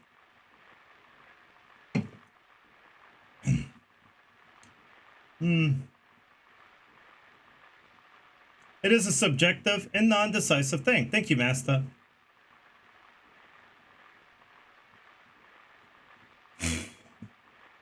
That could be it too. Eternal Sanctuary Man. Could it be, well, I mean, the Silent Hill Wiki would obviously tell you. Could it be sexual frustration? the whole message. Yeah, I mean, probably that could be one thing. I think it's a little too blatant to be that. I'm just skimming. So just I'm at the bottom. I'm at the bottom and I'm ready to go again. There is in Silent Hill 2, I've changed my mind a lot about a lot of the stuff I said in the real Silent Hill experience. That while there is an answer, Silent Hill 2 was misunderstood by both of us. I understand it now. I feel I do. And I feel like, you know, a lot of it is open for interpretation, but I feel like they did have kind of one kind of answer in mind. Like they had a goal and they had a story to tell. And like poetry, it rhymes. They told that story in a poetic way. And they worked hard on doing so. I don't want to go that way. Funniest thing though, aside Laura and Eddie, what? A character that starts roaming around earlier than James is Maria. I don't think about timelines. That is a timeline thought process. But yes, I guess you can consider that. I went a weird direction. I shouldn't have gone that way. In fact, I wanted to turn around. The map is useful. By the way, the enhanced edition is looking to upgrade the maps into a 16:9 aspect ratio. You know, along with all the little marks and stuff. I gotta find that dead body. I don't know where it is. I don't think it's that way, but I can take a look. There is a body in the ground I kind of want to take a look at. Because it's right outside Bar Neely's, so I don't know, is that coincidence? Or am I remembering it wrong? I might be remembering it wrong. Oh, there it is! Right across from Bar Neely's. I feel like that's intentional. I feel like whoever left the map, whoever wrote the message, maybe it wasn't him who wrote the message though. Well, there he is, dead. Will you have the same fate as him? It leaves a very negative kind of, you know, impression. That next time you see a hole on a painting, and then you see a hole, and you jump down it, you're gonna be you're gonna be feeling a lot of dread about it. And then this one's really good too. Yep, there's a lot of really good shops like this one right here if you want some good music. Guys, go no further if you want some good tunes. If you like groovy music, I mean, like, no brainer, right? You go to I Love Groovy Music. Let's see. Impression. Baby's Closet. Ow. If you want more. Nani? I'll give you this song. Please wake up soon. Baby's Closet. See, I think this kind of does, like, the shops really do tell a lot too. The shops do tell a lot. I feel like the shops do kind of infer a little bit. Maybe James's and Mary's desire to have a baby, and maybe that one time. Silent Jewelers. Maybe that right next to the baby place, it symbolizes his commitment to Mary. How he was committed to her. Because he was. Pet Center. That's where you take your pet if injured. Or neutered or spayed and neutered. Dry Cleaners, Fashion Boutique. And, oh, right here. A good one. This is where you want to really go. You want to go to Quiet Cocktails. Best place to get a drink in Centralia. Kurdish Prince. Used to live in Iraq. I remember the line for it was around 50 meters long. Beautiful game. This game? Oh man, I couldn't even find anyone to talk about this game with. I had to go online. That's why I'm doing what I'm doing now. If it weren't for that, I guess. I could not find anyone online. I mean, anyone in real life to talk about this game. Lucky Jade Restaurant. There it is. Chinese food. it was cool finding out that the booby head nurses have baby faces. Yeah, you learned that from Ito's Twitter too. It's kind of a nice little subtle thing to know. I never would have ever thought of it, honestly. It was so well hidden, him. Like, it was in the face design of the bubblehead nurses, but it's hidden. So you would have to really use a model viewer to get around and look at it. It's so hidden. It's kind of crazy, though. We gotta read some memos. Game doesn't pause, so we're gonna take care of them. Come on. Come on. And this one over here. I wish I had the gun now. Okay. Well, are you gone forever? Please don't come back. We gotta read some memos. Alright, so there's a dead body here. This is like what you would consider like a mini tutorial. A mini tutorial, I would consider it. And it's so well integrated into the game, it adds a lot of mystery and lore. It's very good. Oh my god. You're causing me, you're making me go crazy. Well, at least you got up. Did you know you could do this, by the way? Funny controls, yes. This game has really wacky controls.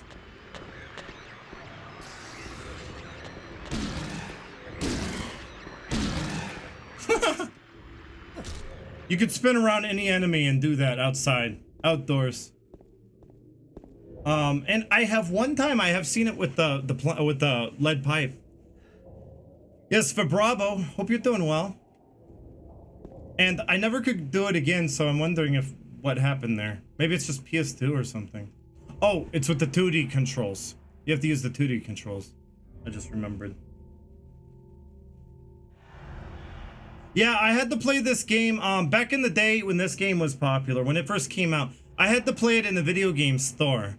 I was like, man, I don't have a PlayStation 2, but I just want a taste of this. I know it's gonna be a masterpiece, and I want a taste of it. So I walked in and asked to play a little bit, and it's like, are you sure you don't want to try the new Halo? It's great, man. Oh, you should play some Halo. He did sound like that, by the way. And I was like, geez, I just want to play Silent Hill 2. I wasn't really big into that. I think Halo just came out around the time. 2001, I know it was a shooter. Was it Call of Duty? Modern Warfare? When did that come out? That was 2004, right? I can't remember what games came out when.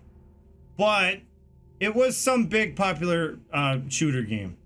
Whatever the case, I just was like, I don't care. I just want to taste this game right here. And he's like, yeah. And he put it in, and I was just like, I have to get it. I have to somehow. It was during the time that PlayStation 2s were, well, one, they were expensive, and two, they had hardware trouble. They had overheating. And I didn't want to buy a PS2 and for like $600 and have it overheat and break and melt. So I am 30, I don't know, 34? So I got a taste of it, but so badly, you know, after the, okay, so I knew this game was something else. I think I got like to town, just barely to town. That long road. I put the game down, I put the controller down, and I was like, I'm good. But, it kind of made things a lot worse, you know? That anticipation. So what I ended up doing was, a year later probably, I didn't play Silent Hill 2 until it was like, until a year after it came out or so. Maybe even 2 years. Because I couldn't get a PS2. Because, well, I was a kid. So what I did was, well, you know, the real Silent Hill experience? We were friends in high school. It was freshman year. Well, we took off to go get my PlayStation. We played it on his PlayStation 2 for the first time overnight, and we were like, that was amazing. We experienced the game together for the first time, and we were like, we just wanted to do it again. Just let's start another game. But it's like, no, sun's out, gotta go to bed. But it was an incredible experience.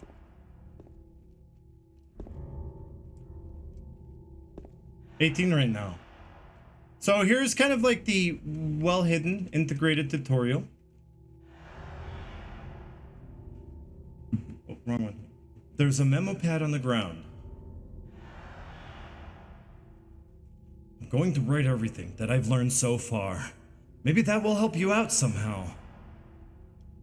If you're reading this, probably means I'm already dead.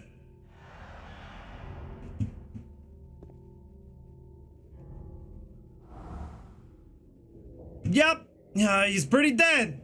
Okay, I can confirm that. Okay, next memo.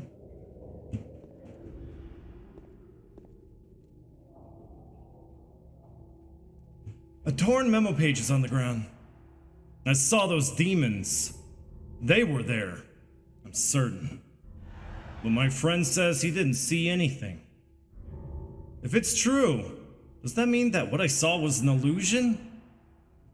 But whether that demon that ate human beings was real, or whether it was just some kind of hallucination that my mind dreamed up, one thing I know for sure is that I'm beyond all hope.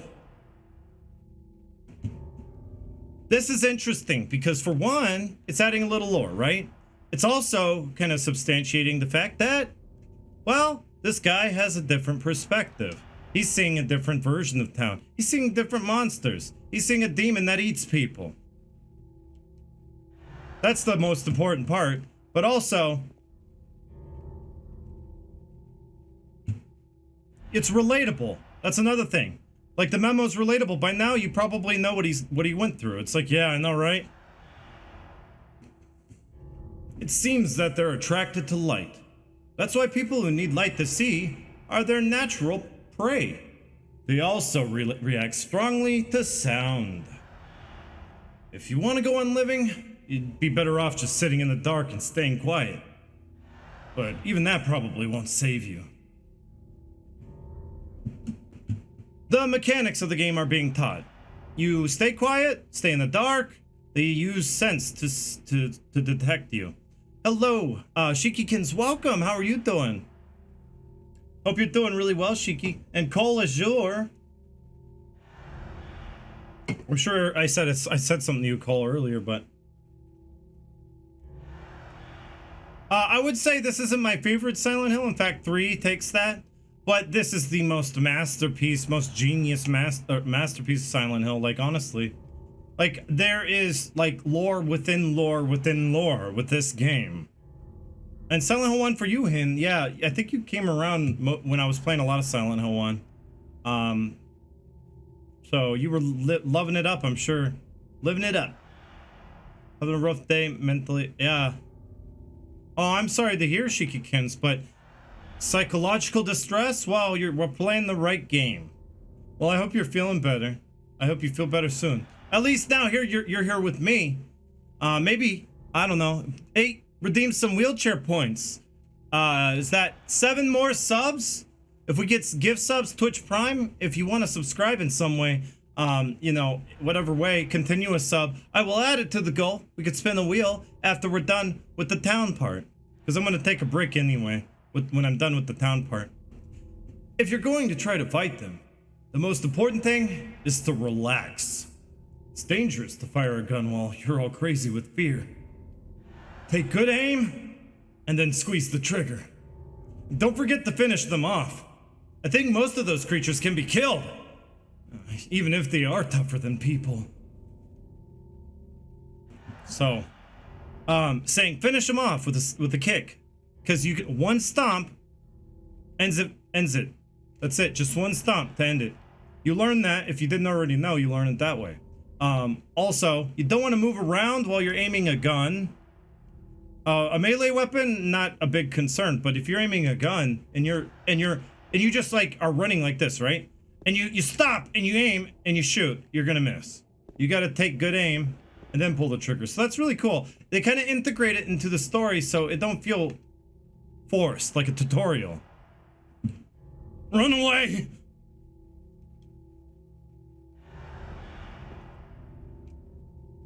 Run away, run away, run away, run away, run away, run away, run away, run away, run away. Run away! Run away! Run away! Run away! Run away!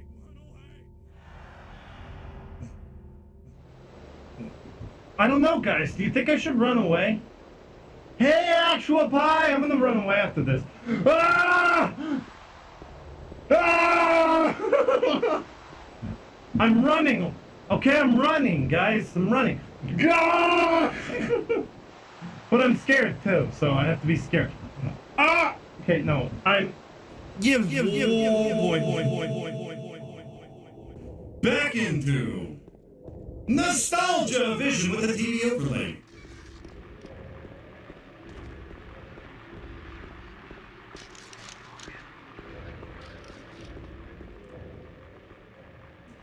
Actual Pie, I hope you're doing really well, by the way.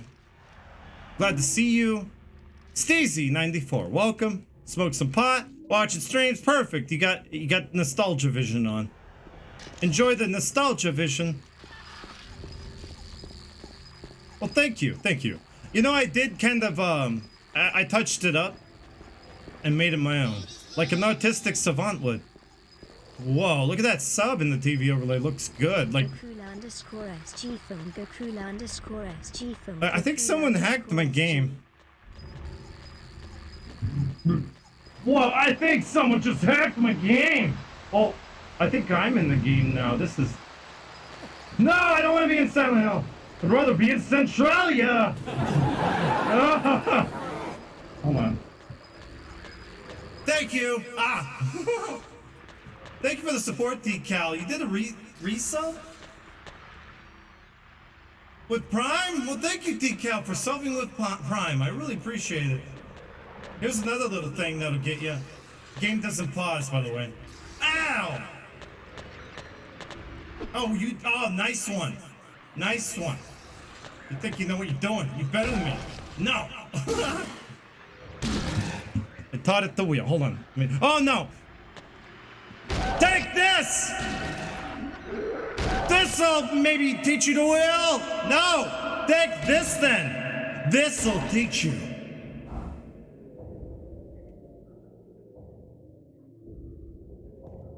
It has been taught! Okay, so we got another door that wakes... Hold on a second. So this is a brain twister, huh? A brain twister. Thank you. We are at... I can't even read it, it's so small. Can you guys read it? I made the font smaller. 9 out of 15. I gotta make it bigger. Hold on. But yes, beat that ass. We're at 9 out of 15. So 6 more. And we could do something, but I'm gonna take a break after I'm done exploring town. The door that wakes in darkness, opening into nightmares. And, you know, maybe when you first get to this, you might think, maybe it was the same guy who wrote the Bar Neely's thing. But you might think, I don't know what that's talking about. I don't get it. I just don't get it. Whoa! Ryukin, no! Thank you for the 2 gift subs. I appreciate it. I think that's not your only 2 gift subs this stream either, is it? Who was it earlier? Ryukin, no! Just gift it out too. If you're one of these names, you don't have to worry about ads when I go on break, at least. You can use emotes in the chat. Lord Leaf, Guitar Lock. I love these names.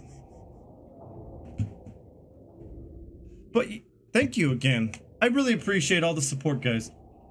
But yeah, keep it up. We can get a wheel spin. Maybe I'll give you an extra wheel spin. I don't know. I'll give you an extra one. How's that? Incentive, right? If you do it before I go on break. Incentive for an extra wheel spin.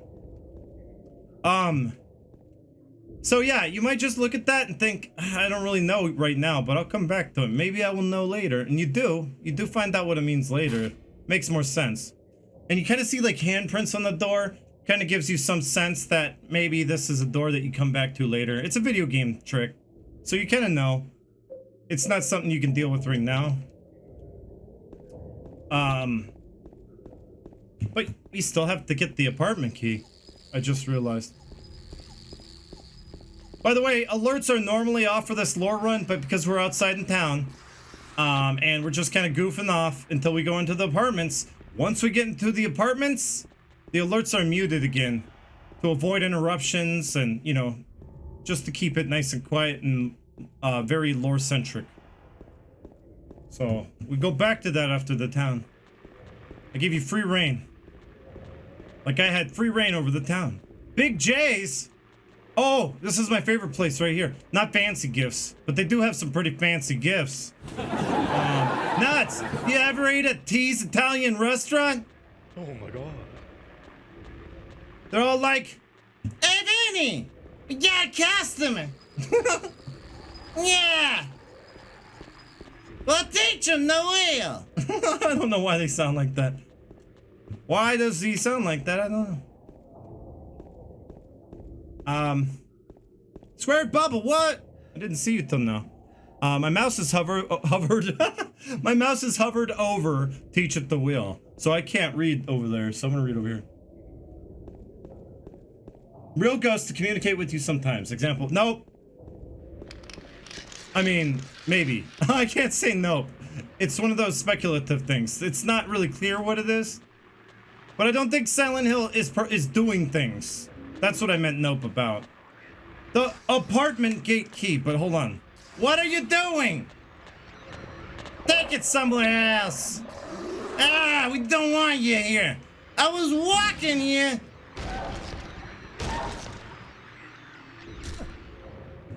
I think the town of Silent Hill after Alessa is neutral.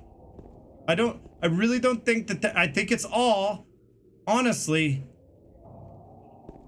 you know, by manifesting the psyche in the real world, real time, right in front of people so they can't deny it. You know, that's what the power of Silent Hill is able to do. Manifest the psyche of someone right in front of them so they can't deny it. And in that way, Silent Hill either helps them or makes them worse, depending on how they react to it. Wood boat apartment, everyone.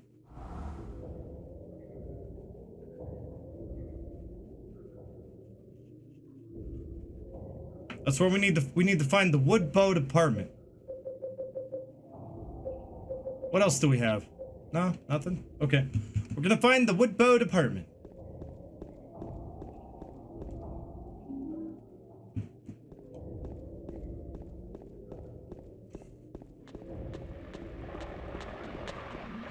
Bye. Bye. What's on this side, though? I never run on this side. Cafe Mist. Oh, fitting name. What else? Yikes. And I'm not sure about the street names. In Silent Hill 1, the street names were... You know what I think it is? The street names in Silent Hill 1, they're named after popular authors, right? Authors mostly. Mostly just authors. I think they all are. I think this one, I don't know much about like really popular psychologists and stuff. But what if? Because I think there is a psychologist by the last name of Katz. Perhaps these are named after actual psychologists. I don't really know that much. I don't think, I don't, yeah, there is a Lynch Street in this one. I think it is in this one, but it's in a different part of town. One that we can't see. This one. Oh, no, I guess not. I thought there was, I don't know. It might be somewhere. Am I missing something? Yeah, I don't see Lynch. Saul Sanders. Wiltsey. That sounds like maybe a psychologist author. Or I don't know. Oh no, optics. I'm going to get through the apartments and that's it. By the way, I just wanted to point this out before we go in the apartments. Just want to make sure. Oh, okay. Just want to make sure I didn't miss an alert. This kind of like when I first saw it, I kind of like talked about it for a little bit. Like my first thought when I saw it was die. You know, it's kind of more negative subtle imagery that it kind of puts in the back of your mind, subconscious. But like right away, I just kind of think, die? Is that die backwards? But no, it's not. Because if you kind of look at it from the other way around, like mirror it, it's not die. You know, it looks like a 3, you know? It could be pie.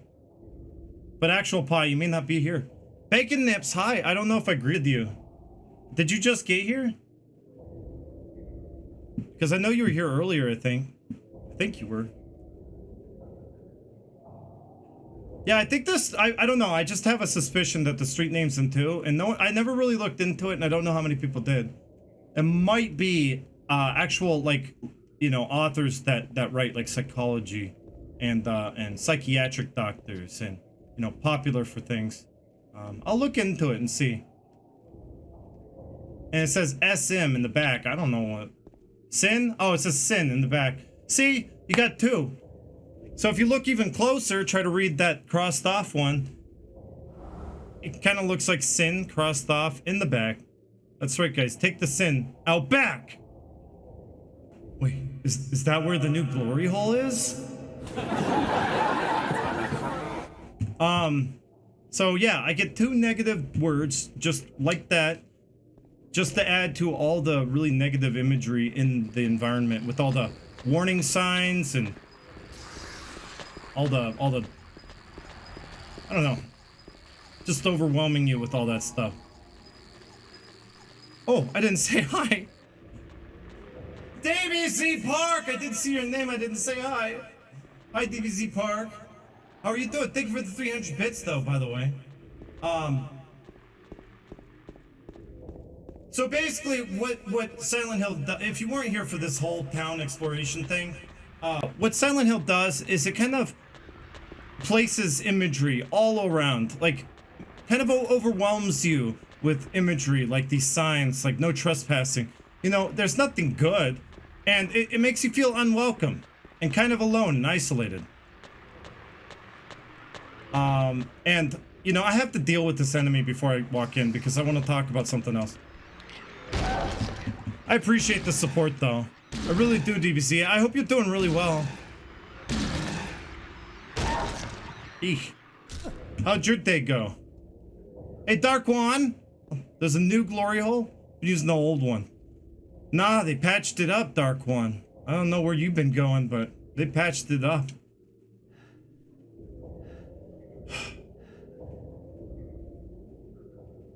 There was a glory hole there. It's gone now.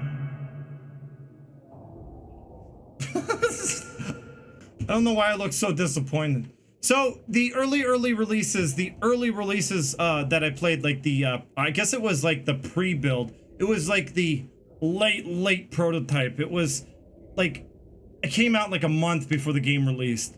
One thing I did notice, which I think may have been added later after playtesting, these scratch marks. I think the reason for that being is, well, it is a good indicator of where it kind of catches the eye. And I think they noticed many playtesters were probably getting lost, and they kept running by this door, right? You know, they kept running by. So they probably added that later, because it wasn't there in the late prototype. Master, they patched it so the glory hole doesn't have bugs now. Exactly, they patched it. So, yeah, there's scratch marks on the ground now. Looks good. Also, the streets are as grimy and as dirty as I remember them. Oh, yes. The way they should be. Not HDified. Nope, not one bit. No trespassing.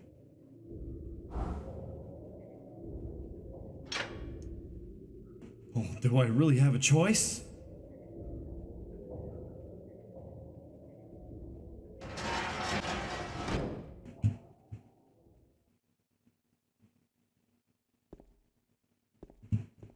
Boy, it got really silent. Yeah. Silent Hill? Right.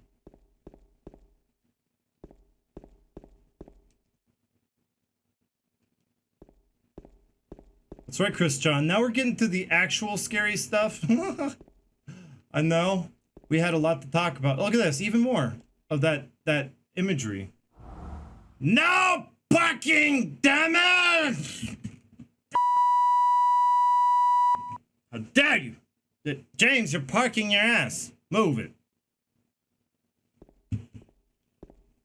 And before I continue this lore run with all alerts muted for the entirety of the apartments till the end of the stream. I mean, we could still find a place to take a break and teach something on the wheel, but now would be the perfect time. You could do it when I come back from break, but I'm gonna go to break now. I know you're like, oh, we just got started. Let's go in here, and you gotta see this before I go to break.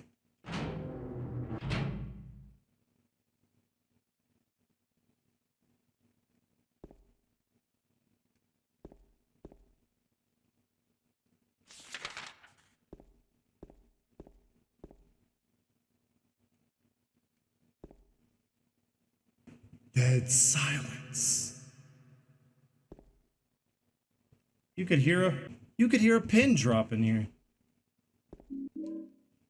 That right there, it's so startling. It's that contrast. Bright, fog obscuring everything. Fog, bright. And then you come in here. Also sound, nonstop sound, overwhelming the senses. You know, all the warnings, no trespassing, danger, no parking. And then you get in here and it's a complete flip-flop. Silence, dead silence, dark. So alone. So alone.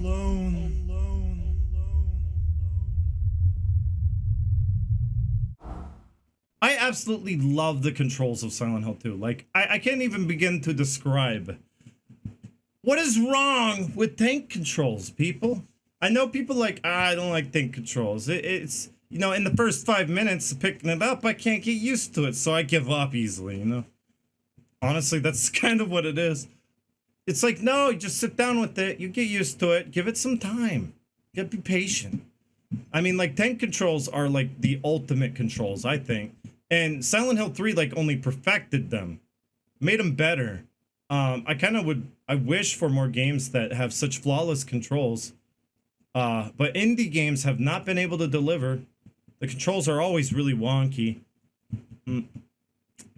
I am going to bring the brightness down to where it should be right now. Because it's a little off. I guess that works right there. I could do that. Let me see what it looks like in the game. Oh, hey. Yes, back to the Lord, DBZ. Does Silent Hill 3 run on a modified version of the Silent... Yes, it does. Or are the... No, they are kind of different, but it is a modified... It's modified Silent Hill 2 engine, yeah. Did you know? Holy crap, Devilbringer. You committed to a gift sub. I'm going to have to add that for you, okay? Really quick, I'm going to add that. Thank you so much, Devilbringer. That makes 5 away. 5 away from another wheel. And if we, I don't know, if we get 5 and then another 15 for another wheel, well, we'll add them up. Do them all at the end of the apartments. And it's not really going to be a long one. It's not going to be a long playthrough. Hey, Japan sending PSN.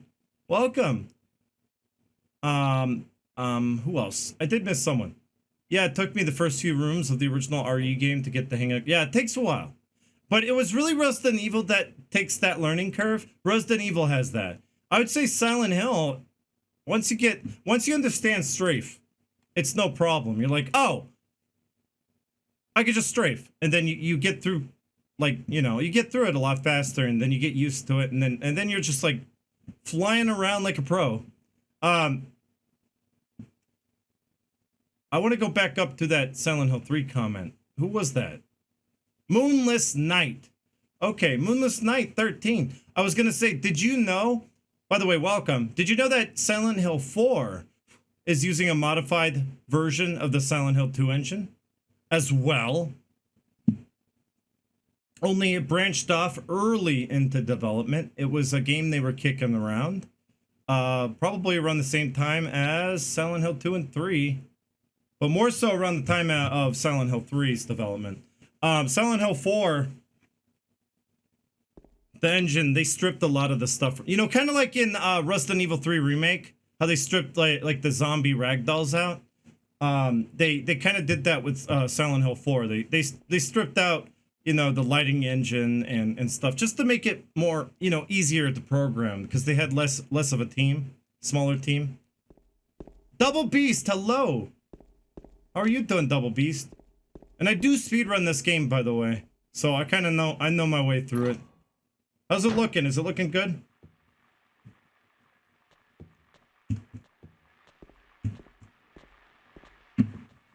Yes, Silent Hill 4 is very underdeveloped. Yes, thank you, Doublebringer. See, there's one thing that there is something that we all of us have in common. Something that binds us. And you know, it's something. And Silent Hill 2 has a lot to do with it. Why? What is it? It's that relatability. In this game about perspective, a masterpiece, revolutionary in terms of storytelling in video games, and also nothing like it. It deals with characters who have gone through very relatable situations, and it deals with more, I guess, personal, psychological, you know, stories, you know, it deals with emotions. The darkest, deepest, darkest emotions. The ones you don't want. Very strongly. And some of us, we relate to this game a little bit too much. And that's not a bad thing, of course, but it does bring us all together. I have noticed that. I've been in the Silent Hill community for a while. Silent Hill 2 does bring people together, strangely enough. Not only is it art, and we must, like, you know, interpret it, but we all have something in it that just we relate to, and we just we really feel strongly about. This right here, by the way, take a good look. Take a good look at this dress. Notice the inner lining print. The lining of the dress has a print. It's buttoned up, has a collar, a V-neck kind of style. Now look at this.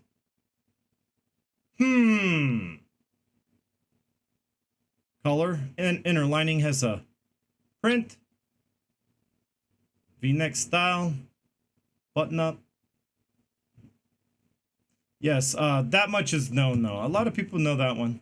But yes, see, this is also corroborating my theory, and it's a really good one that I don't think anyone's argued. But you know, this game, you cannot trust what you see is real. What is real? You cannot trust what you see is not affected somehow by James, unreliable narrator. That's what they call it. This is manifested from his psyche because he knew what dress Mary wears in the photograph that he idolizes, you know, that he looks at and cherishes so much. Of course, he's gonna manifest that dress. So it's kind of disturbing to him. But if you took a look at that picture and kind of noticed the match, it's much creepier. It makes you think. Oh, you did, Dexter. Well, thank you for posting it. I am on the Discord right now, so that's nice. I could check it out later. When we get back out on the streets, which is going to be after this. But I'll check it out then. Yes, do jump on the Discord, guys, if you haven't already. If a moderator's out there, do post the link to the Discord. Or you could just do !Discord to get a link to it. And we kind of get there. We talk a lot about Silent Hill. Oh my god, no. Oh, I thought I missed.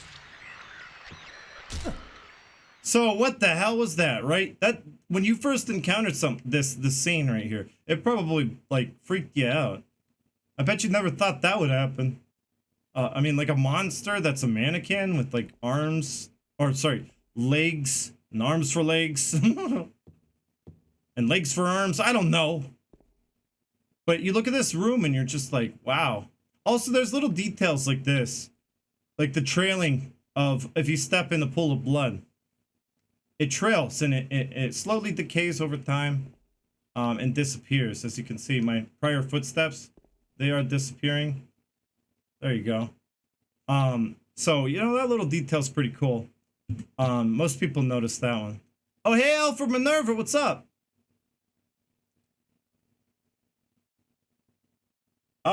Every Silent Hill after 4, because they just don't get it. That's why, Gay Leon. They aren't fun games, I don't think, in my opinion. Well, Downpour has some redeeming value, I guess. It's kind of, you know, interesting to watch. It's kind of silly sometimes.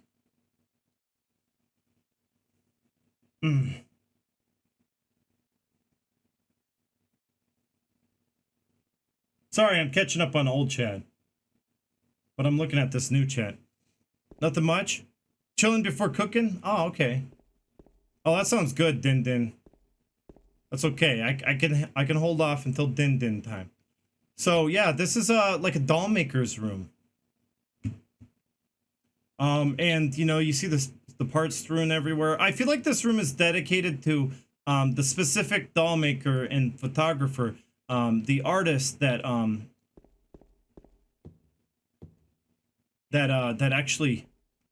actually designed this monster originally. This monster right here is almost unchanged from a photograph that they were inspired by.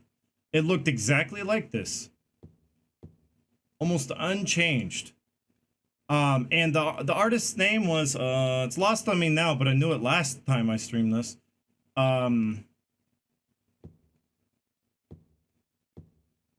Is it a Hans something? Hans Zimmer? Or am I thinking of something else? I guess Origins is okay. Mostly the second half of the game. Oh, by the way, hi, Cornholio Cast. Sorry I didn't say hi. Hope you're doing well as well. But I am the great Cornholio. Are you threatening me? And Regina's here too. Yeah, you're here for very interesting information. I got plenty of that for you. You ready for some more? Well, too bad. Because look at this. Yep, that's right. I got every ending. So the memo that appears here to help you and assist you in getting every other ending is not here. So we cannot read it. But there is a memo that appears here, and there are, like, I think 3 variations of the memo. There's one, basically the memo tells you exactly what you have to do. It sees what ending you haven't gotten and tells you exactly what you have to do in a very, very subtle and immersive way. Very subtle. Tells you basically what you have to do to get the other endings if you haven't gotten them yet. So, I think the last one it told me was, it was talking about, I think I'm pretty sure it was talking about it was either the Maria ending. I think it might have been the Maria ending. TP for all. The sewing machine looks like it's expensive. There's nothing that looks to be of use. Just a mannequin. But these clothes.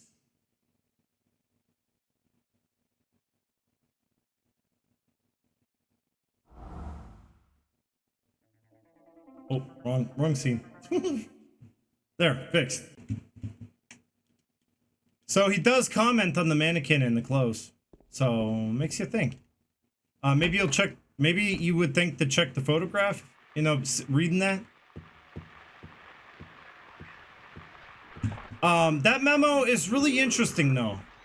Because I think, you know, here's the thing. The steps to get all the different endings have never really been truly understood or truly discovered. Because why? Well, number one, Team Silent didn't really expose a lot of that information, didn't really give it out because they wanted it to be a secret.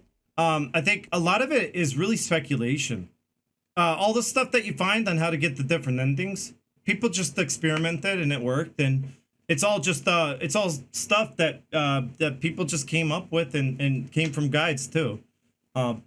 Japanese translated guides, and it came from like a lot of different sources, but I still think there's a lot of variables that we have not discovered when it comes to the different endings of this game. And I do want to really try, and this is gonna take this is gonna be kind of hard to do. I want to try to get 3 endings, if not 4. I could get 4. 3 endings, if not 4, in one playthrough. So I'm gonna try for it. And it's not easy to do, by the way. Snow Orchid. Non-electric sewing machine, grandmother's version would be good. If we lost all power. It looks like there's some power here in these apartments. So it doesn't matter anyway. Because I guess it works without power.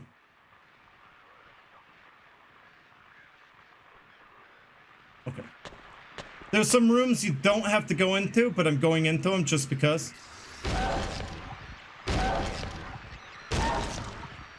Because we want to fully explore them. We want to see what's in there. And there is a weirdo glitch here. So keep a lookout for that. Weirdo glitch. There it is. Huh. Jumps out at you, doesn't it?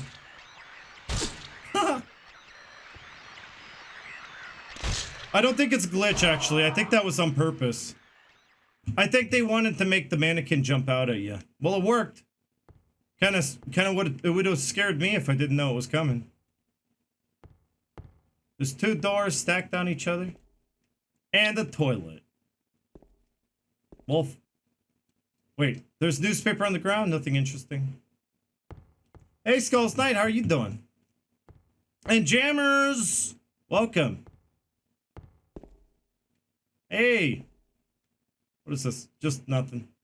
And they did a good job making like the rooms all look very, very different from each other. Like they actually do have kind of different furniture. For the most part, they don't have furniture. But they did kind of change things up. Because it would make sense that a lot of these apartments would have the same furniture and stuff. So they did change it up. So added variety. You know, they did more than they had to. But they wanted to add some reward for exploration. So they had like rooms like this. Which, you know, are just empty. Just enemies. And, you know, maybe some ammo or something. But there are rooms where they reward you with like, you know, health items. But they also reward you with like a memo in particular.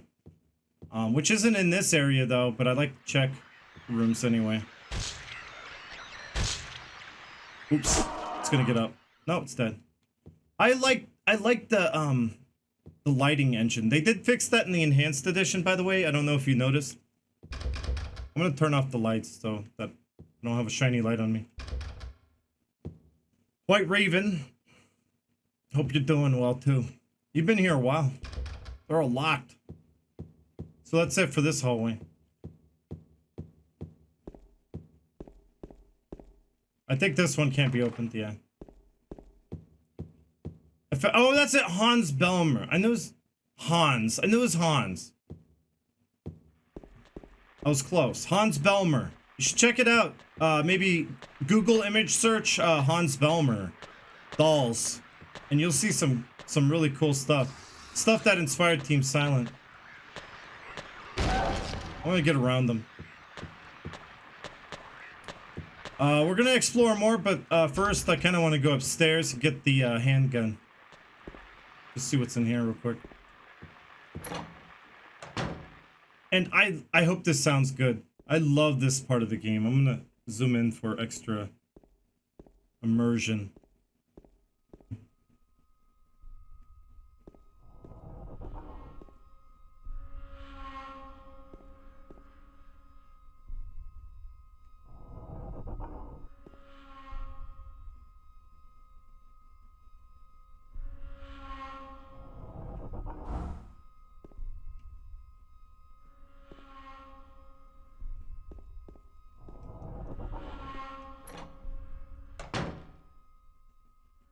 Now, what I love about the music is that it's so interpretive. Like, it really just activates your imagination, right? I like, it sounds like race cars, right? This sounds like a breathing hallway. It sounds like, you know, breathy breaths.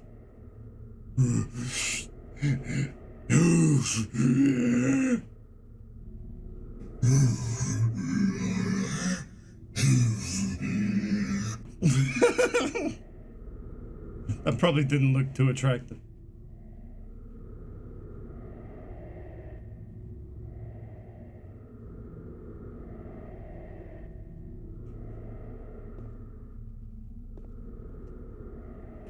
There's a key on the ground on the other side of the bars. If I stretch my arm out, I just might be able to reach it. Should I do it? No, we're gonna do that, Marty MMXX. Angela in-depth analysis is gonna be more so reserved for the last stream of the whole 3-day thing. Because, well, that's the best time to really kind of go into big detail about her, Marty. But I'm gonna talk a bit about her when we encounter her here. Yeah, Silent Hill 2 Enhanced Edition is the best way to play this in HD. Ragtag, are you gonna do any Bloodborne sometime? Yeah, I might get around to it. I might. It's been a while. People have been asking me to do it since I came to Twitch. You know, I'm the Bloodborne lore. I don't know if anyone's ever heard of it.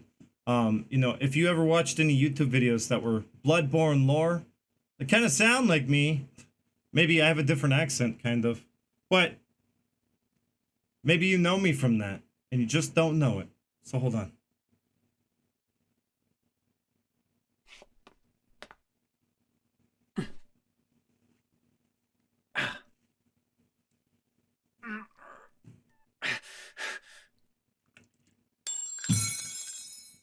Ow! Come back here! Wait! Damn it. What's up with all the sounds? Damn it. What separates Bloodborne from a game like this is, well, Bloodborne, and I'm kind of happy that no one knows the freaking Twitter of Sato or Iwaku. Bloodborne, the creator, pretty much went out of his way to answer a lot of the burning questions, has answered pretty much every question that people had about it. And on top of that, you got people that did all sorts of lore stuff. And, you know, everything about the game has pretty much been case closed, you know?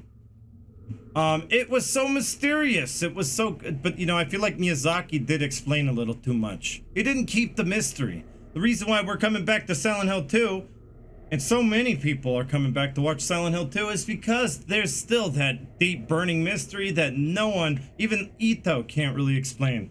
Ito doesn't know all the inner workings, doesn't know everything, but has his own interpretation sometimes. And he says sometimes I just don't, he just says I don't know. Sometimes Ito just doesn't know. And so, you know, that's kind of nice, because that's keeping Silent Hill 2 alive, right? Yeah, that's right, Catalytic Geisha found me through those Bloodborne videos. Oh, this hallway's so much dread.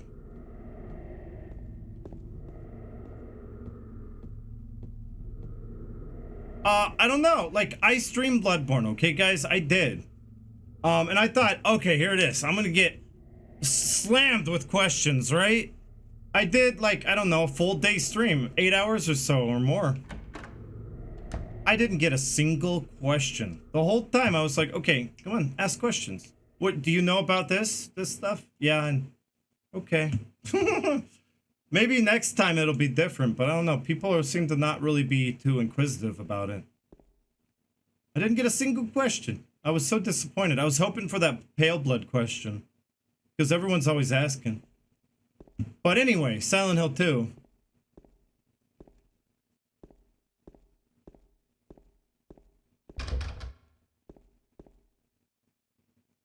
You wonder, what was a shopping cart doing here? This. Moreover, what is a gun doing in it? And all these bullet holes? Like, What the hell happened here?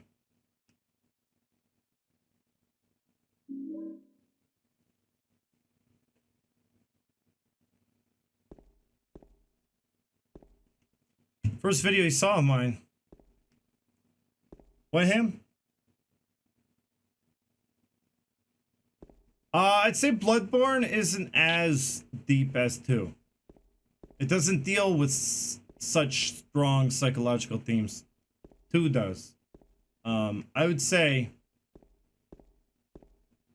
maybe people got burnt out on it. That could have been it.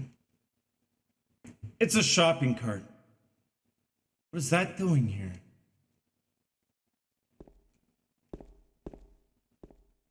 I mean, like, it was like all lore runs, you know, all day, every day, everyone's doing it.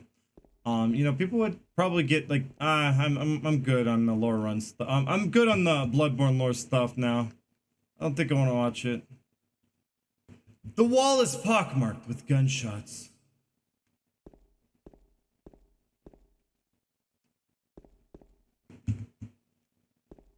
I'll do a lore run of Bloodborne. That sounds like a good idea. I'll definitely look into it.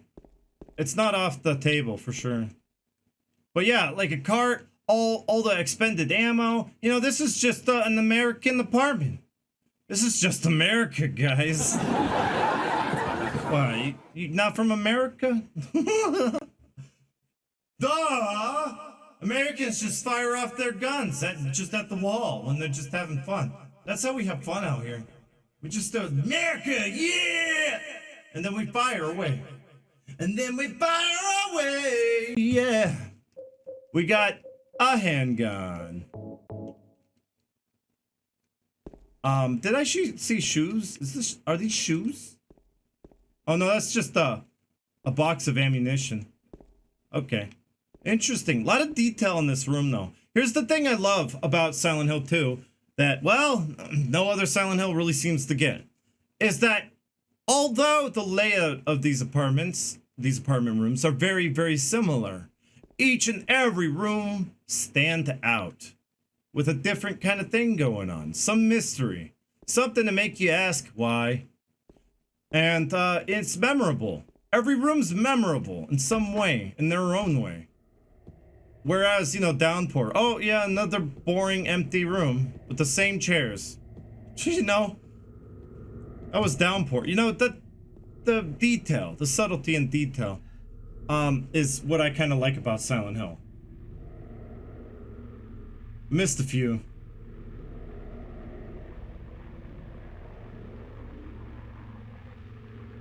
Skulls Knight, I read your message.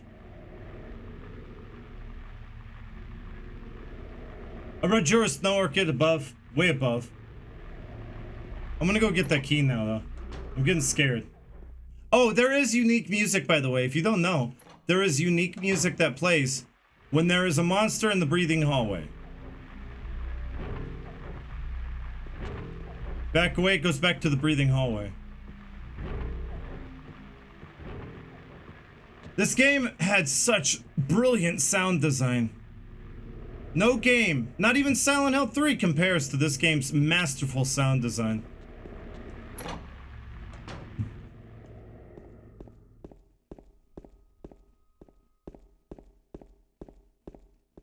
So now,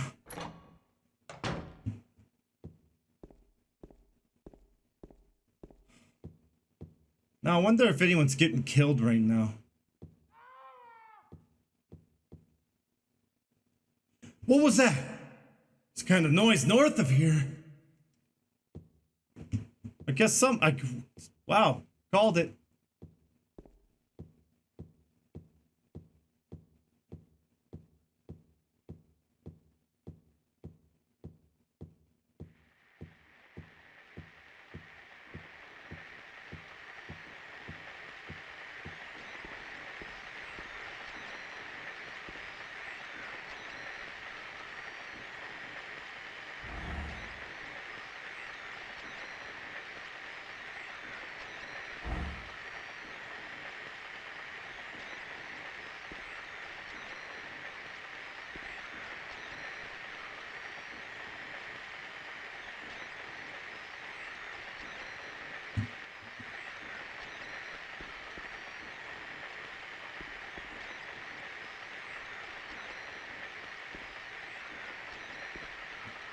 When I first saw this thing, oh my god. I had no idea what the hell I was looking at, but I was scared. And I knew it wasn't a threat to me. But I didn't know what I was looking at, and I tried so hard to kind of make it out. No idea. I've never seen anything like this, you know?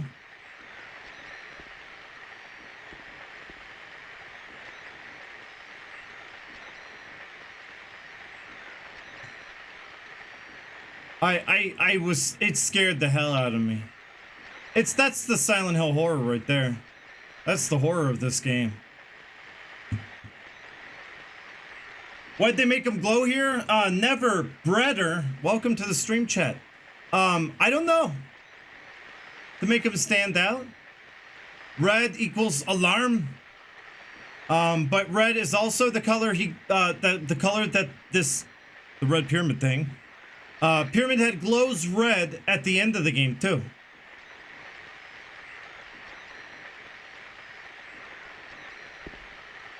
Why red? I think there's some reason for it. I think it stands out for one, and it's alarming. Red is an alarming color. But I want to get out of here because he's scary.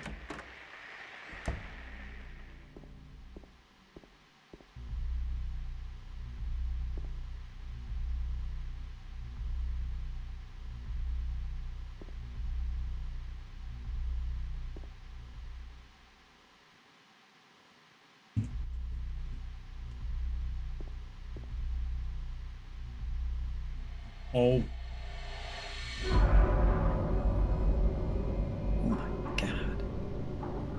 Yeah, Vale's curse. I think you pretty much got it right there. I think that's pretty much it. I mean, if there's more to it, whatever. But red is alarming. It kind of makes you think, bad. Red stop sign. Red stop light. Red light, green light. Here's something, a little tidbit of detail here I should probably explain. Focal point. We were talking about focal point at the beginning of the stream. Let's talk about it again. Look at this. Look at this. That's so good it could be in a painting. They put a lot of effort into this focal point. It all leads to the TV overlay. No, kind of similar though.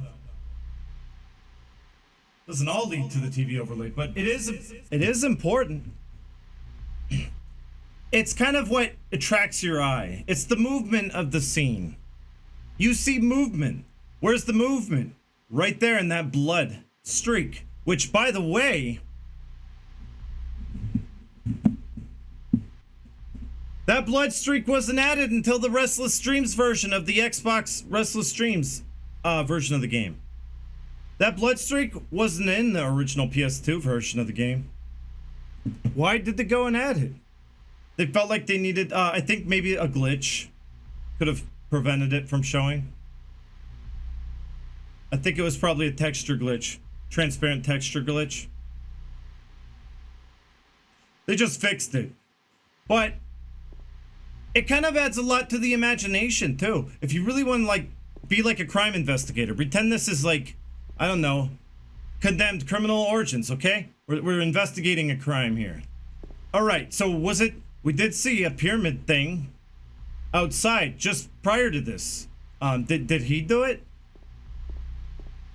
Right here. Okay, so what I get from looking at the scene is, well, there's blood spatter on the TV. But here's the thing. If you look really closely at the detail, the blood is darker over there. I mean, over there. There. The other corner. This blood, right here, is darker than the blood up here. Which, of course, you know, any crime scene, it would make sense that the person died here. Whatever happened here. and someone or something happened which caused the chair to scoot forward, smearing the blood that he was losing. For one. And it's also a good focal point, but also important. But the focal point here is trying to show you something. Well, yes, it is common knowledge. Common knowledge. Skull's Night.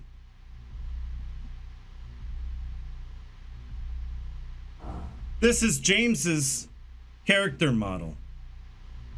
He's like, what? Are you serious? That's me? That's me? Oh my god. That's me.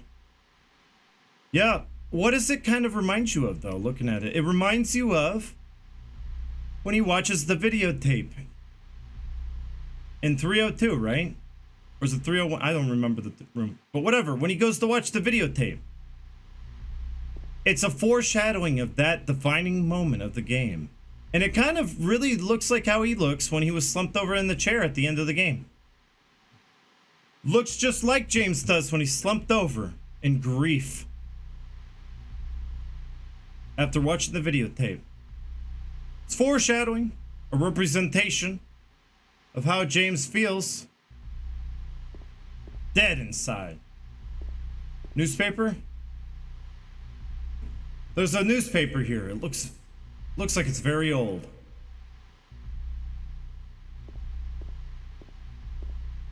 Exactly him. It's like the same position. He's dead. Who could have done this? And also, you know, there's a lot of room to theorize what happened. And the community did kind of, you know, kick around some ideas. Like, you know, was the guy, you know, murdered by Pyramid Head? You know, the great knife caused this blood stain. You know, and hit him so hard, he just like scooted all the way up to the TV. I don't know, that's a good theory. Or did Eddie shoot him? You know, which would be like in the back of the head, which is why you would see a blood spatter on the TV overlay.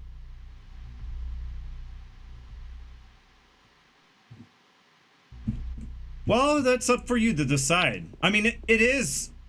Could it even be there? Is it possible that it's only James that is witnessing this and no one else can see this scene right now? We do have an unreliable narrator.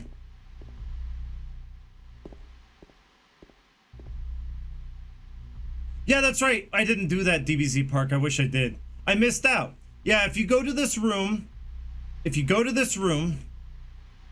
prior, in fact, I could do it real quick. I'll make it next. No, I'll do it real quick. Yes, if you go to this room prior, it's a different scene entirely. We're gonna save here, get to this room real quick, and I'll show you.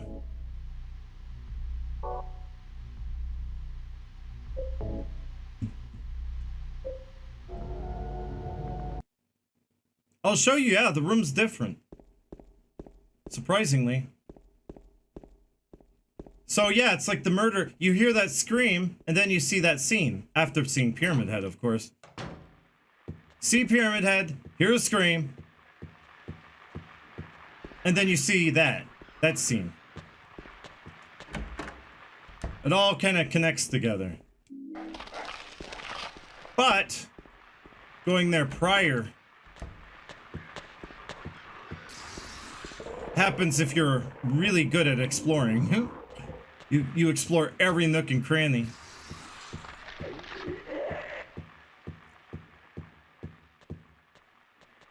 Oh, I wouldn't be in Harry's mind because, well, we're seeing through James's perspective.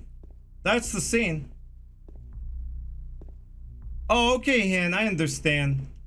Well, I gotta take a moment to just, you know, shout out and give a lot of love out to Hen. Hen!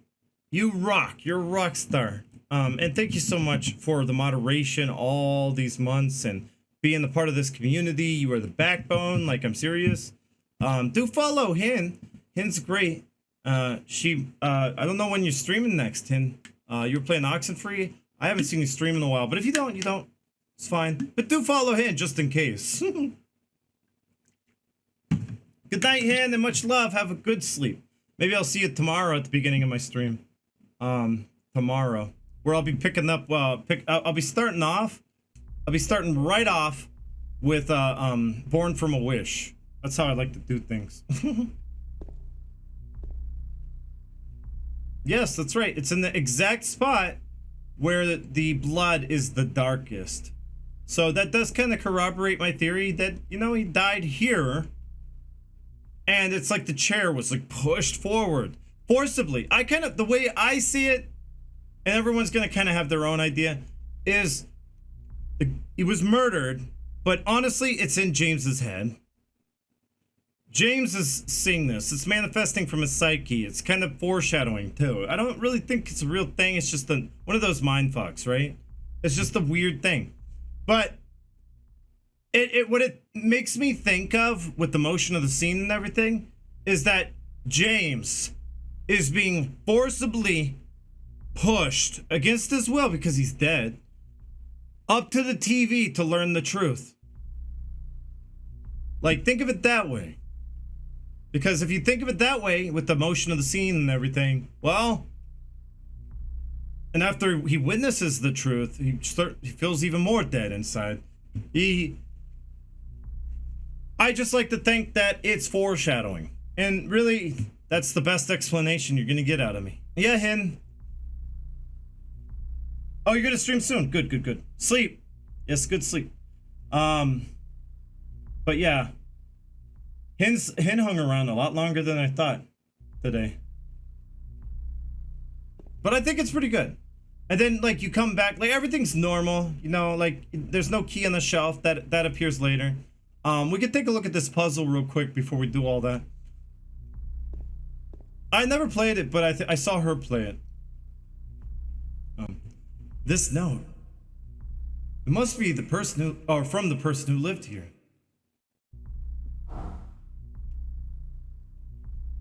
Three needles stand of three different heights. The fat, the tall, and the thin. From slow to fast, they move to the right. Scott rests not on 3, but 15.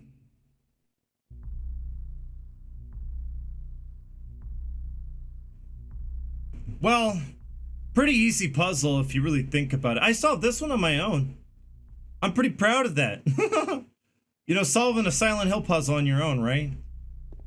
So you go in here. And you kind of like, obviously, this camera angle does kind of hone in on it. Well, what's this? Henry Mildred Scott.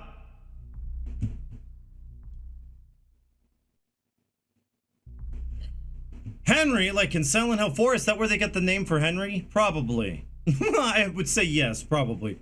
That's where they got the name for Henry, I think. Well, hours, minutes, seconds. That's what it stands for. You look at the capital H, hours. M, you find out more when you see the clock, of course. Makes more sense when you see this, and you're like, oh. Yeah, there's a hint upon hints. There's a lot of hints. The clock is stopped at 11:16 and 15 seconds. The faceplate is closed. It is locked. I can't touch the needles of the clock like this. Here's yet another hint. Also, this kind of goes along with the whole theme. I don't know how much I can like really hammer it in, but Silent Hill 2 is about the Kubler-Ross model, the 5 stages of grief, and most importantly, denial, and remembering the truth, and accepting the truth, and getting better. I feel like Silent Hill 2 is about getting better. Because that's truly, I don't know, it depends, honestly, at the ending. There is writing on the clock. The scars from the past shall remove the nail that stops time. Oh, huh. Scars from the past. The scar from the past. What would you consider a scar? a wound that healed poorly, scar. You know, it's not perfect healing. Well, would you consider, if you look at this metaphorically, like from a perspective of the brain, of repression, consider repression as a scar. The scar also being those bad memories. You remove those bad memories.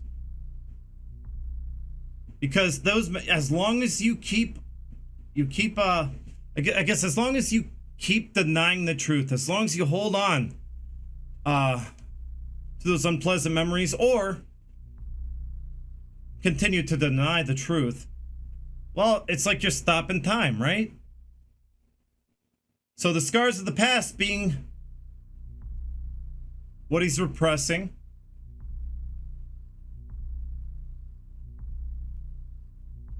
And the nail that stops time. It'll remove that nail that stops time. Time is like, it's like, okay, so when you're in denial, okay, there is, if you look at the little model, I wish I had it. I thought about bringing it up. I really did. I thought about bringing it up for the lore run. When you look at it, it's kind of a circle. The reason why is because it's easy to kind of relapse back to the beginning. You go from denial to, to anger, to, what is it, bargaining, to, depression. And then you go to denial. Then you go to bargaining. Then you go to anger. And then depression. And then you go to denial, and then you go through anger, and you go through depression, and then you go through bargaining. It's like time is standing still, like you're spiraling around in circles until you actually hit that stage of acceptance, or continue on into oblivion, depression, and suicide. There's two options here. But until you accept it, acceptance, you got to get to that final stage. You basically go around in circles and time is standing still. Scars of the past, he needs to overcome. So that's what that means. It's really smart too, because it's literal too. Literally, there's scars on the wall.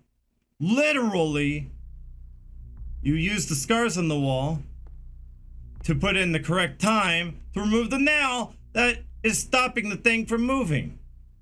I mean, a lot of things in Silent Hill are metaphorical, literal, metaphorical, and figurative. And it's genius, right? Genius, absolute genius.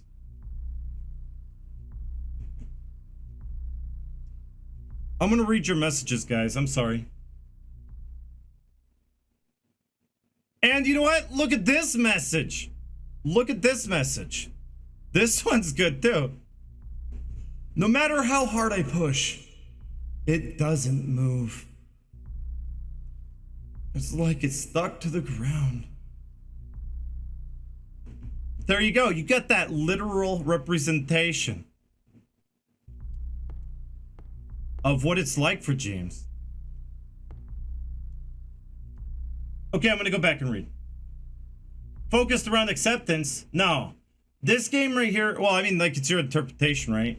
I feel like, Bacon Nips, I feel like Silent Hill 2, 90% of the game is focused around denial. But there is a lot of depression, moments of depression, which is about halfway through.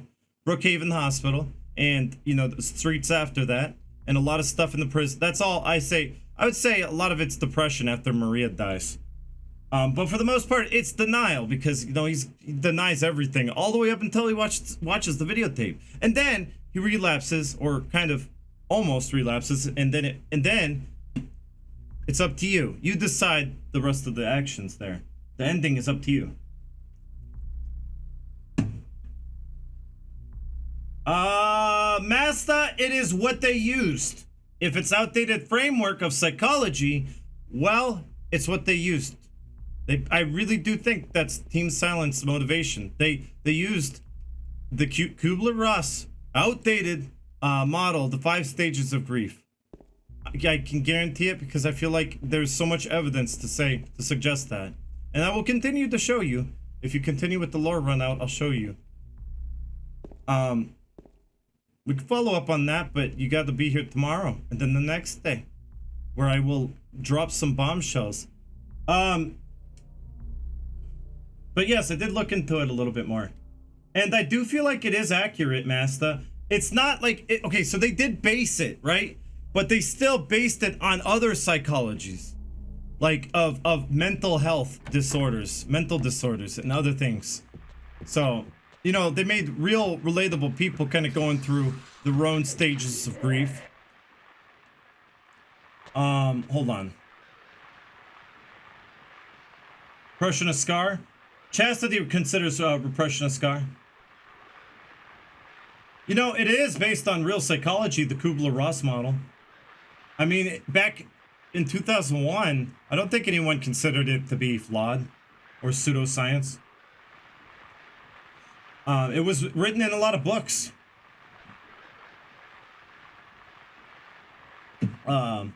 I have memory repression due to my last relationship with my ex was extremely abusive. From someone with memory repression, it was like a huge hole from your personality.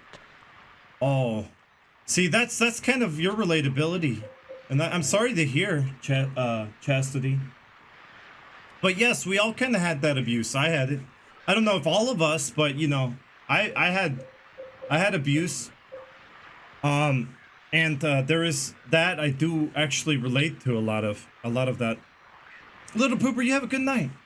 This will all be highlighted. Don't worry, guys. It'll be highlighted. So if you're gonna miss anything, if you think you're gonna miss anything, well, don't worry about it. You're not gonna miss anything because I'll have it highlighted right after the stream. Load the right one this time. I want to go back to where I was.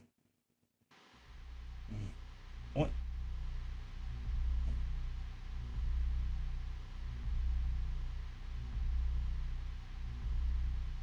Sorry, that's Chris John. Sorry if you answered earlier. When did you first get a PS2 to play Silent Hill 2 when sitting by yourself at home?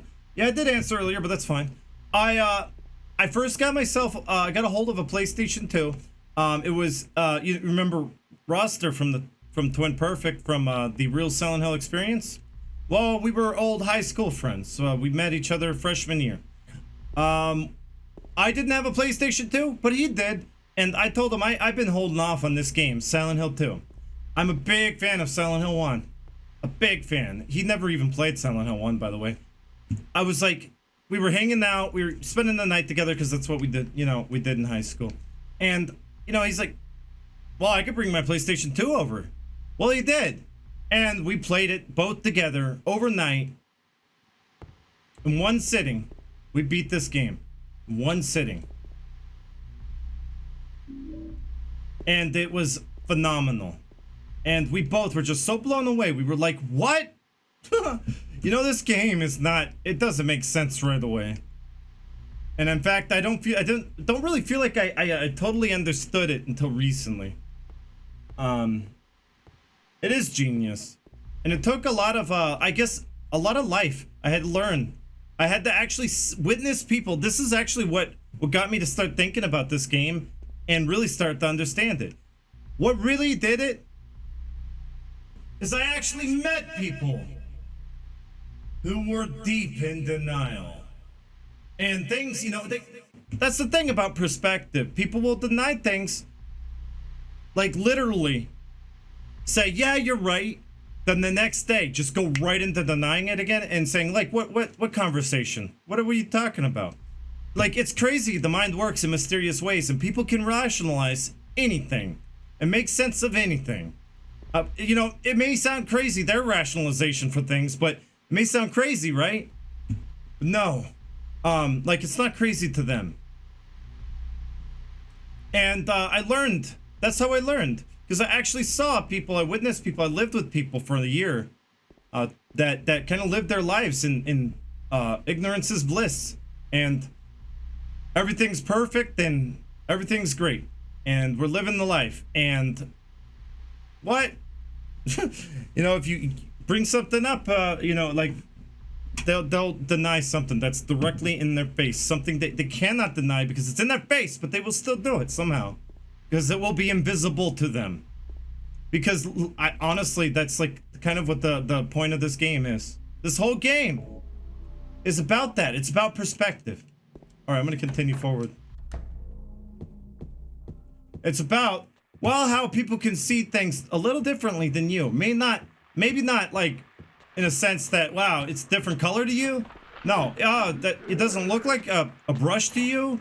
It looks like a telephone. It looks like a brush to me. No, it's not like that. People see things in a different way. Meaning, you know, maybe someone will look at something and kind of, I don't know, interpret it differently. Kind of like, well, that's Silent Hill 2 in a nutshell too. All that applies. It's art. It's fantastic. So, you know, like how people interpret the same thing can vary between people. That's the great thing. I'm kind of wandering around right now. I need to stop that. I'm thinking. How do I best explain all this? But yes, I have to catch up still.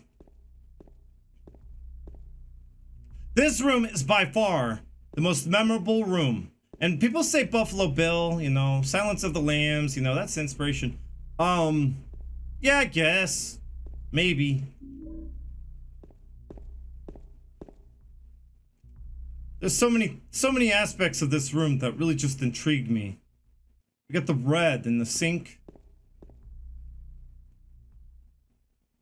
Oh, have a good sleep, little pooper. I think I did say goodnight, but if you're still here.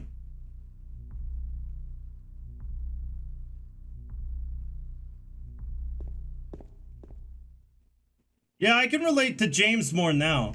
And I think the relation to James really comes from, like, you know, experiencing a major loss with a lot of ups and downs. Not just like, oh, person's gone.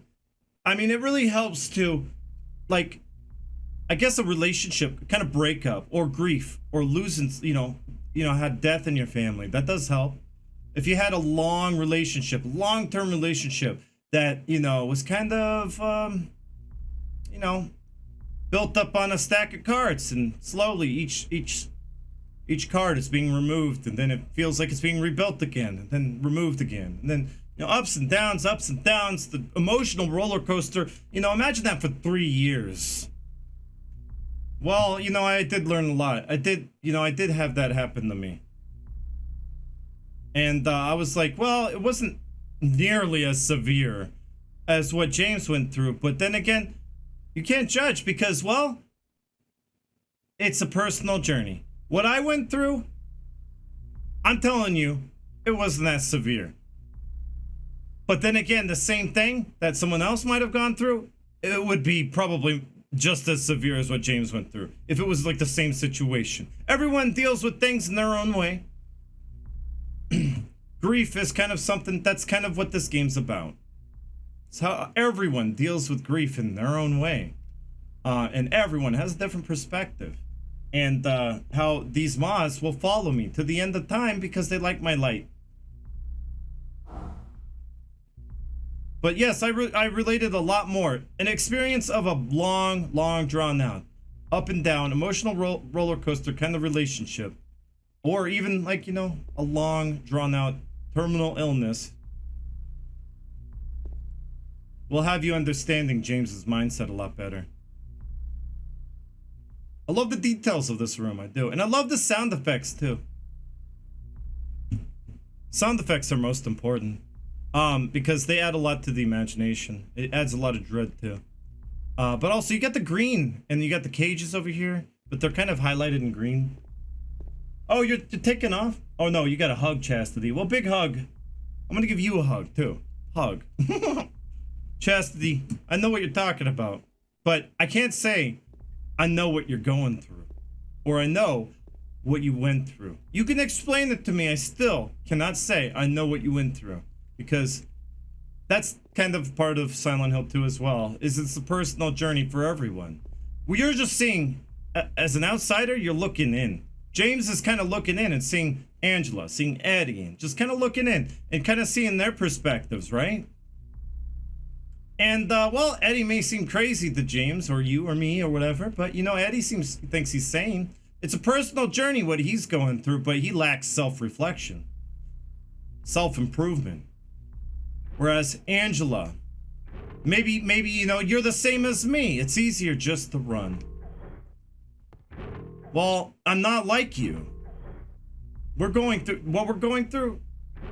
Our personal journeys are very different. Even though you say it's the same, it's not.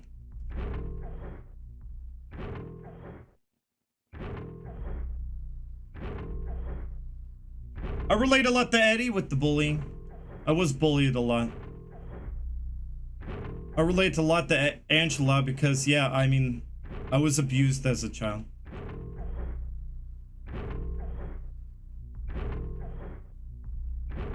I mean, the sound effects really add a lot to it, don't it? And the...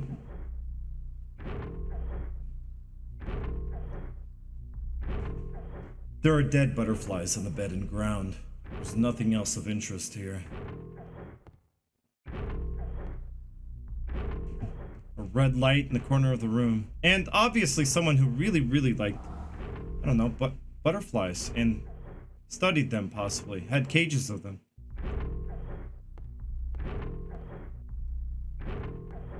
Animate Zach, I could tell you what it is, and I can tell you what Silent Hill is all about. When it comes to the music of Silent Hill 2, what the excellent sound design, the masterful genius sound design. What it is they throw together a bunch of sounds that are so interpretive, but also are really good at building tension, building whatever, I don't know, like just enhancing whatever scene they're trying to enhance. But you know, I've had people tell me that that sounded like a fat man on a trampoline. And now that I said that, you can almost hear it, right?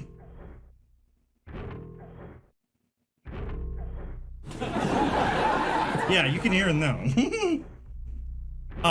Some people even imagine something like an elephant on a trampoline. I mean, like, their imaginations go wild, and that's the point. That's the greatness of Silent Hill 2. And it's always making you ask questions. It's stirring up your creativity, which is why in the Silent Hill community, I have seen more fan fiction than I have ever seen anywhere else. I have seen more Silent Hill stories that people have written, more Silent Hill comics that people have written, Silent Hill games that people imitate Silent Hill. Because this series inspires the imagination. Because you're always asking things. Like, what's in that hole? What's making it turn red when I turn off the light? Why is it green now? Is that green wallpaper? Well, looky up there. You see those, is that wallpaper? Because it looks like a shadow of a butterfly at the top. Is that a butterfly at the top? I don't know what I'm looking at anymore. And that sound, what is it? What is that sound? I can tell you what it is. Oh, there's nothing in the cage, but what is that green light? What is that sound? Why are the butterflies chasing me? What are the dead ones? Did the moths kill the butterflies? Are these moths? Because moths are more attracted to light. Butterflies are not. So did the moths kill the butterflies? They got out? What's in the hole? It's too dark to tell for sure. But I think there's something on the other side of the hole. Will you investigate?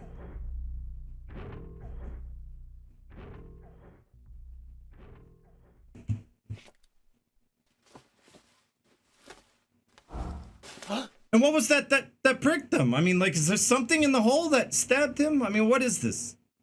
And why is he reaching into a hole? Why is there butterflies in my face? And is this the hole that they were talking about when they said there was a hole here? It's gone now? Oh my God, there's so many questions, Master.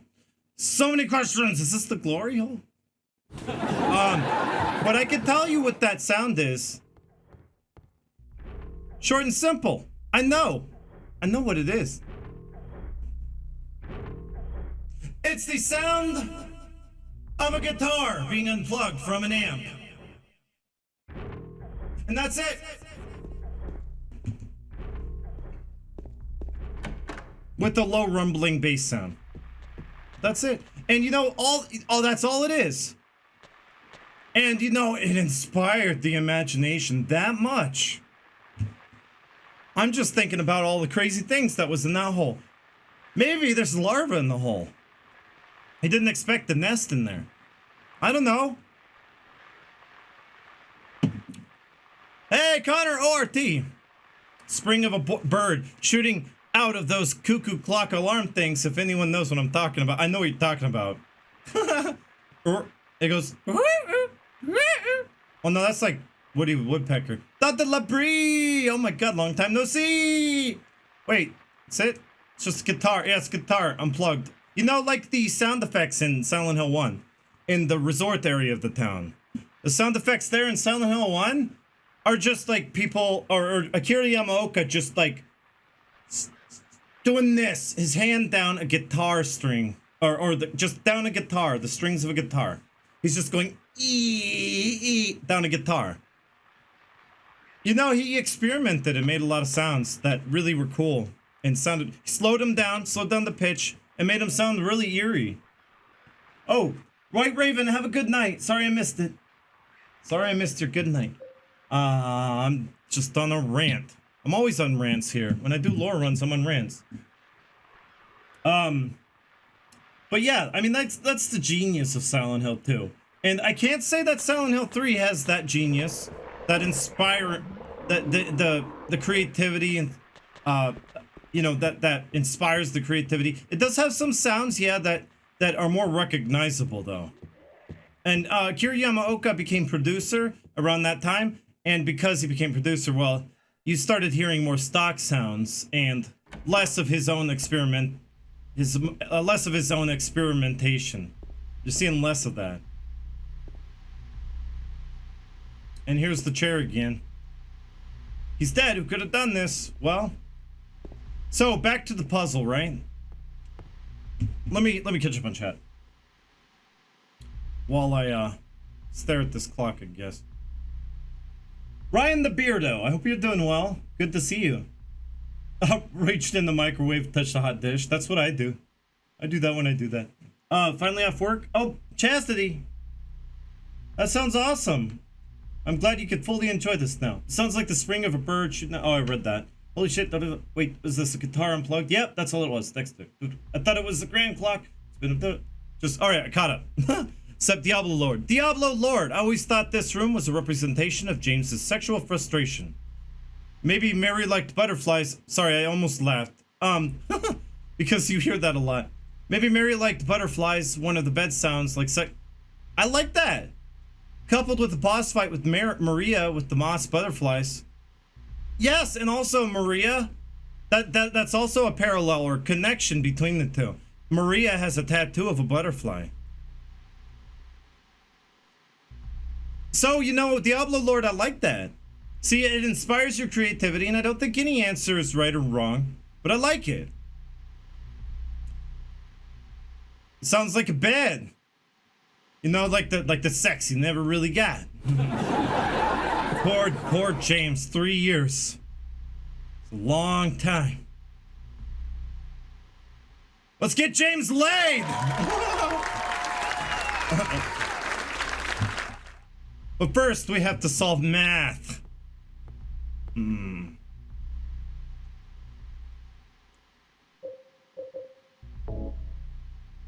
Dante Labrie! Hey.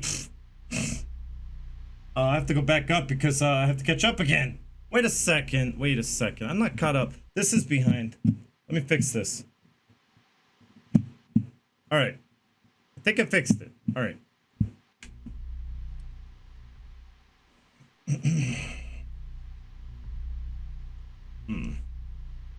I swear, this chat does not match up with this chat. I'm confused. Yeah, butterfly is a symbol of rebirth. We'll talk about that tomorrow. So here we go. Let's look at the clock key. Now that I think of it, there was a big clock in room 208. I'm standing in it. There's a small clock at the end of the key. It was in a hole in the wall in room 202. That allows me to open it up. Special scene, right?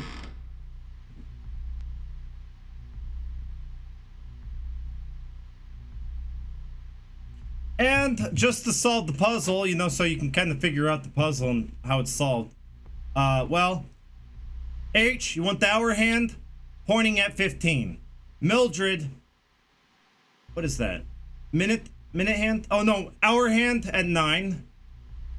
Minute hand on 10. If you kind of like convert that over. The second hand is just the red herring. It's not used. It's one of those, you know, like, it's a trick question. You might think you have to do something with seconds, but no, there's no second hand.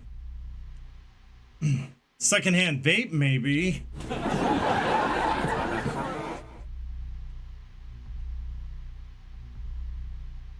Solving math gets you laid?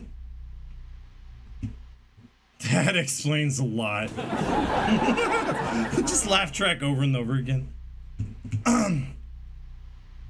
So here we go.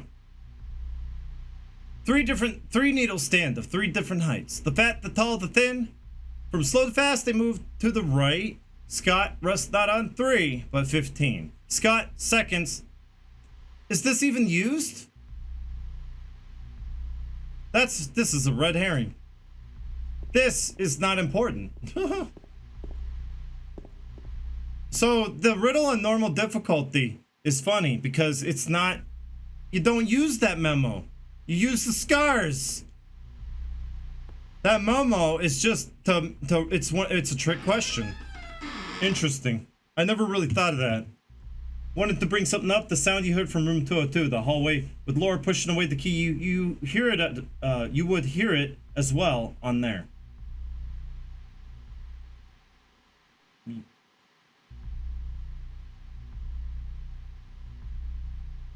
I'll see what you're talking about here in a second. So 9, this is right here. Henry, Mildred. That's what the scars say. But I'm gonna turn around and what room are we in? Oh, you're talking about the Buffalo Bill room is what it's been labeled. No. Hold on. Now I'm gonna go check because no. You made me have to do this. Don't worry, it's just upstairs. I can't do anything behind these bars. So you know that only works if Maria's saying it. Don't work if like someone like James or especially if Laura said it. I don't even want to think about that. Oh, here we go. Okay, listening. I'm like the Silent. I made the complete soundtrack for Silent Hill 2. I know the sounds. This hallway. I'm not hearing it. Are you talking about like maybe on hard difficulty? Because there is a different song here. No, it never happened. But then again, you know, your mind plays tricks on you too. I mean, Silent Hill 2 does, I swear to God, there's a lot of things in Silent Hill 2 that really caused my mind to play tricks on me. I'm not kidding. And I'm not taking that as a, no, don't take it as an any. I'm not trying to be offensive here. Silent Hill 2 does that though. I'm not discrediting you. I'm gonna try. I'm gonna see if I can get it. Are you talking about the bassy drone right here? Or are you talking about the trampoline one? Or the guitar amp one?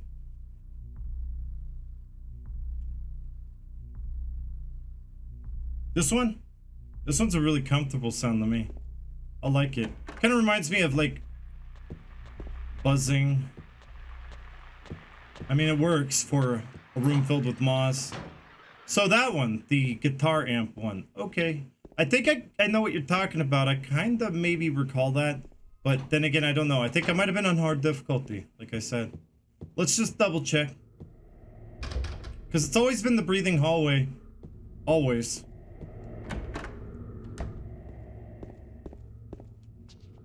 I'm gonna run back out.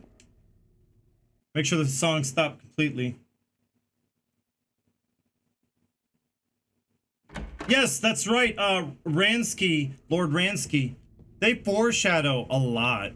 In fact, a lot of stuff is foreshadowing. They're constantly building up to something, right? In fact, we're about to read an article here pretty soon. not too soon, but we're gonna read an article that it really does build up the name Walter Sullivan. You know which one. But Walter Sullivan is like, I feel like more of a red herring in Silent Hill 2. Walter Sullivan became something in 4, but I don't think he originally was supposed to be something. In 4, he was an important name that they kept throwing at you. Building up to. You're buried right next to him. Just about. Your tombstone, James Sunderland, is ready to be filled right next to Walter Sullivan. And that's like, whoa. So you gotta think, oh my god, Cynic Bang. Cynic Bang! With a 9-month resub. Yes! And that makes you think that, well, I'm buried right next to him, and a lot of these people have a lot in common. Maybe I didn't want to face up to the truth. Because that's the thing in common. We get to see that the Red Pyramid thing finally. It's been so long. I was on hard when I heard it? Or it was on hard? Yeah, I thought so. Because I know it does play something different on hard. I just don't play it on hard very often. So, I just want to make sure. I hope I changed my voice back. Cynic Bang, I hope you're doing awesome. Yes, we're doing well. This lore run, I think I've been able to get through a lot of my thoughts pretty clearly. I still haven't really... I'm trying to build up, just like Silent Hill 2, I'm trying to build up to a kind of some bombshells, you know, in this lore run. Hoping maybe I could do one of those what the fuck moments, you know? Oh my god! I never thought of that. But then again, I don't know. I had one of those moments in my last lore run, which was more of a practice lore run.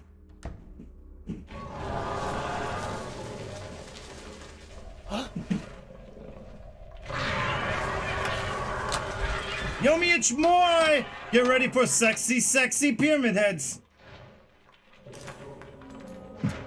Getting it on with mannequins.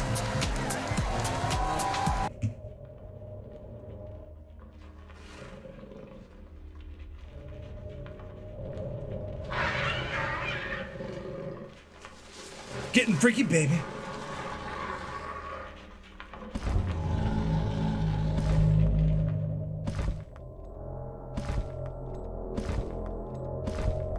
Ambience here, though.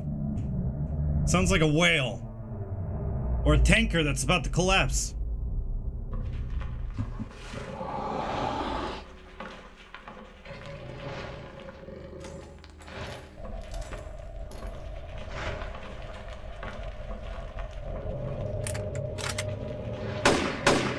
Jesus, those...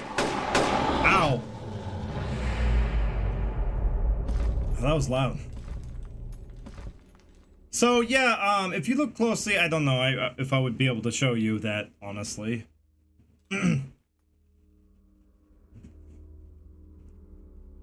But yeah, if you were able to look closely, there are some model viewers, some camera hacks that show it.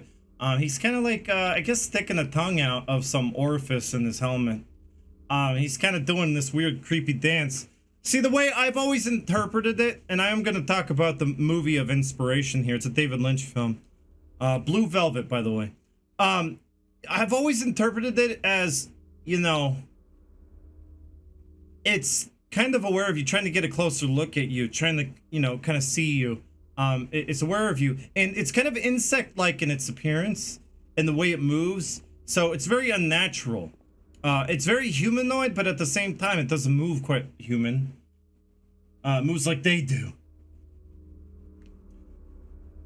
He's placing his hand up there to get a closer, to open up his eye hole to look closer, maybe. I always believed, because in the PS2 version of the game, if you walk in here with your flashlight on, the scene will play out with his flashlight on. So I always took it as he was aware of James because, well, his flashlight was shining through. He never turned it off. He's dumb. James, don't dumb. But no, the Silent Hill 2 Enhanced Edition, I guess it was a bug. I don't know if they thought it was bug or what, but they decided to go ahead and turn the flashlight off automatically for that scene. And I'm not sure which is right. Is it supposed to be off? Is it supposed to be on? I don't know. If you go in here with it off, if you go in here with it on, well, it stays in that position, on or off. So I don't know if Pyramid Head maybe is like just sensitive to light, because all the monsters, it does say all the monsters are sensitive to light in the beginning, so it could be one of the things that it's just trying to show you.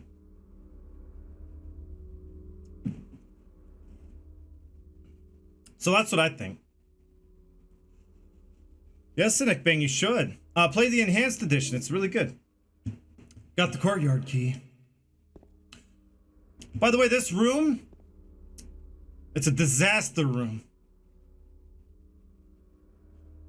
He just like rapes them and tosses them away. Like condoms. What? I don't know if that was appropriate.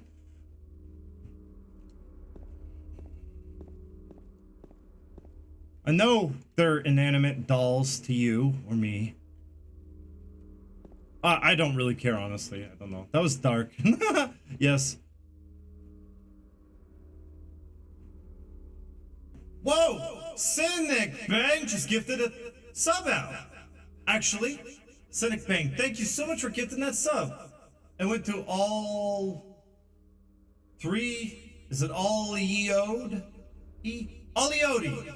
I think I said it right. Yeah, enjoy the sub, Oliodi, if you're out there, and thank you, Cynic Bang. I appreciate that support a lot. Because, well, just to let everyone know, in advance, alerts are muted. Because, you know, interruptions and stuff.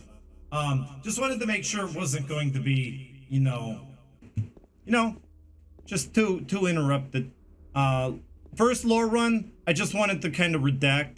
I wanted to do it over, but better. You know, wanted to do better than the first lore run, and I wanted to mute alerts because that did kind of, a lot of people were really frustrated by that. A lot of lurkers are like, man, I just want to watch this lore, and he keeps getting interrupted. You know, people did come out to say so. So I'm glad it's going really well now. I don't mind it being muted. Thank you, Cynic Bang. I just wanted to let you guys know. It's like no sound. What gives? So this is obviously a Masahiro Ito painting right here. Yeah, Enhanced Edition. I believe it auto updates, so it should be the latest updates. It's version 1.4, and it updated at least once, I can tell you that. Yomi Ichimoy, welcome. I think it did welcome you, but hi. Maybe it was during a cutscene. Oh, hey, Guada, 1390, hey. So it did update at least once, so it might be 1.41, I don't know. So if you, I love the paintings in here too, but mostly, you know, this looks like Bob Ross. Man, you know, that's a Twitch streamer I aspire to be.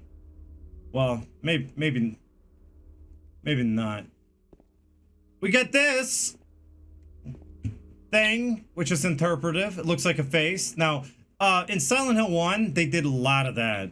They tried to make things, you know, they tried to make a lot of things kind of look or resemble faces, but kind of distorted. Kind of, you know, something just really wrong about it, you know? Hello, AK Minds, what's up? It's good to see you, welcome. Now, this is just the tree, but you know what really stands out? And this is right next to the closet. This. You look closely, you can see it. But you have to look real close. You see the skeletons? Spooky, scary skeletons.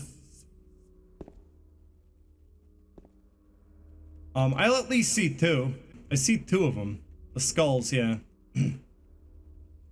There's one in the center on the mountain, and then there's one on the right mountain. But I could have sworn there was one on the left. And then if you look real closely, right there, I can't zoom in any further. I'm as zoomed in as possible, but if you look real closely at the spot to the left of the back mountain, in the clouds, you can see Stanley Kubrick. You can see Stanley Kubrick's face. Yeah. So no question, they got some inspiration from him. But hold on. Okay, I get turned around sometimes.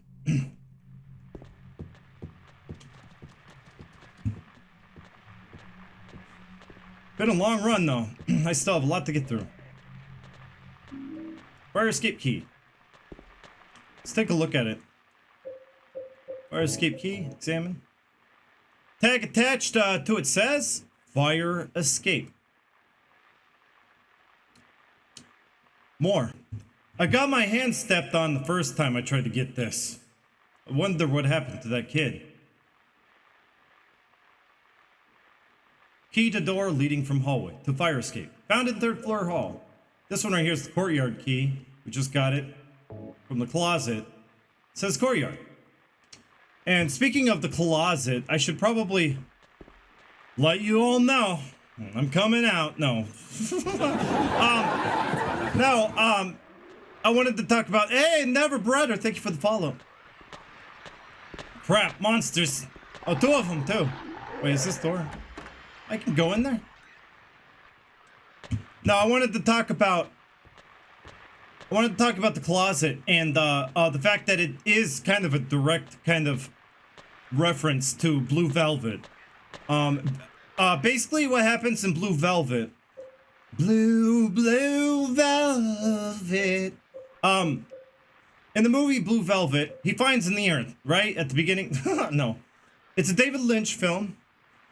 What happens is, well, Agent Cooper, or, you know, I'll just call him Cooper. Anyway, he finds himself, he winds up in a closet, because this abusive guy kind of comes in when he's visiting, you know, the guy's girlfriend.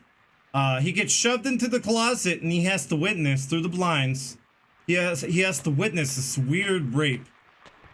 This weird sexual act that kind of is just unnatural and very disturbing in how unnatural it is. And that's exactly the inspiration for the Pyramid Head scene there. I agree. It's a very good film and just as WTF as any other David Lynch film. I like how the door collapsed in here.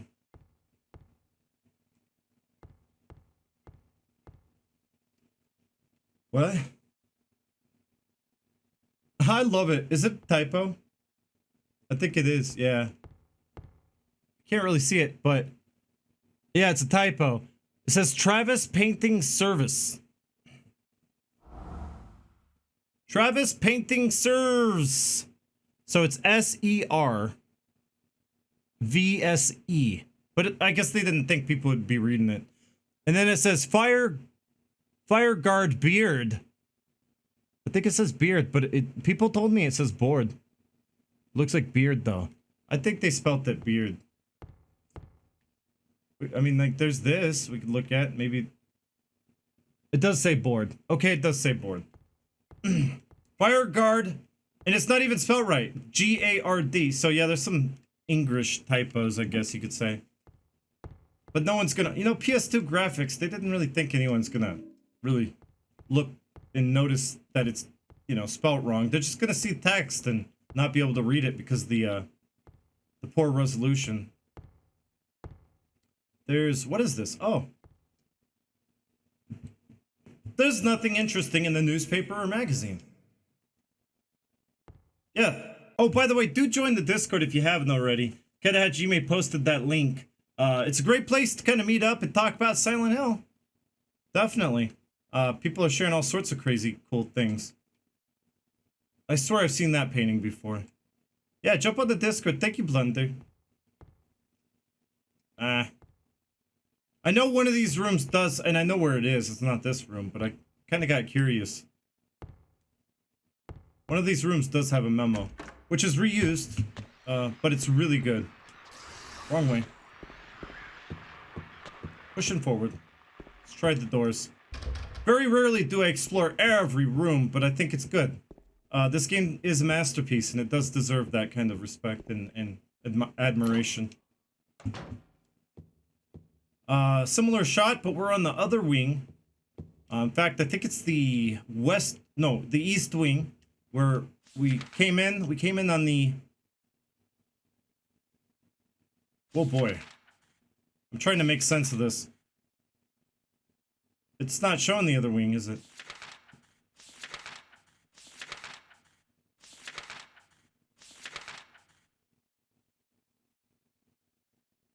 I think I'm right. West wing, we came in on the east wing. I'm gonna go back up and read. Got a follower. Oh no, I already got that. I saw that. Think you'd never bred her again.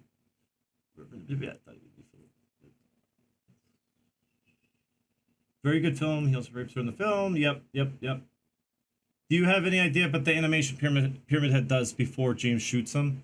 I just said it looked kind of insect-like, almost unnatural. And I think that was kind of I think that's kind of what they were going for. Because, well, the sexual acts in the film of Blue Velvet were very unnatural as well. It's just like, what is going on? This is weird. I don't like what I'm seeing. It doesn't look happy. Well, what do we get? There's some English sound too, like perking and information. Yeah, we've noticed that in lore runs. The perking and everything. Hey, Ketahead, you may share the clip about, what is it? There's no electricity or something like that in Resident Evil 2. That was a funny typo. Brodor has a question. Weird thing with the hands. I don't know, but it's the same animation you saw early in the stream. We watched the Fukuro, like, I don't know, I guess it was a concept film. He did that animation in that film too. And I'm wondering if it was just kind of something that they thought looked really creepy, and so they went with it. So we got can juice, a heavy 6-pack, yeah. I know, right? I know everyone is checking out this juice, right? I was in the hallway on the, was in the hallway on the first floor. It says expired, though. Oh, it's expired. Hi. This game is pretty nuts, yeah? I mean, like, there's a lot. See, I'm telling you, you come to a lore run, you see that there's much more to the game than meets the eye. And you get a lore dump and how everything connects in some way, and you're like, oh my god, math. And then your brain hurts. That's pretty much what it's like.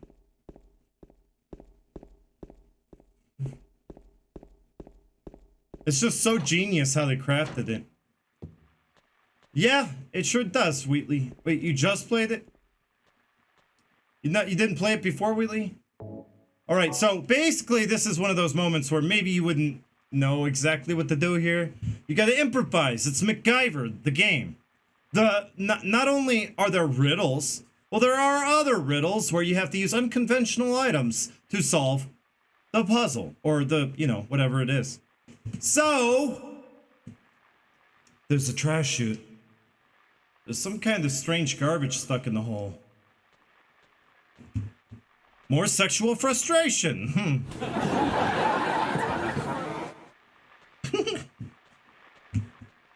I mean, I don't doubt, like, I feel like sexual frustration is a very minor theme in the game.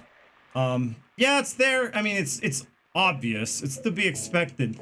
But a lot of people kind of like take that and they run with it. And I think it's fine. You know, we can expect that, yeah, there was probably that.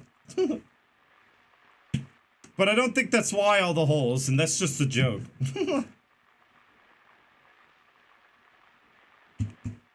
Right, Steve? Did your question get answered, Steve? It's the PC version. Yeah, there you go. Ketahead Gmail posted a link for you. It's there to disturb you, but it's not the point. Yeah, it doesn't even really say anything about sexual frustration at all. But yeah, that manic laugh. Okay, we're gonna shove it down because, well, you have to use it's expired for one. You're not gonna want to drink it anyway.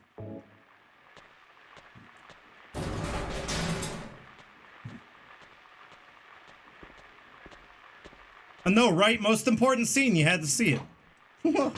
If you would have missed that, oh, I don't know. I'd have to do the whole lore run over again. Yeah, I'd have to do it all over. But good thing we didn't. Good thing we didn't miss it.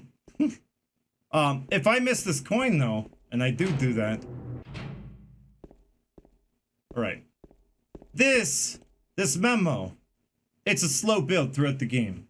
They are pretty smart with the way they use this memo. For one, you can kind of relate to it and kind of see something. You can kind of make something out of it. Now, I'm going to try to describe it like maybe a first playthrough. I'm going to try to describe it, what a first playthrough player. Can't talk right now. What someone who is fresh, new into the, game, what they would be thinking about it, I guess. At this point, what would they be thinking? So, and then we could talk about it a little bit more. The garbage bag is torn, and all the contents are strewn all over. Got coin? Old man. Okay, first time ever picking up a coin. Old man, you're like, okay, whatever.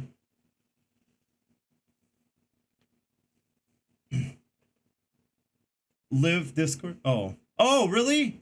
Steve, welcome to the chat. You saw me streaming via the Lost in Vivo Discord. That's interesting to say that you say that. Well, thank you for popping in, Steve. I'm big fan of Lost in Vivo and the Kumakira. That's really interesting. I'm glad you told me how you found me.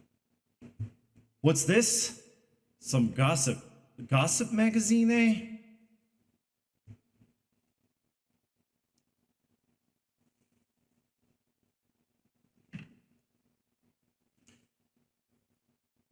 The police announced today that Walter Sullivan, who was arrested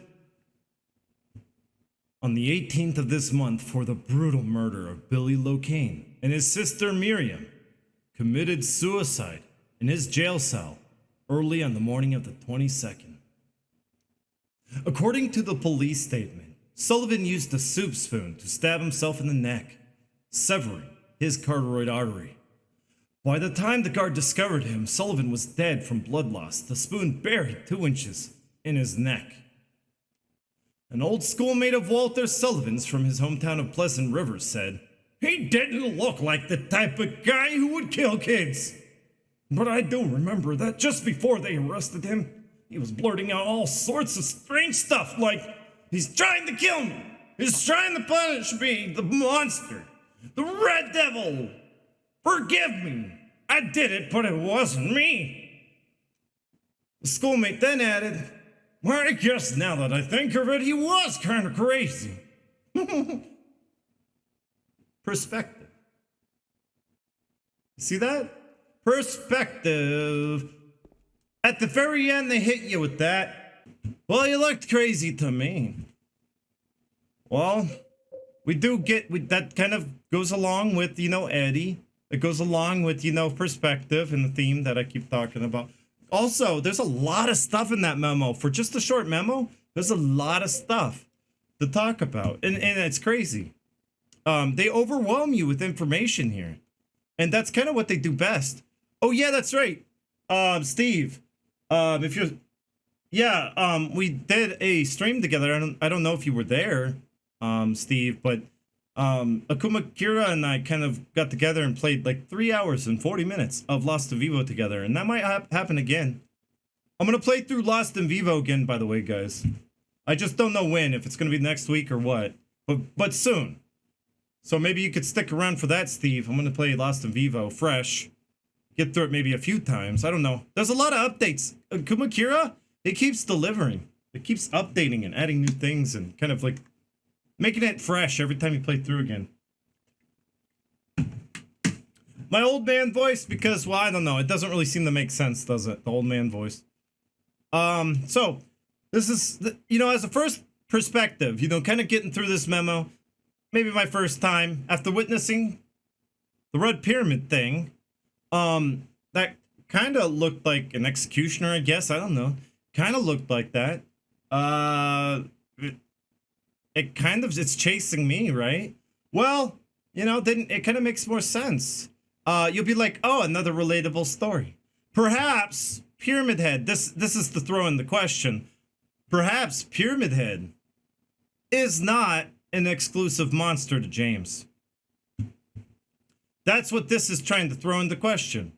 Also, another thing, it's suggesting that if someone really wants to kill themselves, they'll find the way to do it.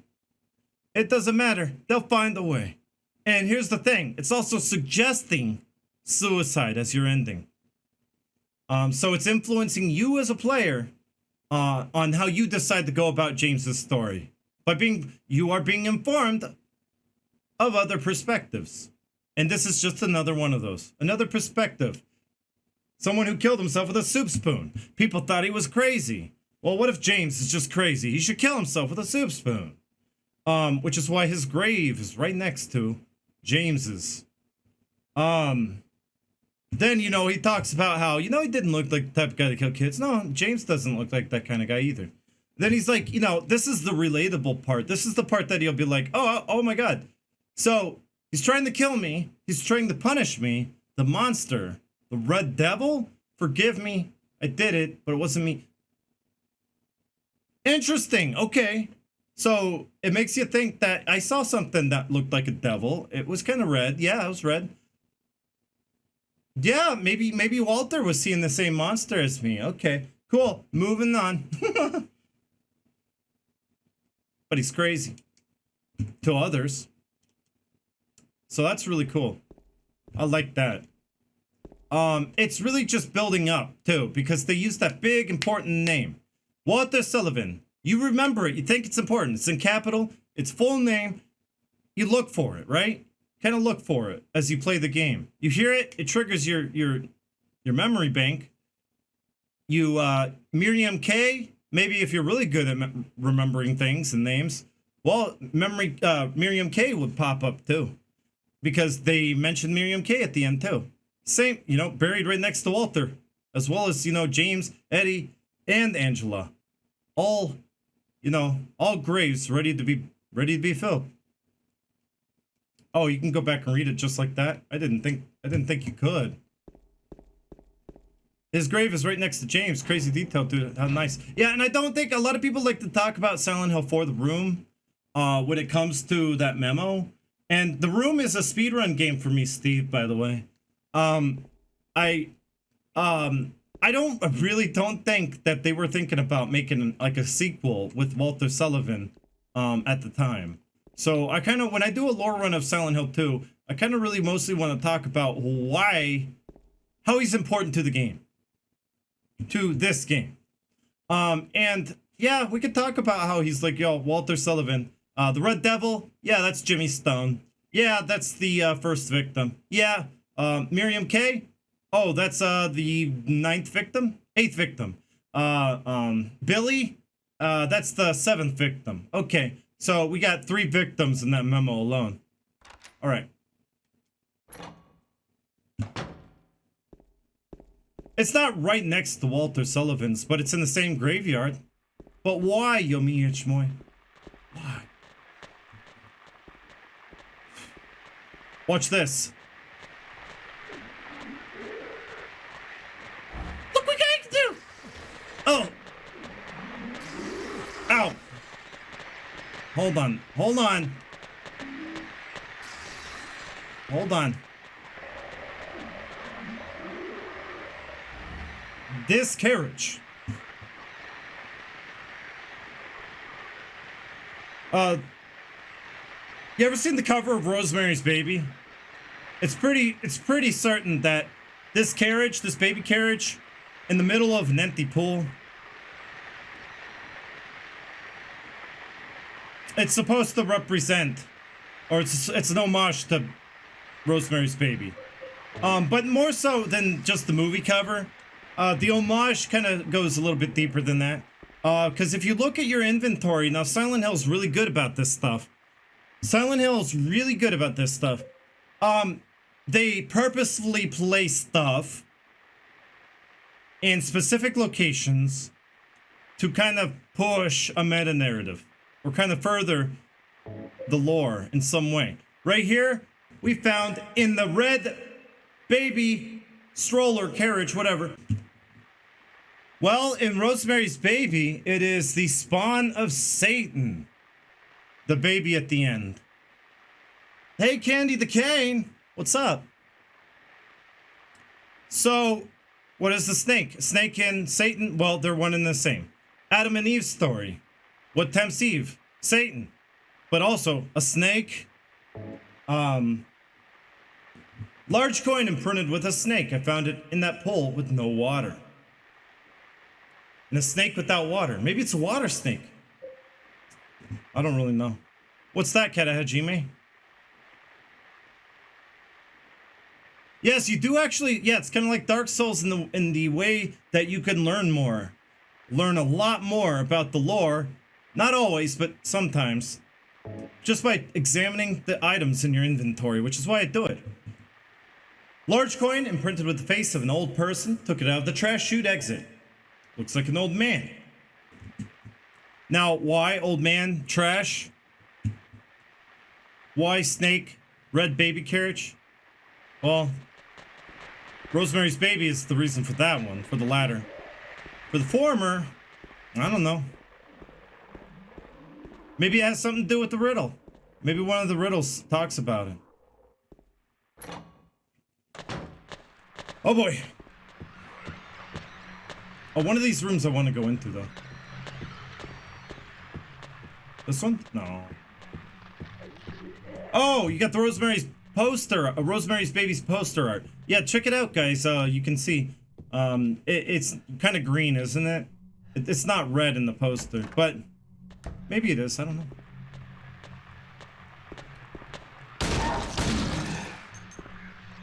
Hi. Yeah, that's right.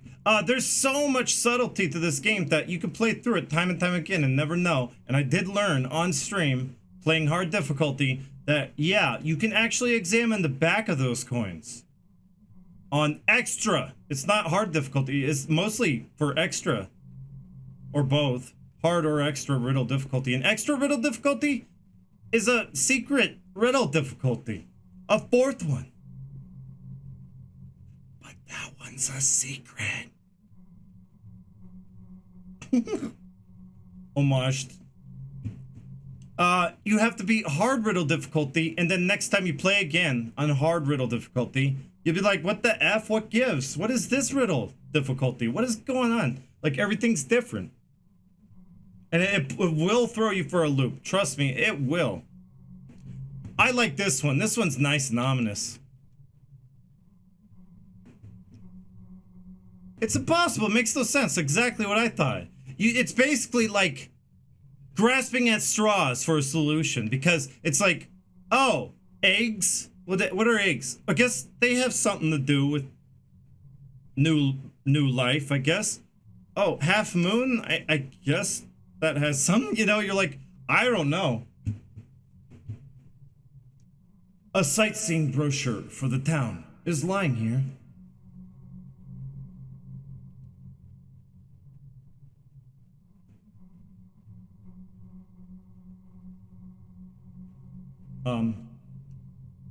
Welcome to Centralia. Centralia, a quiet little lakeside resort town. We're happy to have you. Take some time out of your busy schedules and enjoy a nice restful vacation here. Row after row of quaint old houses, a gorgeous mountain landscape, and a lake which shows different sides of its beauty with the passing of the day, from sunrise to late afternoons to sunset. Centralia will move you and fill you with a feeling of deep peace. I hope your time here will be pleasant and your memories will last forever.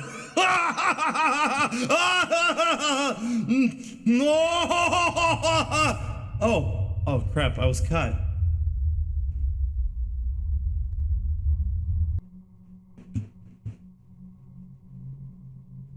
Editor Roger Widmark.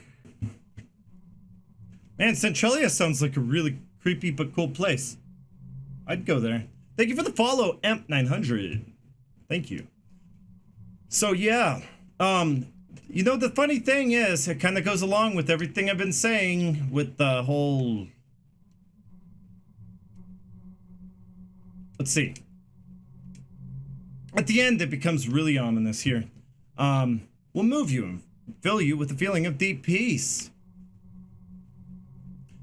It's really that last line, though. Your memories will last forever. Well, that's not necessarily what he wants to be hearing right now, right? James doesn't want to be hearing that right now. He's like, no, I just want to forget it.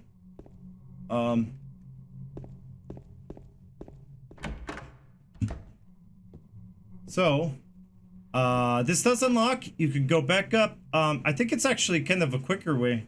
I should try it. I think it is a quicker way back up. Hi, guys. Hello.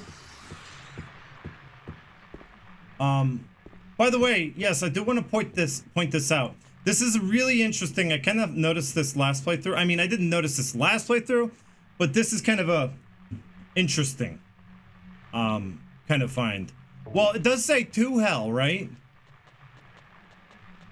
And that's kind of cool. That's ominous, I guess. You know, to hell. Well, it's too bad, I guess.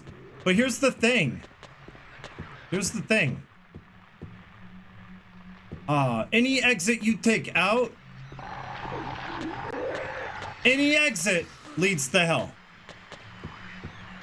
And that's kind of the irony here, I guess. I'm not really sure what to call it.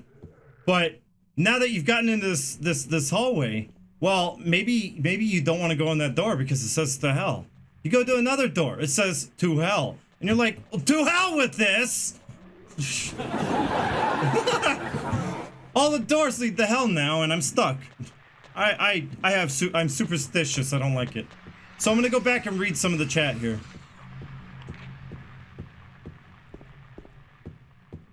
Yes, they all say to hell. Which is interesting. I'll read the chat while you get to hear this wonderful melody to my ears. Oh, to my ears, it's... Oh.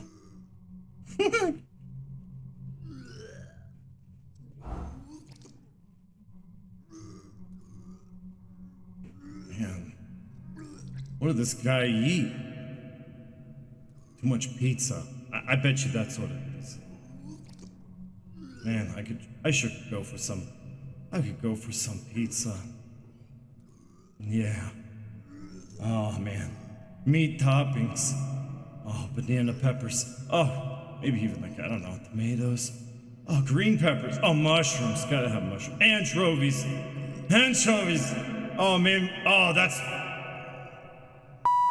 That old man, that's what did him in. He ate anchovies on his pizza.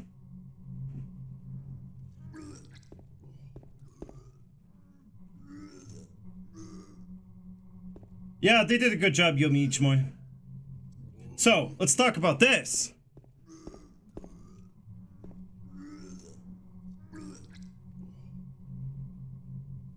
This! Someone taught him the wheel! And it sure wasn't me. Though he who denies it supplied it, am I right? But no, seriously. The next scene coming up, well, who denies it immediately before you even bring it up? Well, he who denies it supplied it and did that. That's my thought process. What the? Who could have done this?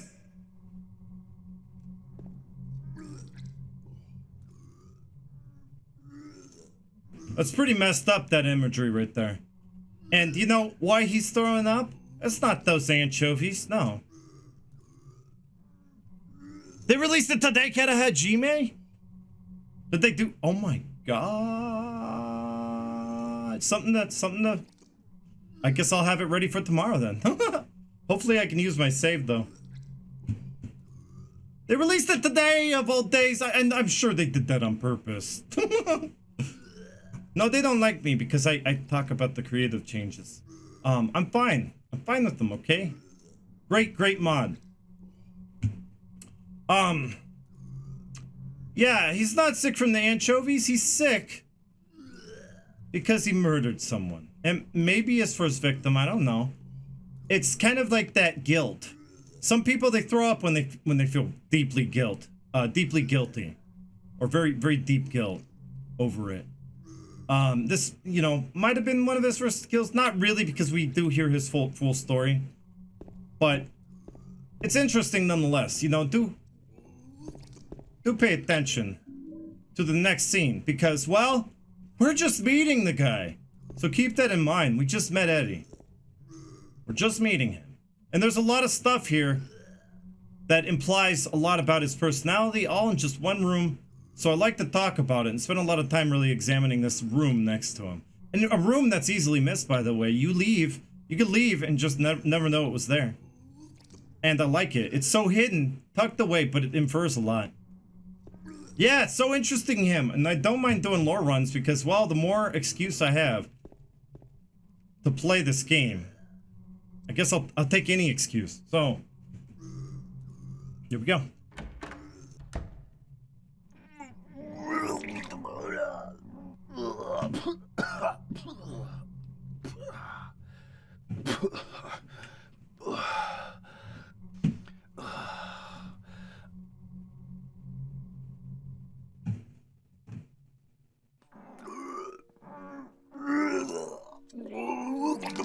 It wasn't me. I didn't do it. It wasn't me. I didn't do it. Do what? What are you talking about? Didn't do anything. I swear. Pay attention to the lines. When I got here. Why would somebody just suddenly deny something? James Sunderland. Eddie. Eddie. Who's that dead guy in the kitchen? I didn't do it. I swear I didn't kill anybody. It's all leads back to denial, yeah. Ayasura. You're not friends with that red pyramid thing, are you? Red pyramid thing? I don't know what you're talking about. Honest. But I did see some weird looking monsters. He saw some weird looking monsters. Interesting. Hell out of me. So I ran in here. It was a new phenomenon to him too. Keep that in mind. I guess this place isn't too safe either. I think it's because their perspectives crossed over. I told you, I don't know. I'm not even from this town. I just...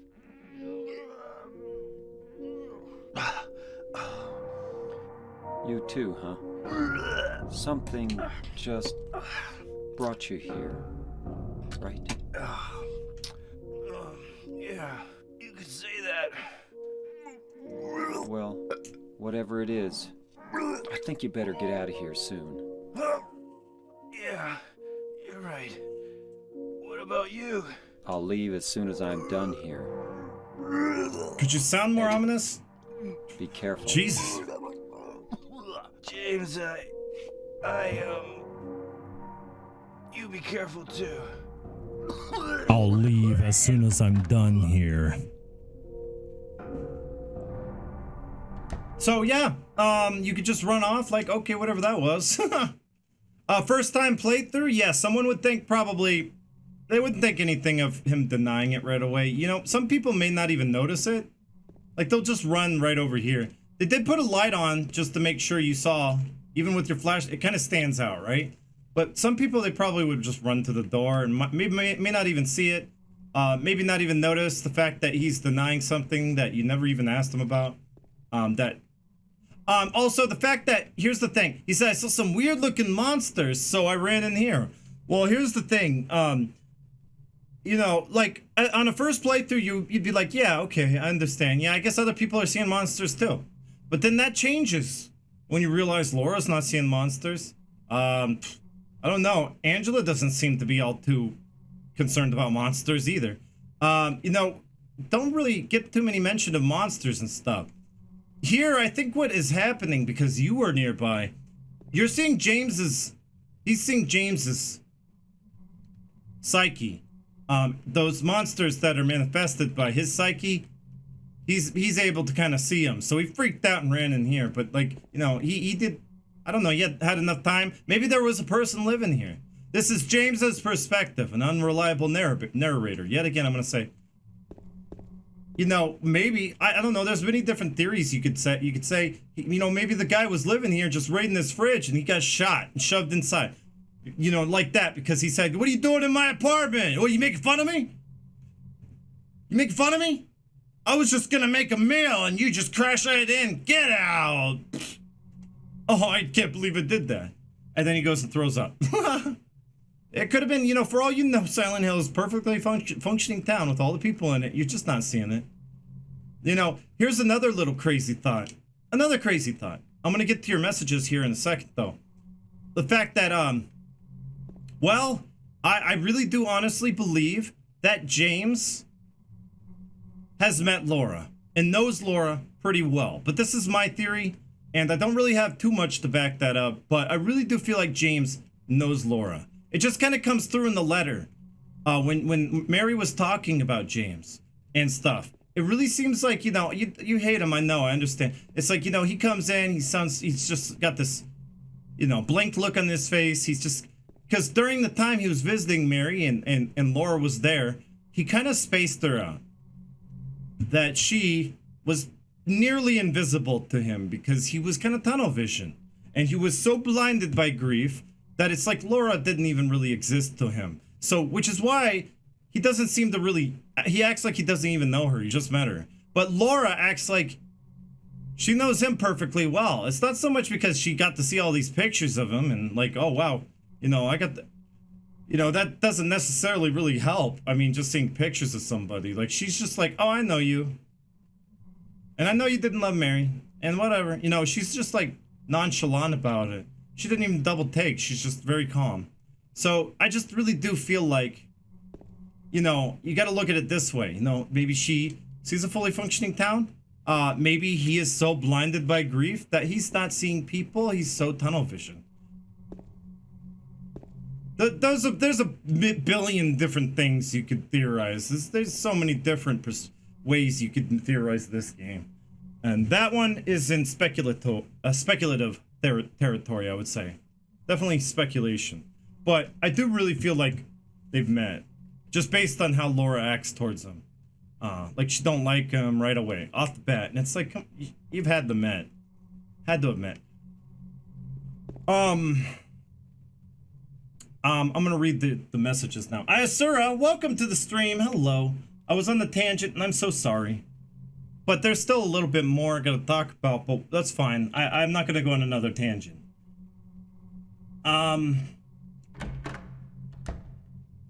But yes, I agree, Regulus Pastor, welcome, and I do agree with you. Yes, Blunder, I agree with that. Yeah, saw a monster, maybe that's what made him vomit. I like that, Asura, that's possible too. Yomi Ichimoy, I recently learned that James's eye are kind of like more closed than in the PS2 version. Yeah, I noticed that too. I always noticed that James in the PS2 version I'm talking about, he always looked like he was kind of like dreaming.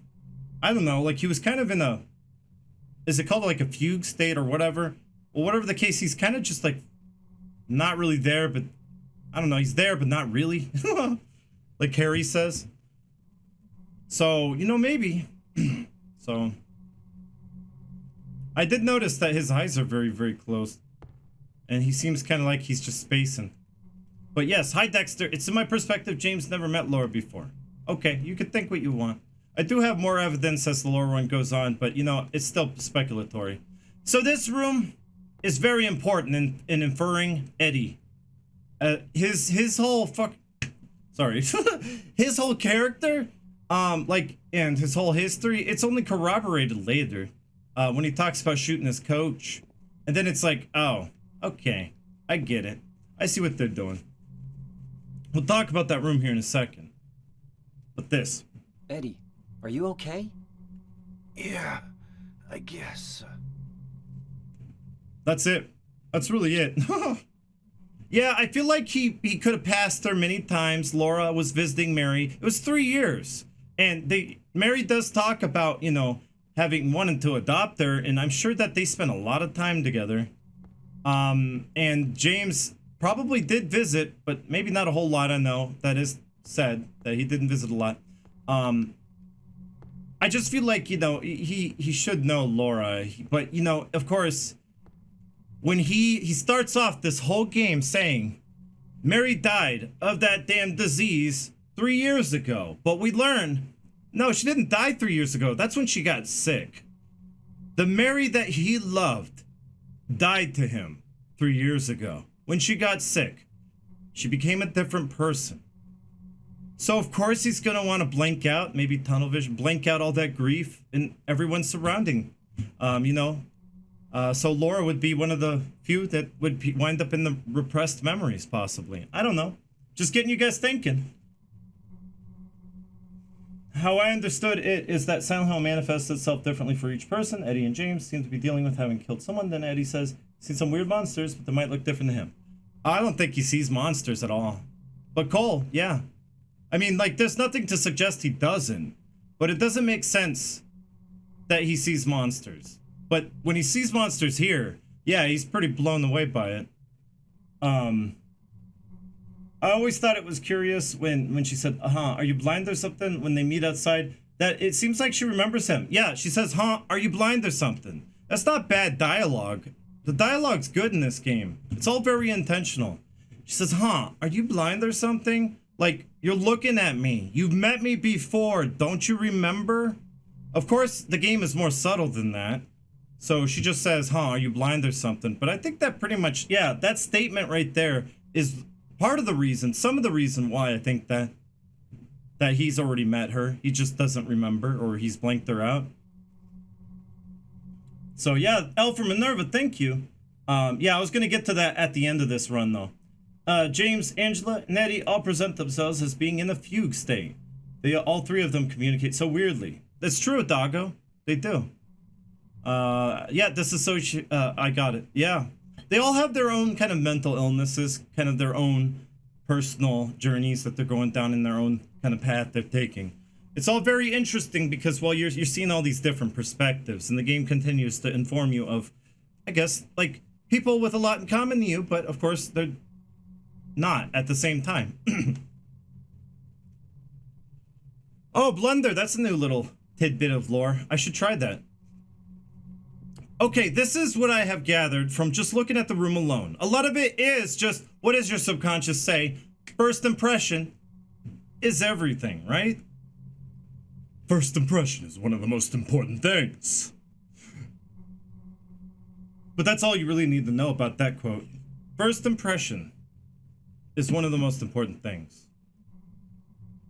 Because, well, it's really, what does your subconscious feel about this? How does it infer his character? Football, like football. He's mad, graffiti, mad, angry, football. Maybe if you look a little closer, let's look a little closer. He blames others for his own misfortune. Look at this one. Look at that. Physical beauty, nature, divine, protection. To him, physical beauty is like divine protection. Everyone who's beautiful can get what they want. Why not me? I'm not beautiful, huh? Well, I can't be beautiful. And then you got this. Illusions, the water margin. Something football related, but still. Illusions, the water margin. I gotta look that up. That might be interesting information. Here, right here. Club. Inflexible person. Like, seriously? Like, that is, okay. So you know he's not doing all too well if that's the only club he could get into. I mean, if the only club you can get into is the club for inflexible people, well, I guess you could say as long as you got into a club, hey, you got in the club, right? Good job. So that says something right there. He aspires to be a pro football player. He wants to be a pro football player. Pro football of power sports. Pro football. He loves football. Rest in peace. Rip Maybe that's a little RIP to maybe this right here. I don't know. Is someone he killed? I don't know. That looks like a pro football player though. Right here, he aspires to have a relationship, just a normal love affair of some sort, something going for him. He drew a little stick figure of him and a little, I guess, a lady with a dress and a purse. It's just so. I'm sorry, Eddie. I'm not making fun of you. Just sorry, Eddie. He's next door. We don't want to make him think that we're making fun of him right now, but he wants love, wants it. But he feels like he's too inflexible. Oh, and this, right here, football in a magazine. Right up here. Also, I guess maybe this was intentional. I don't know. I'm reading all your chat, by the way. Maybe this was intentional, but if you look closely in the closet, maybe Eddie, at this point in the game, he hasn't completely come out of the closet yet. Okay, laugh track. But there is something in there that is a sketch or a doodle or a drawing of some sort. But it's really hard to see it. But maybe if we get close. Really close. Do you see it? I don't know if it's anything. It's just more scribbles. More scribbles. Hi, Montana. Welcome back on Less Stupid Pickles. Oh, it's Uncle Stu Pickles. Look at those tight pants on the football man. Well, I wasn't on camera. I wasn't in the scene. You're not talking about me, are you? Oh, of course. Club Inflexible Person sounds like a fantastic club to be a part of. So I do get a lot of frustration in this room, right? No, he doesn't want to party. He wants to, he feels like, because remember we were talking about at the very beginning, and I don't expect all of you to have been here at the beginning, but I talked about, you know, this theme of self-reflection, which we're going to see again with Angela and James. They self-reflect, and they do change. They do kind of look back on how they are and how they were, and they do think, they do reflect. Whereas Eddie, he doesn't. You don't see any themes of self-reflection with him. In fact, he never, ever, ever considers that he might be in the wrong. Ever.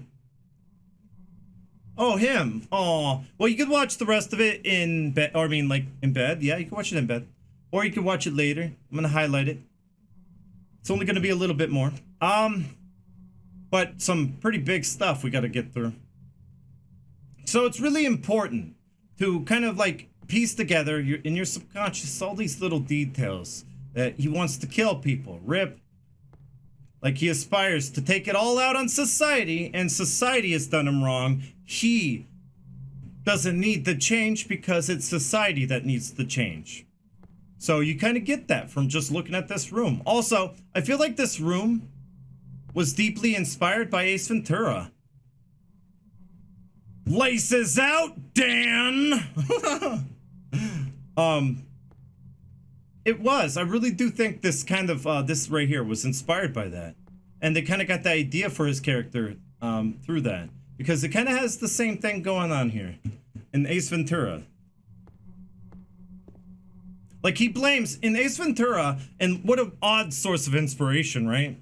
In Ace Ventura, he blames Dan Marino, the quarterback, for the way he held the football, that the laces were in, and that screwed up his whole field goal kick, and, you know, that screwed up his whole career. And it was never his fault, it was Dan. Dan, and kind of like obsessed over that, getting revenge. Einhorn is Finkelstein. Finkelstein is Einhorn, and that Einhorn is Finkel. Finkel is Einhorn. But I really do think it's an odd source of inspiration, but I mean, that's the first thing I thought when I saw that room. So yeah, either way, no matter where we go, we're going to hell, according to this hallway. Steve, Depressed facial expression all the time. Of course. He's going through the stages of grief that I was talking about.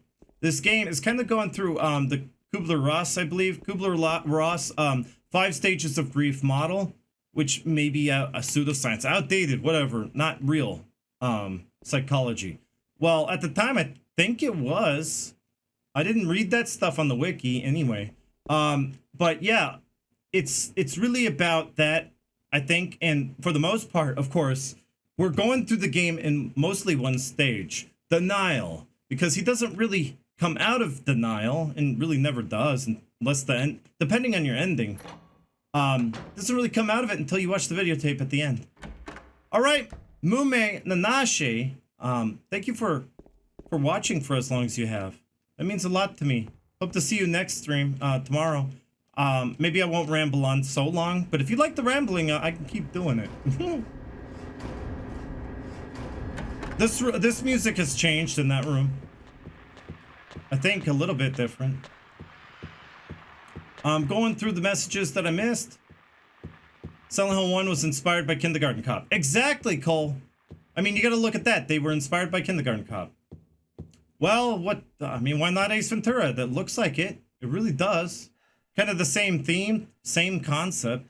Hey, the driver, maybe Rip on the Wall, is a reflection on the impuration of being the football star. Yeah, inspiration. Yeah, he aspires to be a football star, a football player, but he never could get there. He never really could do it. Tryouts, he had to lose weight, and he didn't want to do that because he doesn't think he has to. Or maybe he thought he couldn't. Whatever the case, he doesn't self-reflect. The Friendly Broski's here. Hello, sir. We got the fire escape key, and now we're about to cross over. One of the spookiest moments. We think we got the exit, right? We're getting out of here. I gotta update this. I'm so disappointed I didn't update it to show off the new update, but I could do that tomorrow. I'm still continuing this lore run tomorrow. 3-day stream. And it's going according to plan. It's going to be about 9-10 hours each. It's going according to plan. Stream's good, Friendly Broski. Thank you for asking. Whoa! What is this? Shia! LaButt.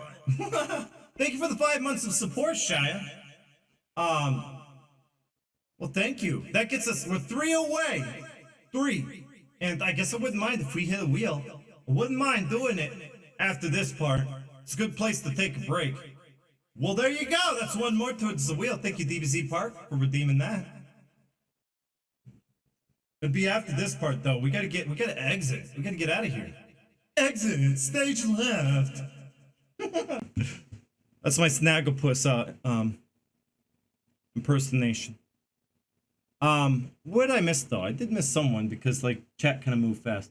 Feel like most of the endings are a certain stage of grief. There you go, Montana. A lot of the endings do kind of deal with what stage of grief he's still in, yeah.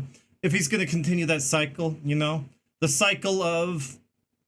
Because that's kind of the amazing part of the Kubler-Ross kind of model, the 5 stages of grief. It works like a cycle, You kind of get, if you get over denial, well, it moves on. It moves on to anger. Maybe you'll be angry at someone, something. You'll be angry about the whole situation in general. Be angry. It goes from that to, bargaining. Maybe you should be like, maybe this wouldn't have happened if I didn't. Maybe it's my fault. This wouldn't have happened if I would have, if I could have done this, I could have done that. I did everything. No, I didn't. There could have been more I could have done. It's like, oh, if only, there's that one medication. I swear. That medication, if we didn't get that prescription, it could have, that sped things up. That's bargaining. And then it goes to depression, and you just sink really deep, really low. Depression is a very, very low emotion. It's the worst emotion you could ever feel. It is terrible. And depression, sometimes you don't even know you have it before it's gone, until it's gone. And depression is one of those mysterious things that sometimes people have it and don't seem to really be traumatized. It could come on from trauma, Or not. 2 more. I'm gonna add that too. Just really quick. And then you know what happens? It's like a cycle. Like I was gonna say. A cycle. If you don't really get over the denial, and you know, it is a personal journey. It's different for everyone. You know, people get over grieving, the grieving process in their own way. But they do talk about how, you know, if you're not taught about death as a child, if you are not told outright and blunt as a child, the true, hey, DBZ Park, thank you. If you're not told outright as a child, directly as a child,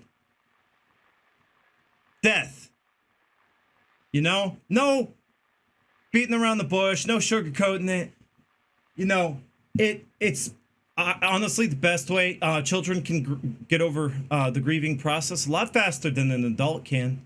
And also they would be able to, it's actually how they grow. And, you know, Laura does do this in the game, by the way. At the end of the game, I will point this out. She goes over all 5 steps and done. You don't ever see her again. And also, you know, another thing is being stunted in a way, you know, like, you know, you're kind of told, oh yeah, death. Well, I kind of want to avoid talking about death with my child. Well, that stunts them so that when they get older, it's harder for them. Go back and check on Eddie just to see if there is that extra cutscene. Because honestly, I don't think I even knew about it. So I'm gonna go check. Do you think he's really throwing this whole time? He's just been throwing up, like he hasn't stopped at all. Is that really seriously? Like, wow, that's a lot of vomit. I know a quick way.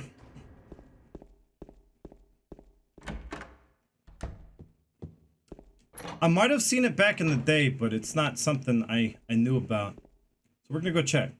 Dexter, weren't you the one who told me about it and now you're dipping out? Makes me worried. All right, here we go. The lore does continue. It never stops. But I do have to get some rest before tomorrow's lore run. It's gonna start a little bit later. Bye, Dexter. I don't hear him. So he does stop. Interesting. It's been a while. Yeah, you don't hear him puking anymore. Are you still here? Yeah. I feel kind of sick. I'll be okay soon. You should get out of this town when you can. Yeah, I know, but... I like that pensive, like, stare there. Like, he gives him, like, the stare of death. God. That's like the look my dad used to give me when, I don't know, like, all the time. Death stare. Alright. I didn't know there was a different, yeah. I don't know if I've ever seen that, to be honest. It's interesting. Almost says he came to Silent Hill there, but doesn't. He almost says why he came to Silent Hill, but then he just stops. Yeah, it seems a little early to start telling someone you're a murderer or psychopath on the run from the police. I'm pretty sure that would go over very well.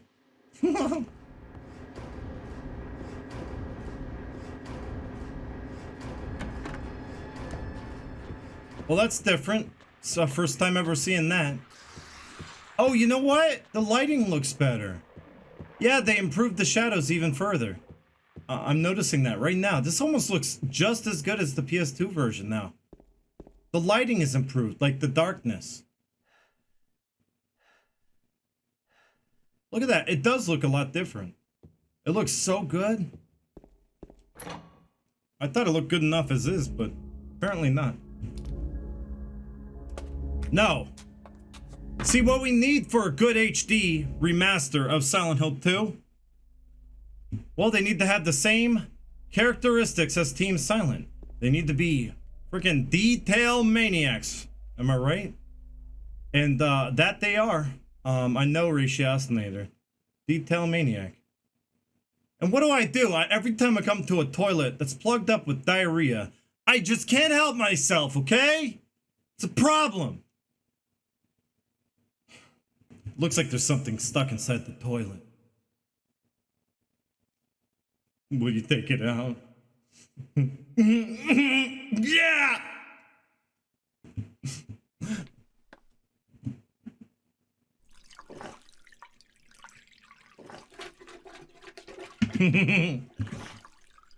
Oh. That's it. I was having fun. It's like a wallet. There's some kind of memo in it. 1811-813. You got that? 1811-813. See if we got it. Oh, that's not 18. Let's try it. 18 11 8 13. No? Other way. 18 11. He doesn't wash his hands, that's why he needs a manicure. What, 13? I need a manicure.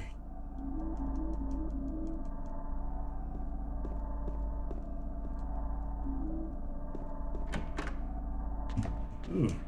Yeah, the lighting's so different now. It looks so much better, guys. Don't you see a big improvement here? I don't know if you do over there on your end, but wow. It's really dark. I turned the brightness, I actually turned the brightness down. I might have to turn it back up. Because now, it's at the right brightness level. It's actually really good. I'm really happy about that. Hype, hype, hype! They actually really did a good job with the lighting.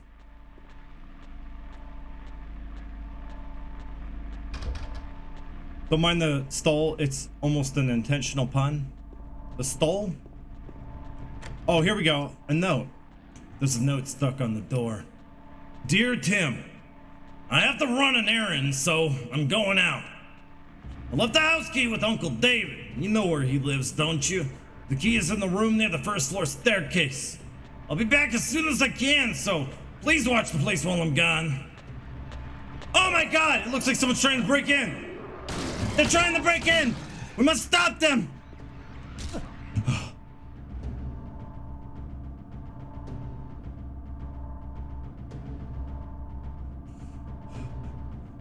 Mr. Line would be so proud of me right now.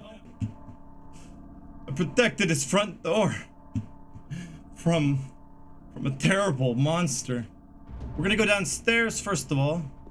Go down. Threat eliminated. Thank you. I wonder if they did the widescreen maps. That doesn't look widescreen, but let's see. Oh boy. No, it's still the same, but at least they kind of cropped it, and it's kind of, well, it's 4:3. But they want to make this widescreen. I'm surprised that wasn't in the next update, but I guess it's a big overhaul. So yeah, there's that. And we have one more coin to collect, and you know what? A very important scene to watch. It's very important because, well, we were talking a lot about this self-reflection, right? How James does it. He's introduced that way. Introduced that way and it on purpose. Angela. Well, you meet her, it's kind of a weird kind of, I don't know. You're meeting her in the cemetery, she's looking for her parents. It's like, okay. And she's acting all weird and aloof. Well, this right here, the second time you run into her, she's also doing some self-reflecting. But here's the thing. You can pretty much tell what's going through her head. And, you know, she does kind of give James some ideas. And the player, too, you have to understand. Like, you... I mean, the game's trying to constantly get through to you as a player. And it's trying to influence your playthrough based on all these different perspectives. It's really interesting. And there's a teddy bear right here, and now I really want to go, like, cuddle it and love it and go right to sleep with it, maybe. I don't know. It's it might be Angela's old old teddy bear, and I don't know if I... A stuffed animal. It probably belonged to the kid that used to live here. Probably belonged to the kid that used to live here. It could be short foreshadowing Laura. But, you know, like, you know, Eddie's room. Here's the thing with Eddie's room. Like, you know, the rooms kind of infer the character a lot. Eddie's room does tell a lot about his character, but then there's a lot going through his subconscious. I'd like to think that his mental state is very, very, what's the word? Chaotic right now. Angela's mental state, I wouldn't say is chaotic, and I wouldn't say it's going to be very obvious, the manifestations from her psyche. You know, is this bear, like, is this like apartment, like manifested from her psyche? I don't know, but you're still seeing it through James's lens, right? His perspective. Maybe she's seeing a totally different apartment. You got this with the two doors, one boarded up, one very blue, kind of out of place, the other one's white. They don't really look like they belong together.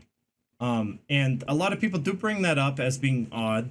I think, you know, it's not uncommon, it's not weird, it never really tipped me off, you know?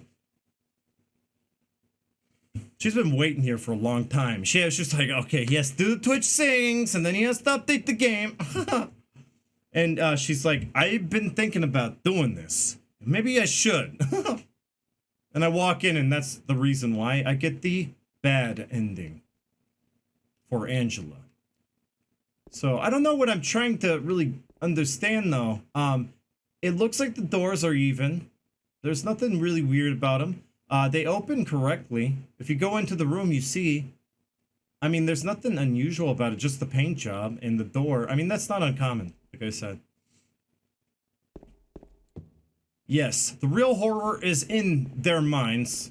Angela, she's going through a lot, but of course we can't say we understand what she's going through. But it's definitely good to pay close attention to you know, her wording. You know, kind of.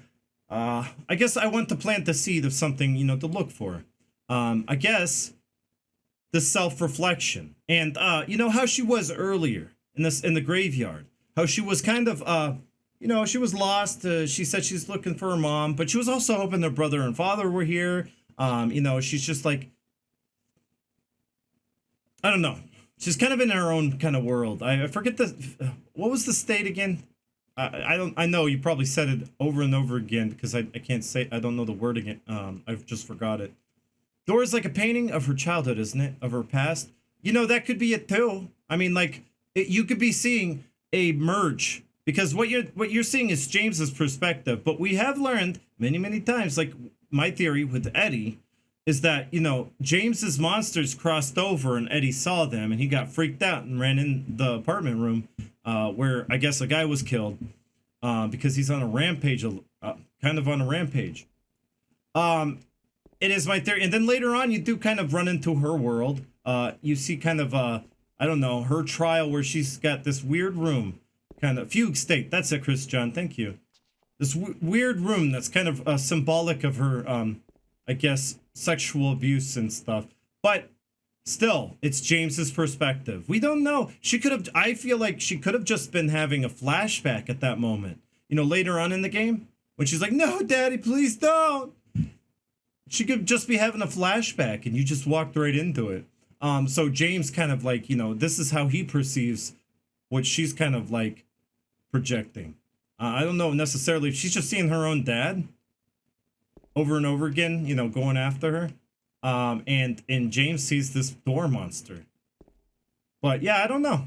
It's kind of like the worlds are merging, but just like, you know, in real life, you're informed of someone else's perspective. You could start to see eye to eye with them. That's kind of the point. You kind of start to see, oh, I get it. I know why you think this way now. Whoa, Alexandra, thank you for the host. And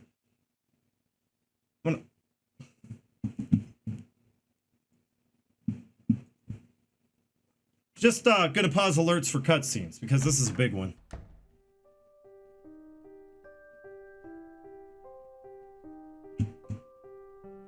Oh, it's you. Everyone has their own nemesis, right? Yeah, I'm James. Yeah, the FMV looked gorgeous. They did update him. Angela. Angela. They actually made him look Okay. good. I don't know what you're planning, but there's always another way. Really? But you're the same as me. It's easier just to run. See, you're the same as me. Is what we deserve. It's what we deserve. No, I'm not like She's making assumptions that, you know, she understands, James. You afraid? I'm sorry. It's I know, okay. we're gonna see it, don't worry. Did you find your mother? Not yet. She's not anywhere. Did Seems she like live in this apartment building? I don't know. So, all you know is she lived in this town. What did you say? oh. It's like, what do you know? That's what happened here. You know that. But this kind of also suggests she has kind of a bipolar You're disorder. looking for her. I really do How think else she would I does. know? Yeah. Am I right? I'm so tired. So, why did you come to this town anyway? I'm sorry. Did you find the person you're looking for? Not yet. Also, it shows that Her she's name's not Mary. She's my wife. she's not thinking logically. No, why would he know something about her mom, I'm you know? sorry. It's okay. And she realizes that she's kind of, oh yeah, you're right. She's dead. Hey, destroyed shirt. I don't know why I love she's this. here. She's dead? Don't worry. I'm not crazy. At least, I don't think so. I've got to find my mama. Should I go with you? This town's dangerous. Now I know what you meant back there in the cemetery. I'll be okay by myself. Besides, I'd just slow you down. What about that? Will you hold it for me? Sure. No problem. If I kept it, I'm not sure what I might do.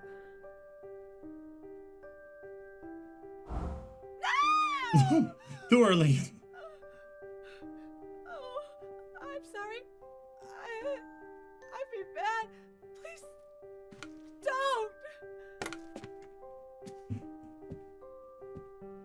don't. So it kind of shows a little bit of distrust for men too. That's kind of what I get out of it. She immediately, you know, took it as hostile because she doesn't really. She's never really had, I guess, good male figures in her life. I would assume. You get this coin here. It's no coincidence that you find it. This is interesting. Listen. You find it in the room you encounter Angela in. Well, what is it? Coin prisoner. And take a look at this. The prisoner looks like a woman. Think of it metaphorically. She's kind of a prisoner. It's very important to, well, I have a theory about Angela. I'm not gonna say it. I'm gonna wait until the right time to say it. But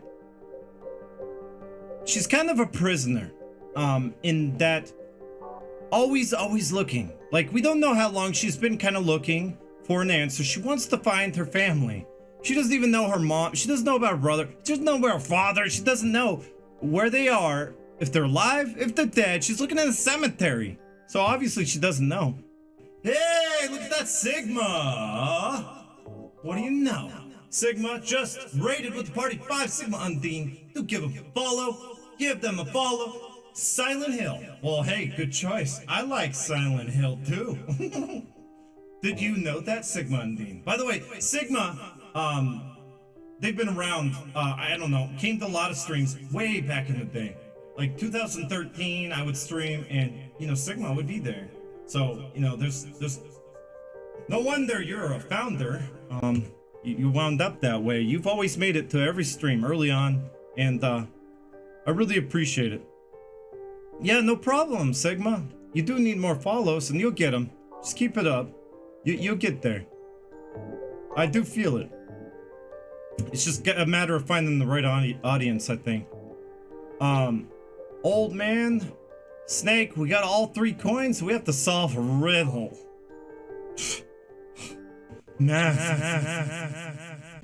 But speaking of a female prisoner, it's symbolic of Angela. There's a reason why it's here. She is a prisoner. And you know, it's no coincidence that in this very room, in the middle of the room, in the very, very middle of the room, at your feet, James. Yeah, pick it up. Yeah, go ahead and pick it up. Okay, thank you. You find a photo of a broken household. And that's really, that says a lot about her character. You don't need like the crazy room that Eddie has. That alone says a lot. She's a prisoner. You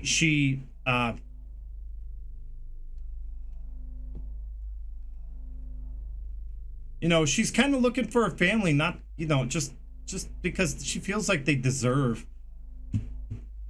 I don't know exactly what's going on in her head. That's exactly it. I can only speculate. But, you know, this says, you know, she really just, you know, screw this family, basically. Just tore it apart. And, but, you know, really, what she's a prisoner of is not finding that answer. That answer that's haunting her day in, day out of, you know, her family. Are they dead? Are they alive? You know, did I kill him? I don't know. There's fresh blood on the knife. Did she kill one of them? Well, that fresh blood on the knife, well, she didn't have a knife earlier, did she? That's another thing to consider. Did she have a knife earlier? No.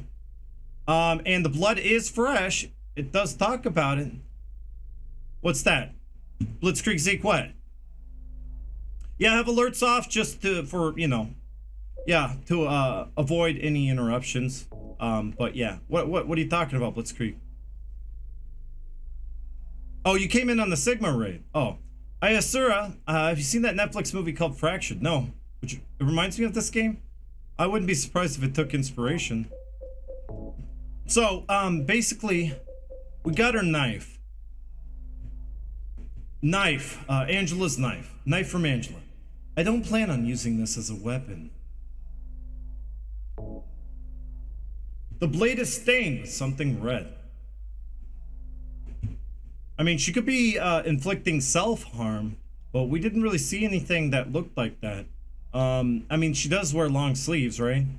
But I mean, like, you can kind of assume it's evidence. Oh, yeah. Keta Hajime, that's right. It's evidence. I forgot about the newspaper later. That's the knife that she used. Okay. My bad. We'll get to that. Maybe I should get some rest before I start talking about stuff I could talk about in, like, I don't know, not tomorrow, but the next day. I would talk about that on the 3rd day. I want to look at the room more, but it feels like there's kitchen knife from Silent Hill 1. Yeah, it does. And that's why it kind of looked like I could use it as a weapon. That's what you would think at first, right? Kurdish Prince, hello, welcome. Like, I was like, yeah, I could use it as a weapon. Use. Oh, I don't want to kill myself, do I? Well, I don't know. Based on the information, all the different perspectives that kind of, you kind of see how Walter killed himself with a spoon. You kind of see how, well, Angela, she could kill herself with a knife. She could bleed out. You know, he's being informed of all these ways to kill himself. And, you know, that influences the player. And the game does watch how you play the game. And if you're playing it badly like me, well, Most people do. So, no biggie. This is the room with the puzzle. Always thought the random corpses were kind of connected to Eddie. Yeah, you could theorize that. I kind of think that too. Random corpses kind of make sense that it would be like his trail of just destruction. I'm gonna pick these up. The white chrism, of course, is born from a wish kind of thing, but it was added in for the rebirth ending. We're gonna try to get like 4 endings in one playthrough. I'm gonna do my best to do that. Unfortunately, it's really hard, and you have to play just perfectly. Basically, you want to play to a point where you're kind of in between, and the only thing that really determines what ending you get is the hallway. And if you stay to listen to the hallway, in water. If you don't, leave. You can influence the game, but you have to play on, you have to kind of play on that fine line where you're kind of in between and the game can't really decide. Everything you do kind of adds up points towards a certain ending or another. Yeah, I mean, like, all the points kind of add up. Sometimes points are subtracted. Like looking at the knife there. Me looking at the knife suggested to the game that, I contemplated using it on myself. Maybe the game gives you a freebie, but if you do it more than once, I mean, obviously something's wrong. But, that kind of subtracts points away from the leave ending. So, puzzle time! Can I do it? There's something written on the desk. 3 bright coins in 5 holes B. At one end sits the seducer of she. The wind from behind the woman doth play. The formless one, null, lies furthest from they. The old one beside the serpent sits not. 'Tis to the prisoner's left that he doth rot. That's beautiful. Good rhyme. I like the rhymes. But you notice that the more advanced the difficulty, the riddle difficulty, the more advanced it is, it rhymes less. Like, it's kind of more like sing-songy, more like iambic pentameter, on the lower difficulties. But on hard or extra, you start to notice that, no, it's not about rhyming. It's more advanced poetry. Kind of like a harder difficulty, it'd be more advanced kind of poetry. It would be. Instead of trapping James in his guilt, Pyramid Head twins have keys for an escape. We're kind of jumping ahead, aren't we? But that's an interesting thought, Ransky. You're thinking about the twin Pyramid Head fight, right? Suppose Angela killed the body in the chair in front of the TV, and it's their nightmares overlapping. Yeah, that you could think that Angela did that. I don't really think so. When we talked about it earlier, I said that it was I think it was mostly just for foreshadowing, and I think it's trying to suggest that maybe Pyramid Head did it. But more than anything, it kind of represents, metaphorically, James's state of mind. His depression. Speaking of depression, and sometimes they do a play on words like this. In the Born from a Wish scenario, they do. When they say depression, they talk about, well, metaphoric and literal. Like depression in 2 different ways. Did I? Tex! Tex who? Who are you, Tex? Can I unpause this? Yes, I can. Wait, no, it's broken. I have to Alt-Tab. I'll unpause alerts. I don't know why. There we go. Got the raid from Sigma right there. So. Wrong one. There is a line of 5 1-inch round depressions set into the table. Hey, there it is. Tex. I don't know who you are. Tex YouTube. Tex YT. I guess it's YouTube, right? I didn't even notice. No, because it didn't show an alert. And I'm looking at this. I was reading the thing. So, yeah. No one's going to be able to get that. Thank you, Tex, again. I do really appreciate it. I do. $3? Yeah. It shows I'm doing all right. But it's good to see you again still. I don't think I see you all too often in the chat. I don't know if you lurk or what. What, do I have to teach at the wheel? Oh, come on, don't trick me, Snow Orchid. You want me to teach the riddle? Because we're far away from a wheel. 12 subs, gift subs. Okay, here we go. So now we got to think. 3 bright holes. So it says 3 coins and 5 holes. So we got 3 coins. So at one end sits the seducer of she. So we know that the seducer of she, well, who seduced Eden? It was a snake. So at one end is the snake. The wind from behind. The woman doth play. And when it says woman, it is talking about the prisoner. The prisoner coin is a woman. So we got to think about that. When it talks about wind from behind, it's talking about like an empty slot. The formless one, empty slot. Null, lies furthest from they. So the furthest away from the snake is empty. The old one beside the serpent sits not. So we know that the old one is on the prisoner's left. So I think I got this just by reading that. I always do this. I think, oh, I got this. Yeah, thank you, Catahead. Do join the Discord if you haven't. I think, oh, I got this. And then I put it in. I plug it in, right? And I think I got it perfectly, right? It's like, oh, it's just like the riddle said. And then it's like, well, it doesn't really do that, but, you know. It's like, what did I do wrong? So at least at one end, it is a snake, but I don't know where it starts. I don't know.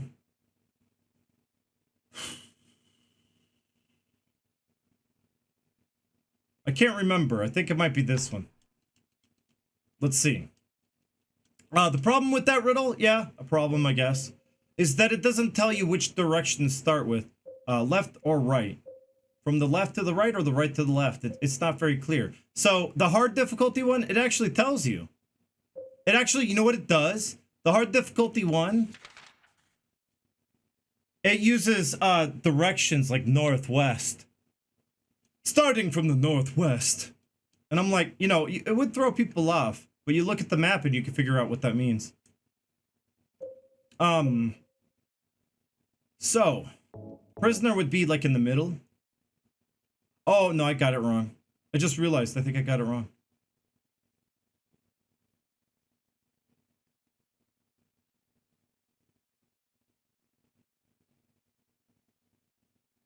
Yeah, I have to take the snake coin out. I think I put it on the wrong end.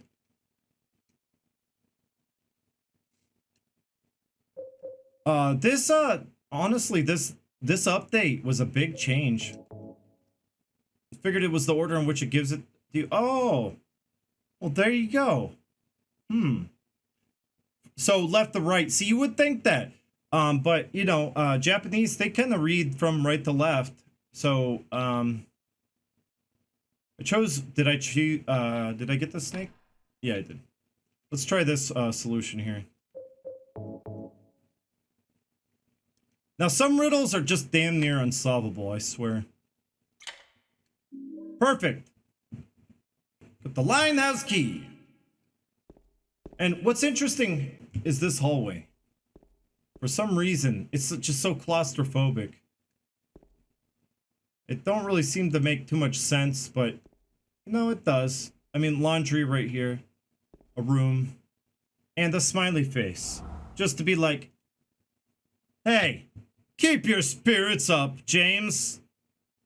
Don't let this game drag you down. And I'm like, oh, wow. Wow. I think I can make it. I think I have the that's what I needed, was the encouragement. All right, so I saved that we're going to run upstairs with the Lionhouse. I'm going to take this because we don't know. It's going to be a long lore run, so I need all the health I can get. Ooh, wrong way. Ow. Did you know I speedrun this game? I've gotten killed by a cockroach from full health to 0 because it got stuck on my feet, and I thought that was going to happen again. It's one of those weird glitches. I think it's this way, right? Yep. See, that's the intruder I killed. I had to. Told me to keep it safe. And let's see if we get good RNG on the Whisper. Maybe we'll get it. Oh, sorry, I looked up Eternal Snow White. I didn't see your message. That puzzle represents Angela's story, right? The woman, prisoner, Angela the old... You know what? I never thought of it that way. Eternal Snow White. Hold on, let me think about it.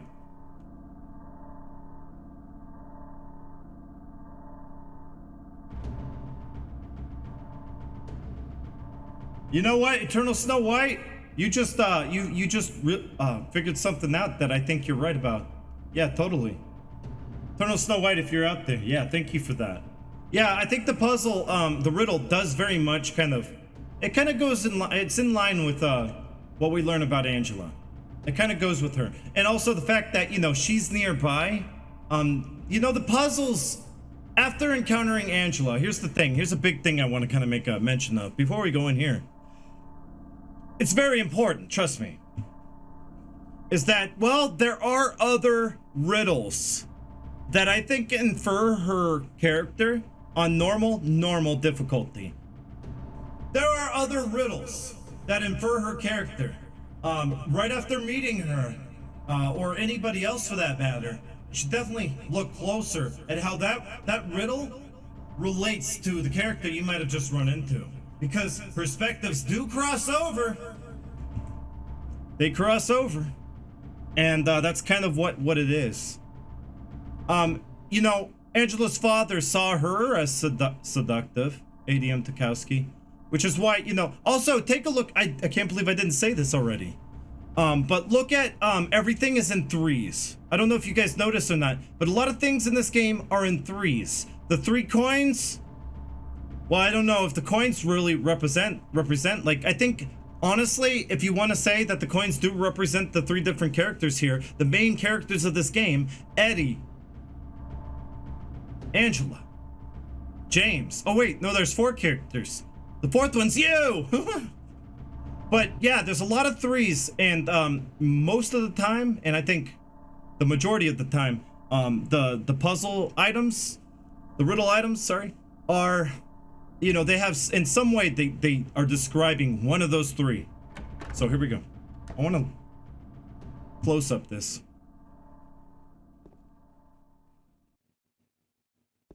Yeah, the 3 tablets in the prison. See, the seducer of she. And she is considered the seductress on the tablet, right?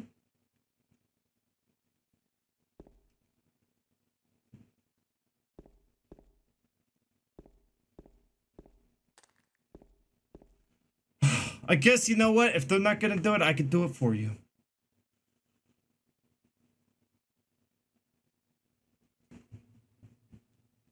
Come home, see my dead wife, go do some laundry, then see the Carson Simpson's face.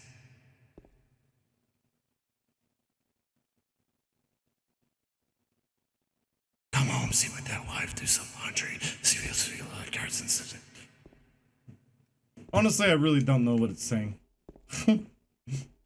But people in the Silent Hill communities for a long time on the Silent Hill forums and stuff, they just it was that, did I do accidental ASMR? People in the Silent Hill forums, they tried to really figure out what that Whisper was saying. They tried their hardest. Me, I just kind of went, it's gibberish. Gibberish. But it kind of does, if you listen to it enough time, it does sound, enough times, it does sound like, you know, come home, see my dead wife, do some laundry. You know, it's real casual like that. Oh, come home, do some laundry. See my, oh, hey, dead wife. Do some laundry. Some see Lucy to Carson Simpson's face. Carson Simpson's face? I don't know any Carson Simpson? Is that a character in The Simpsons? Okay, so we got the apartment stairway key. Key to door that leads from the west side apartment hall to the stairway.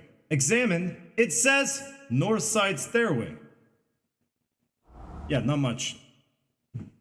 But still, I like to examine everything. I don't think I missed one item yet.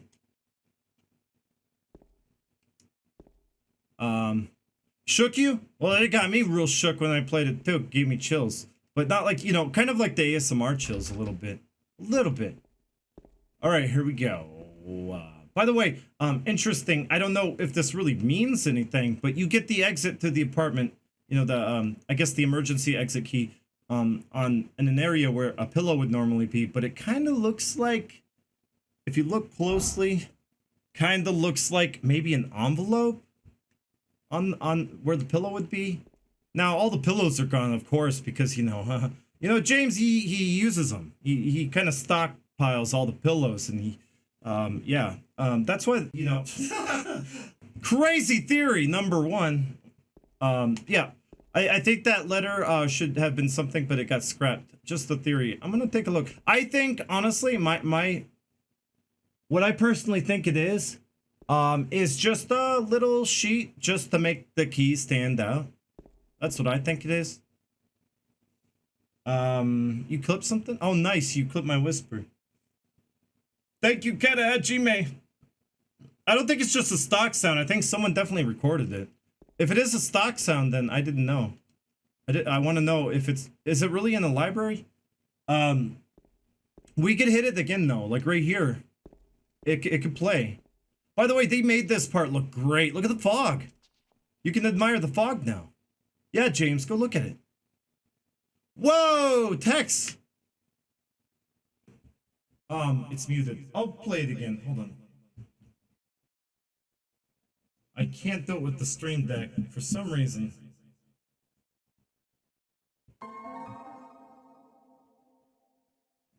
Thank you. Where do you buy the SH2 SH3 PC version? I can't find it on Steam. You're not the first person to ask. It's not accessible. If Konami knew what they were doing, they could make a little extra money putting it on Steam. It's not that hard. Come on, Konami, get at it. What's taking so long? Because, you know, maybe I can avoid getting asked that, you know? But, but no, thank you for the 100 bits. Hopefully you can find it. Actually, Tex, are you part of my Discord?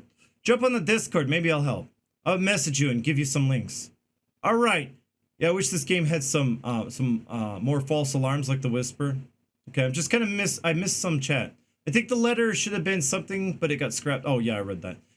Do you think James considered Mary dead for 3 years because he was dead to him after? Yes. Doggo.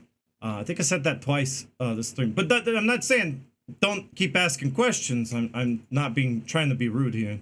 I'm just saying. Why do you think it was important to include the other characters like Angela and Eddie instead of just focusing purely on James's story, personal demons? Because it's very important to be informed of other people. Like, you know, you have to see how people kind of react and how the things they're kind of going through on the outside from the outside looking in. It's it's different, but on the inside, you know, it's a personal experience they're all going through. But you know, looking in, it's different. Interesting. Did I misunderstand the question? Let me go back up and reread it. Animate Zach. And also because they could tell, they weave this genius tale by having many different characters with a lot in common, but nothing in common at the same time.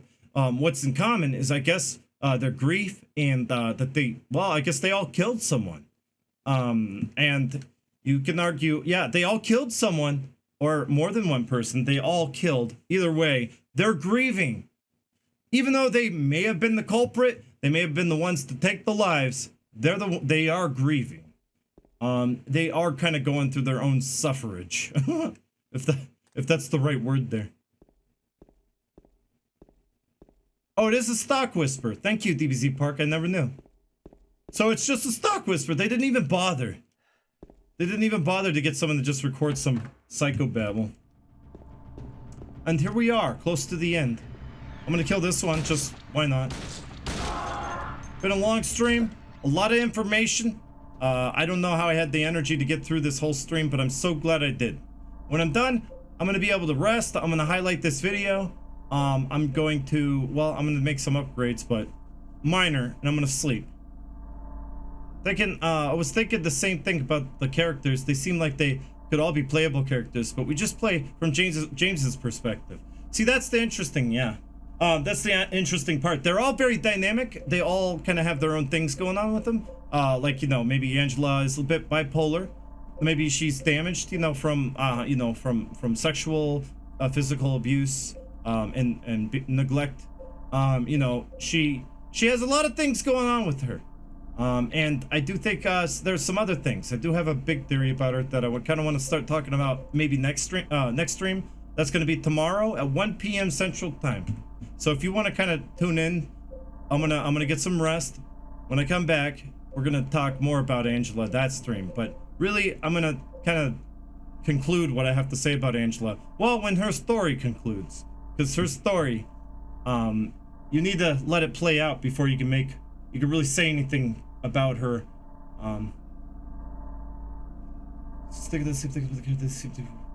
Interesting enough, though, this is interesting, is that Angela, she got to the apartment and she kind of just like passed out in front of the mirror on the ground, just dazed, because she has no direction.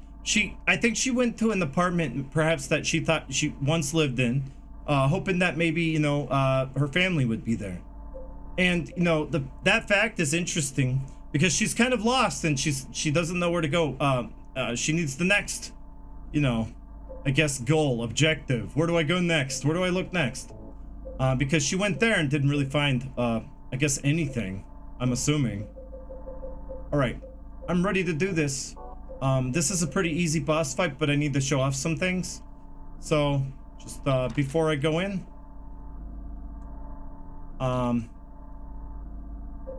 yes, forums. I've heard a lot of questions through forums for several years.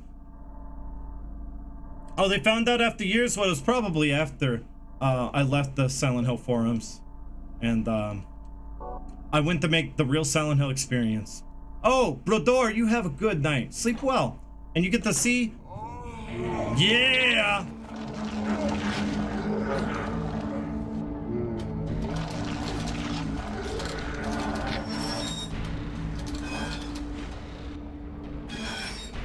Oh boy. He's screwed, isn't he?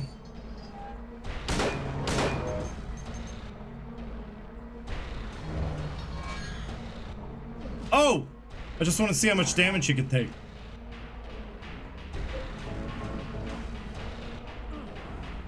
Look at that! Can you see the tongue go? Yes, tongue! He's letting us see that tongue! Yeah, baby! Yeah!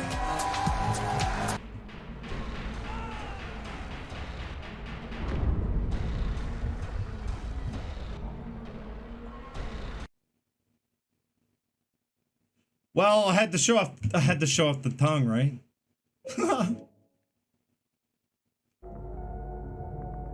Bad way to go. Now you notice that all the monsters in the game, like literally all of them, in some way are suffocating. Interesting, because we know what he did, right? I mean, we're going into this run assuming everyone knows that he smothered his wife with a pillow, right? Well, it's kind of it's you know what it is. It's interesting. Even Angela's monster does it.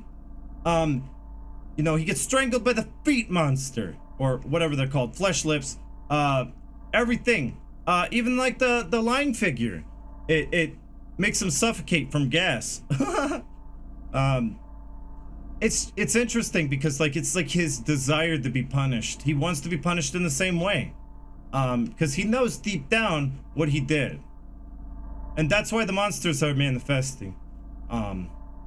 Silent Hill's just the conduit, guys. That's my theory. It's just the conduit. It's kind of a neutral, spiritual town. It has this power to manifest people's psyche right in front of them in the real world. But, you know, of course, it's a game about perspective. So, of course, you're only seeing James's.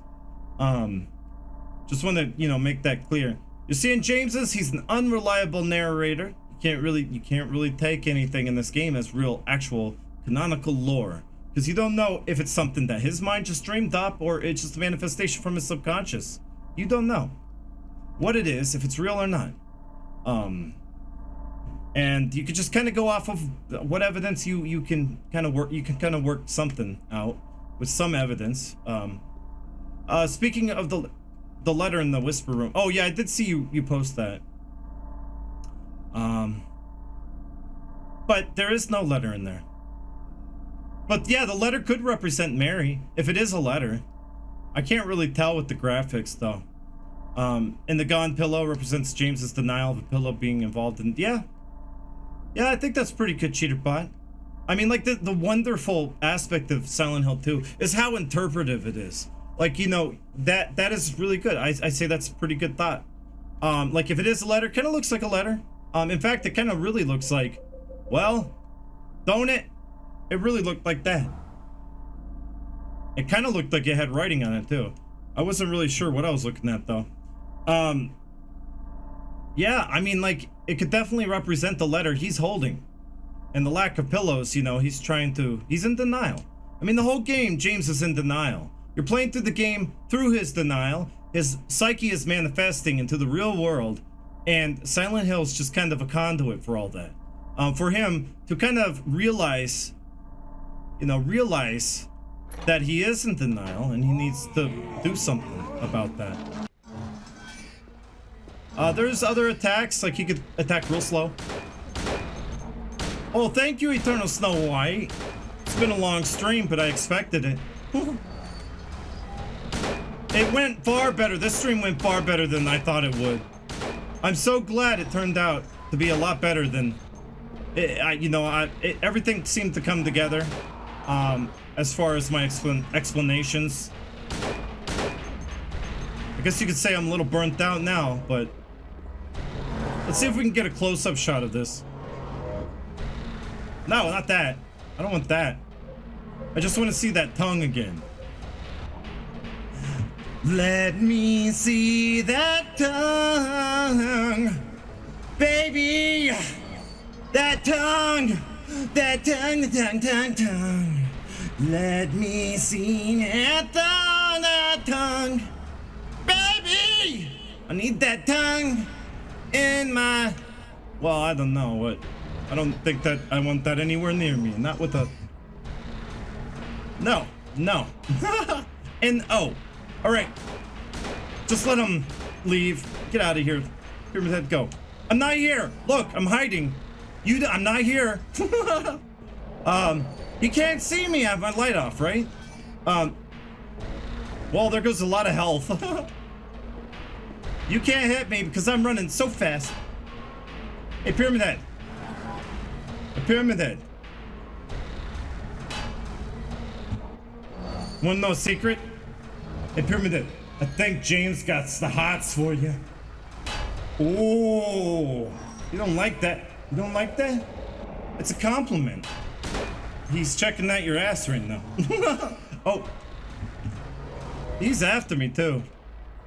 Watch this. Bam! Hey, stop swinging that thing around. That's Clouds from Final Fantasy VII. You gotta give it back to him. Give it back to the right franchise, Pyramid Head. And they were first too. You're missing. By the way, you're missing. Pyramid Head, you're missing. I'm right here. Oh, you can't grab me. No. Yeah, you're missing again. Well, I could just do this.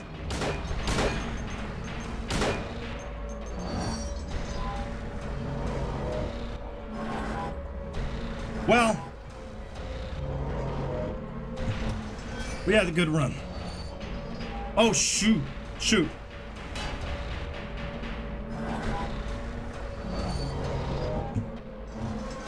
Yeah, don't follow him because that happens. You could see him going into the water. By the way, yeah, Silent Hill 2, water was not its strong suit. Okay, guys? You know, the zebra striped water was a little crazy, but in the HD collection, but it was never really that good anyway. They sold the illusion. Let me see that tongue. I want to see the fog now. Oh, baby, I hope it looks real good. Oh my god, I am so surprised by all the names I'm seeing in here. A lot of you are still around. Junkyard Dog, I see why the mannequins like Pyramid Head. And James, you know, he just wanted a little of that attention, you know? That's all he really wanted. He just wanted a little attention. Sexual attention.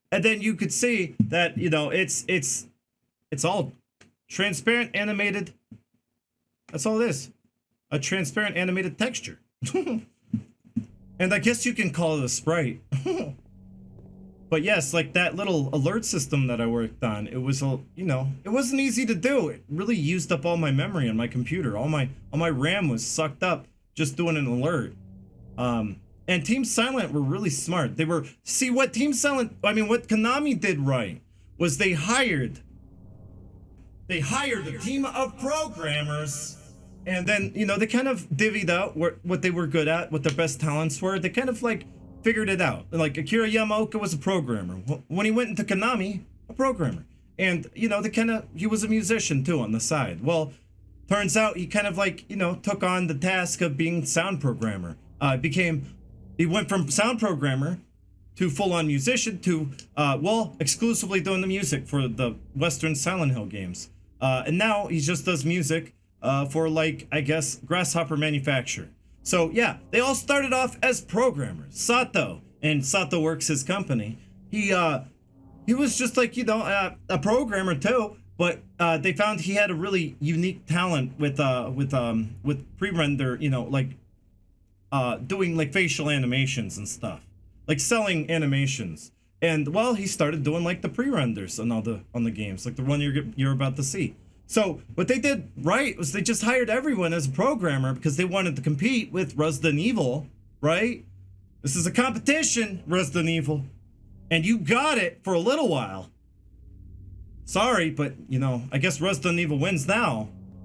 Renegade of Funk 9. Thank you for the follow. But we're gonna watch this and really admire the scene now with the beautiful fog. So yeah, just hiring a bunch of programmers and kind of figuring out what they're best at, and kind of like, and they even said that, you know, coming up with the credits for Silent Hill 1 and 2, they said for those two games it was really difficult for them because, well, they all kind of collaborate and work together and everything.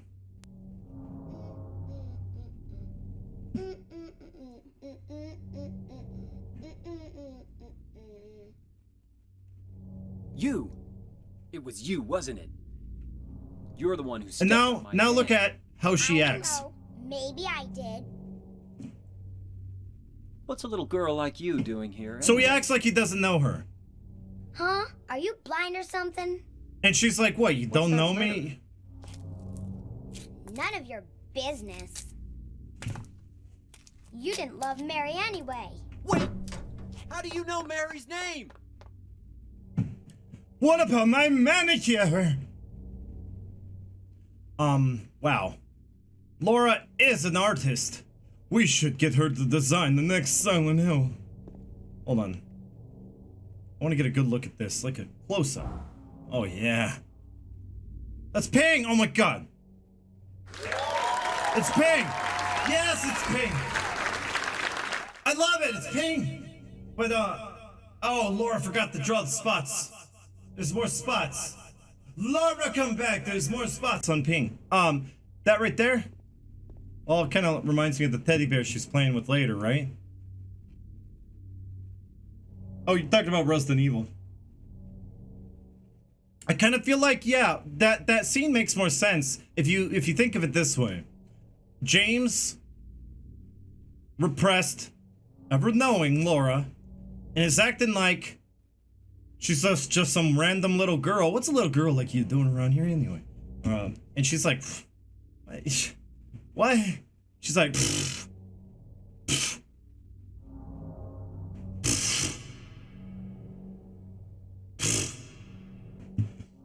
and he's like, what was that all about?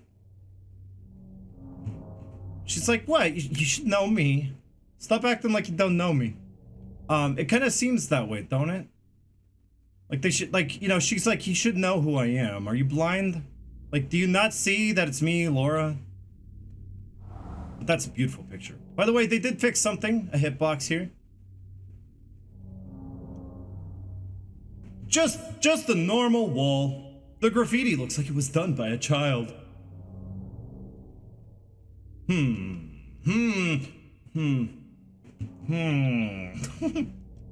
Wonder who that could have been. What was I doing here again? Was there someone on the wall just now? It'd be funny if every time he ran into her, it's like he didn't know he didn't know who she was. I'd probably make a joke version of Silent Hill where that happens. It's weird anyway. How did she escape that hospital? It's up for you to decide. She's kind of running around aloof. I mean, why not? She's an orphan. I'm sure she's used to getting around like... Oh my god, look at the blinding fog. It's perfect. I'm sure she's used to getting around and like, you know, around town, and she's familiar with the town. And she's more independent. I would assume she's a lot more independent because they kind of leave her. Mary, are you here? Oh, found the special place, guys. The special place. This is where they...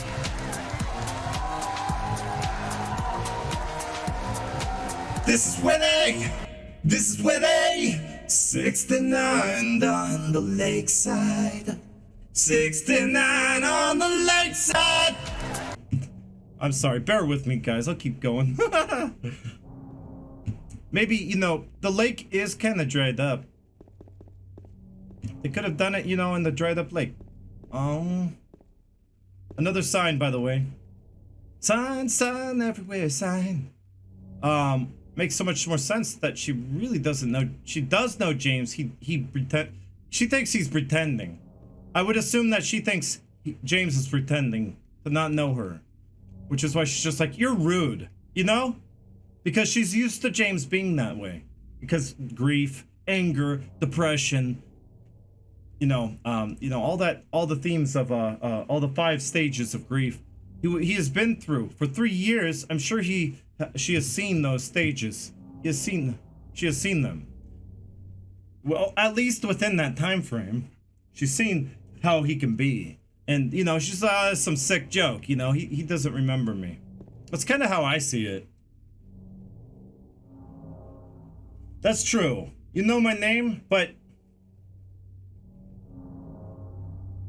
she was shocked that he knew her name. In the later scene, probably in the scene, was he meant, why are you alone? And she is surrounded by kids playing near her, and she didn't see any. That's interesting, Snork, and I'll keep that in mind tomorrow, because, you know, sometimes I jump ahead of myself when I'm thinking about this stuff. Well, thank you. Yeah. By the way, slippery when wet or frosty. It does get real frosty here in Centralia. It does. Tends to, yeah. That's right. More signs that just kind of are, you know, alarming or whatever. That's all of them. But this is really big. This right here, I think, like I said earlier, all the monuments kind of like have the same theme going on. There's a theme with the monuments. What is it? It's not about the people so much. It's the fact that a lot of these people, some details are remembered while others are not. And for the most part, with time, memories tend to disappear with time. That's the common theme. And I like the irony of one of these statues, one of these monuments. The irony is, she will be remembered forever. And it's like, who? So it's kind of, they all have this theme of, you know, like the one at the beginning about, you know, it's all rubbed off. The monument, you can't even read it. So what it used to say, well, we can kind of fill in the blanks, inference, right? But it even says at the end, with inference, you can kind of see that it says, people have moved on and forgotten and gotten on with their lives. The end. So even the monument, you know, set up just for a specific thing, like, I guess it was Blood Pond or something. You know, even then, you know, a monument, it's like, well, people just moved on, and it's probably for the better that they kind of, you know, forgot. Over time, they just forgot about it. This is another one of those things.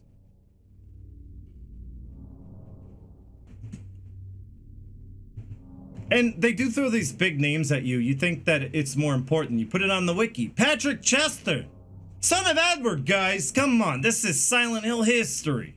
I'm a Silent Hill nut. I should know this stuff.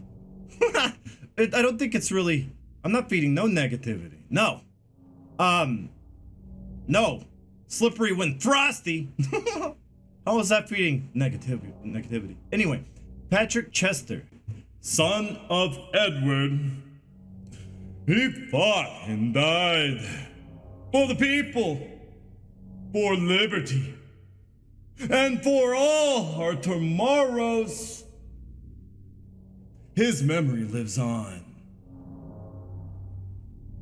Does it really, or is the monument just saying so? Because, well, if you look at the monument, real close. Well, we'll never know what he looked like. Did he have arms?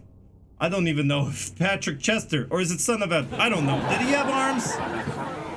Did he even have a head? I don't know. Looks like his memory's starting to fade, especially with the way the town is now. Oh, I don't know. It's irony, isn't it? Kind of. A little bit. A little bit of irony there. There's another monument too that's just the same way. And they all of them kind of do that. There's a common theme. And that's kind of poetry, right? It rhymes. It's like poetry, rhymes. That's what it is. I used to believe that there was a way to fill in the remains. No, yeah, there is a Silent Hill 2 strategy guide written by Dan Burlew. Which kind of gave this misinformation that you can, I guess you beat it on hard and it unlocks the text. But no, that's not true. I don't know where you got that. Did he even try it? He wrote the strategy guide. So no, it doesn't unlock. No, Fungo, you don't feed the negativity. I meant the swamp monument. Oh, I get it. Sorry. Misunderstood. So yeah, you got two monuments kind of with the same theme. Let's see what the other ones look like. I think there's only really two other ones. We're gonna look at them, but I think we have to watch a cutscene first. In fact, I think, oh yeah, aren't we doing something important? Oh yeah, looking for Mary. And that scene that was really so important. Forgot all about it. Speaking of forgetting, we're back here again. Yeah, this is a pretty big park if you actually explore it. You'll see that there's a lot of stuff to kind of look around and see.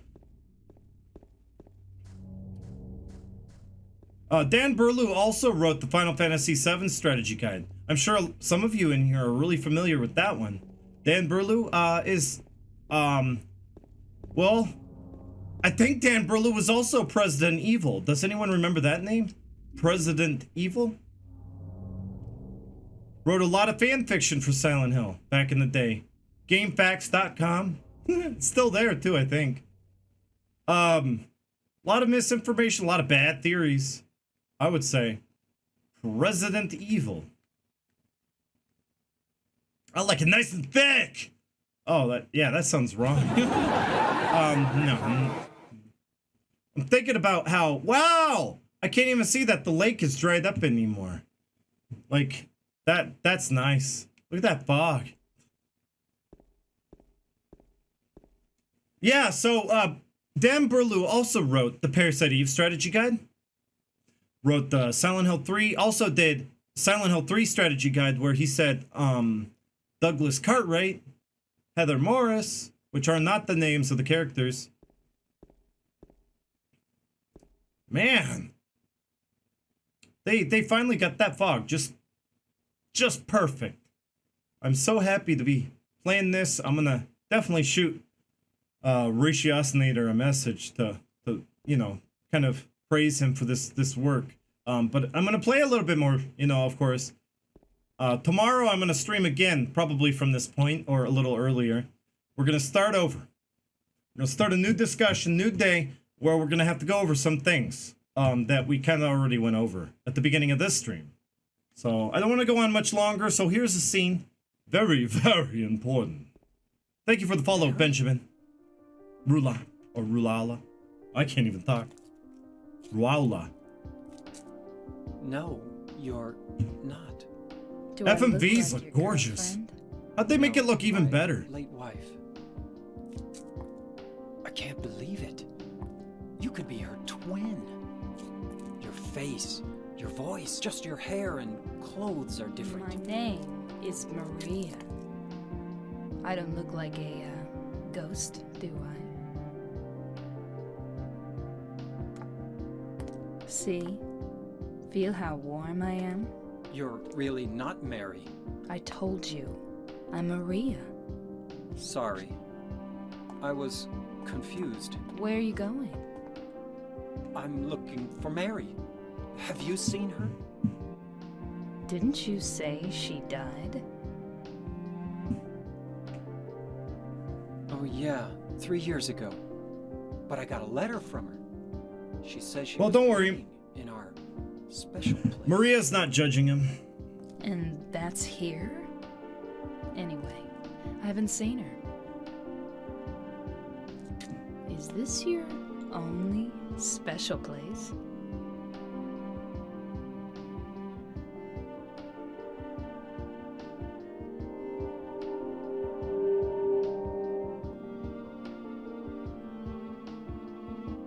Well, there's the hotel too, I guess.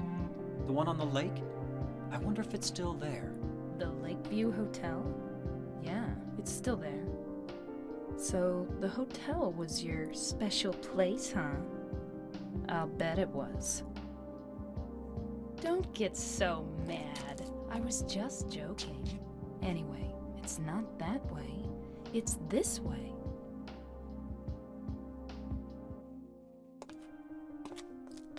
You're coming with me? You were gonna just leave me? No, but... With all these monsters around? No, I just... I'm all alone here. Everyone else is gone. I look like Mary, don't I? You loved her, right? Huh. Or maybe you hated her. Don't be ridiculous. So it's okay? Yeah, fine. That's true, Montana. Heather Morris is listed on the back. That's true. You got me there. But you know what? I think that's about it for a lore run for me today. I need some sleep. I'm gonna go highlight this video shortly after. We're gonna probably put it on YouTube. Not right away. I'll put it on YouTube eventually. Well, I'm not done. Actually, we were talking about something kind of important. I don't want to leave yet. One more thing. We want to look at 2 more monuments. We're looking for that theme, right? Forgotten. Will never be forgotten. Will never be forgotten. Irony, right? Just 2 more things. This right here. And I did kind of think about this monument. Lee Chown, thank you so much. I appreciate that. You redeemed that 4,000 channel points to compliment me. Yeah, thank you, Animate Zach and everyone. But you know, I'm not done. I kind of just realized I was kind of gonna look at the other monuments, and I kind of jumped ahead. So, in memory of the 67 who died of illness and now sleep beneath the lake. Well, I had 67. If only 2 more would have died. That would have made 69. I'm done with that. Okay, anyway. Well, here's the thing. In memory. But you know what?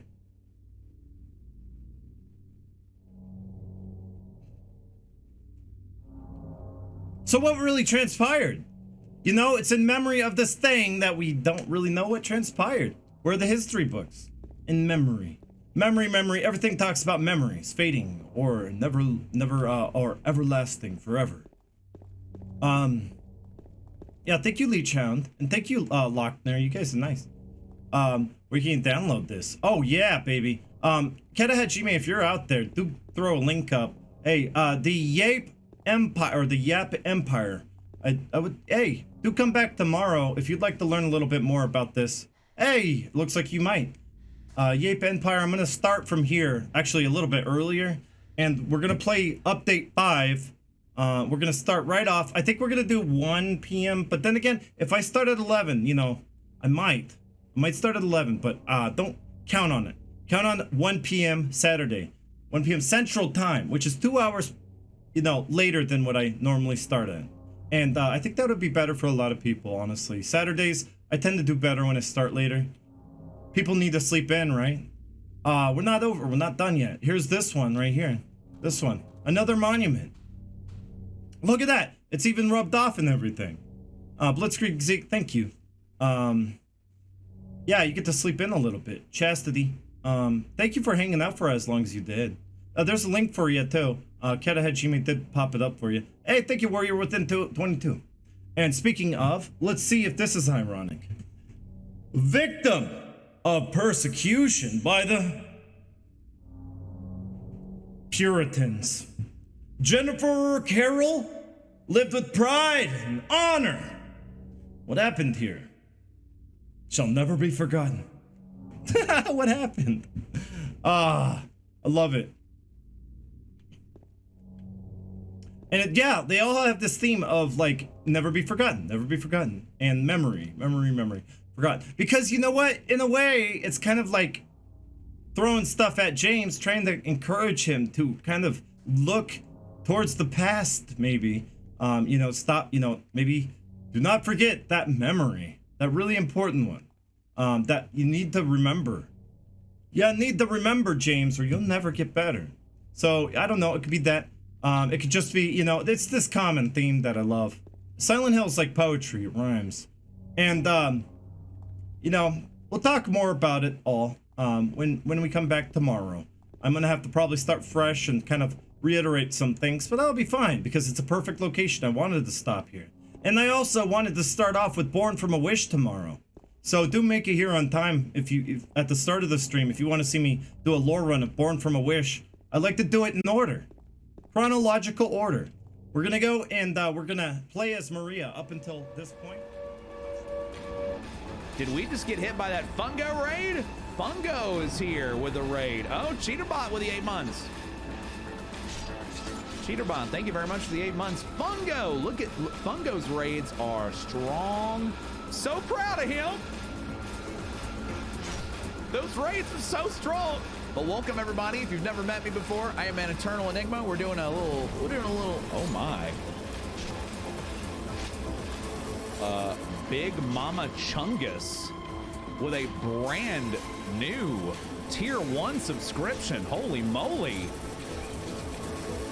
The brand new subs are rolling in tonight. Big Mama Chungus, thank you very much. I hope you enjoy the 50 emotes. Hopefully the first of many months with us. My goodness, I can't dare get all of you by name, but all of you have done Fungo very proud with this raid. Look how strong this was. It's amazing. Fungo, sir, you were doing a Silent Hill 2. Did you see Fungo? You'll have to pardon me, dude, and I'll try to catch your answer. Do you play the enhanced mod on PC with Silent Hill 2? It looked like you did, but I was just making sure. I know you don't play HD collection. That's a joke.